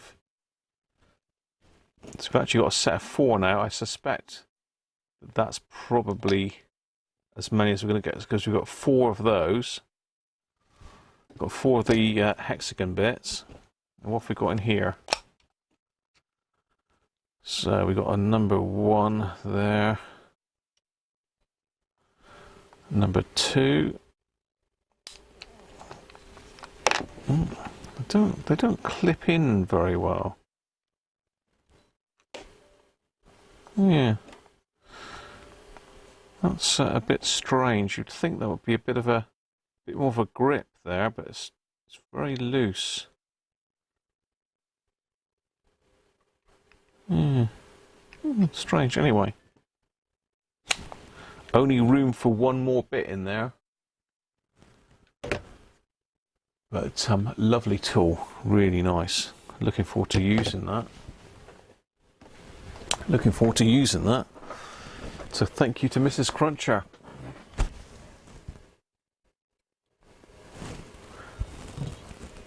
Your microphone, a lot of your microphone is going to depend on what camera you use. These Yetis, to be fair, if they're set up right, that would give this easily a run for its money. I actually like the sound of the Yeti, but I have got it in a different mode. I've turned the gain up. I've not altered any of the settings in vMix, because you've got all sorts of compression settings in that in vMix, so you can basically tailor the mic to whatever you want.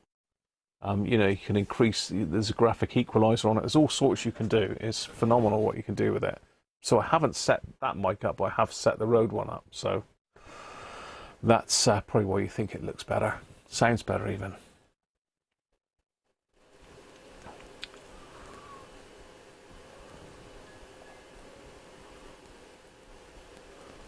The case closes up, they don't need to hold too hard. Yeah, true.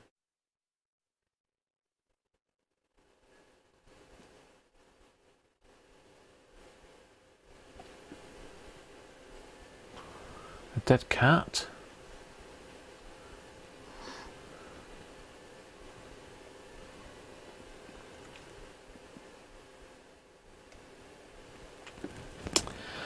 So that's pretty much it for today. I hope you've enjoyed that.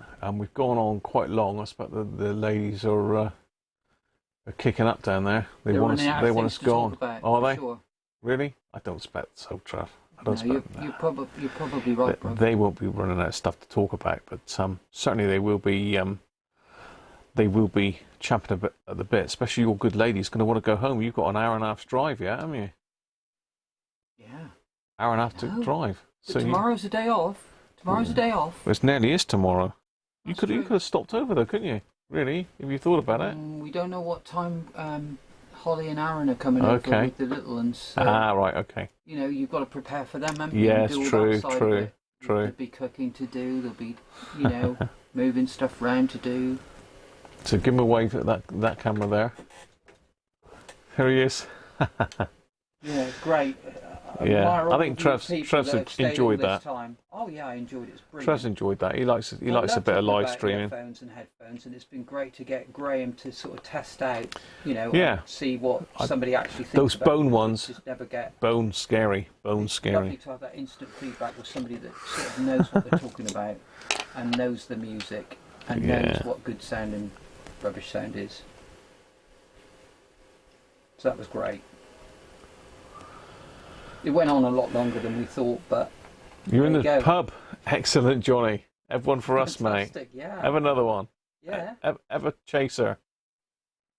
Cheers, all. So there you are, people. Tomorrow, what are we going to do tomorrow? I need to get that Hacker RPC1 finished. I need to get that AM board fixed, because we've got to give it away on Saturday. I've only got tomorrow, and then I'm giving it away the next day. So we've got to get that finished. I thought I had finished it, put it back together, and lo and behold, the AM board doesn't work. Let's hope it does now. It will. We'll get it sorted. Yeah. I think it's either a dry joint or a dodgy transistor, but we'll get it sorted. Nice one. Dwarf, thank you, mate. Ace, cheers. So thanks, everybody. Glad you've enjoyed that, and see you again tomorrow. And don't forget, if you're not subbed to Trevor, there's a link in the description down there. Just click on the @Geekology channel and it'll take you straight to Trev's channel. Check it out. If you like it, then subscribe. But a warning now, it's very similar to the nonsense I've been spouting on for the last hour or so. No, it's not. It's very highly produced. It's very good. Very, very good. You should have a lot more subscribers than that. So cheers, everybody, and we'll catch you tomorrow. Bye for now.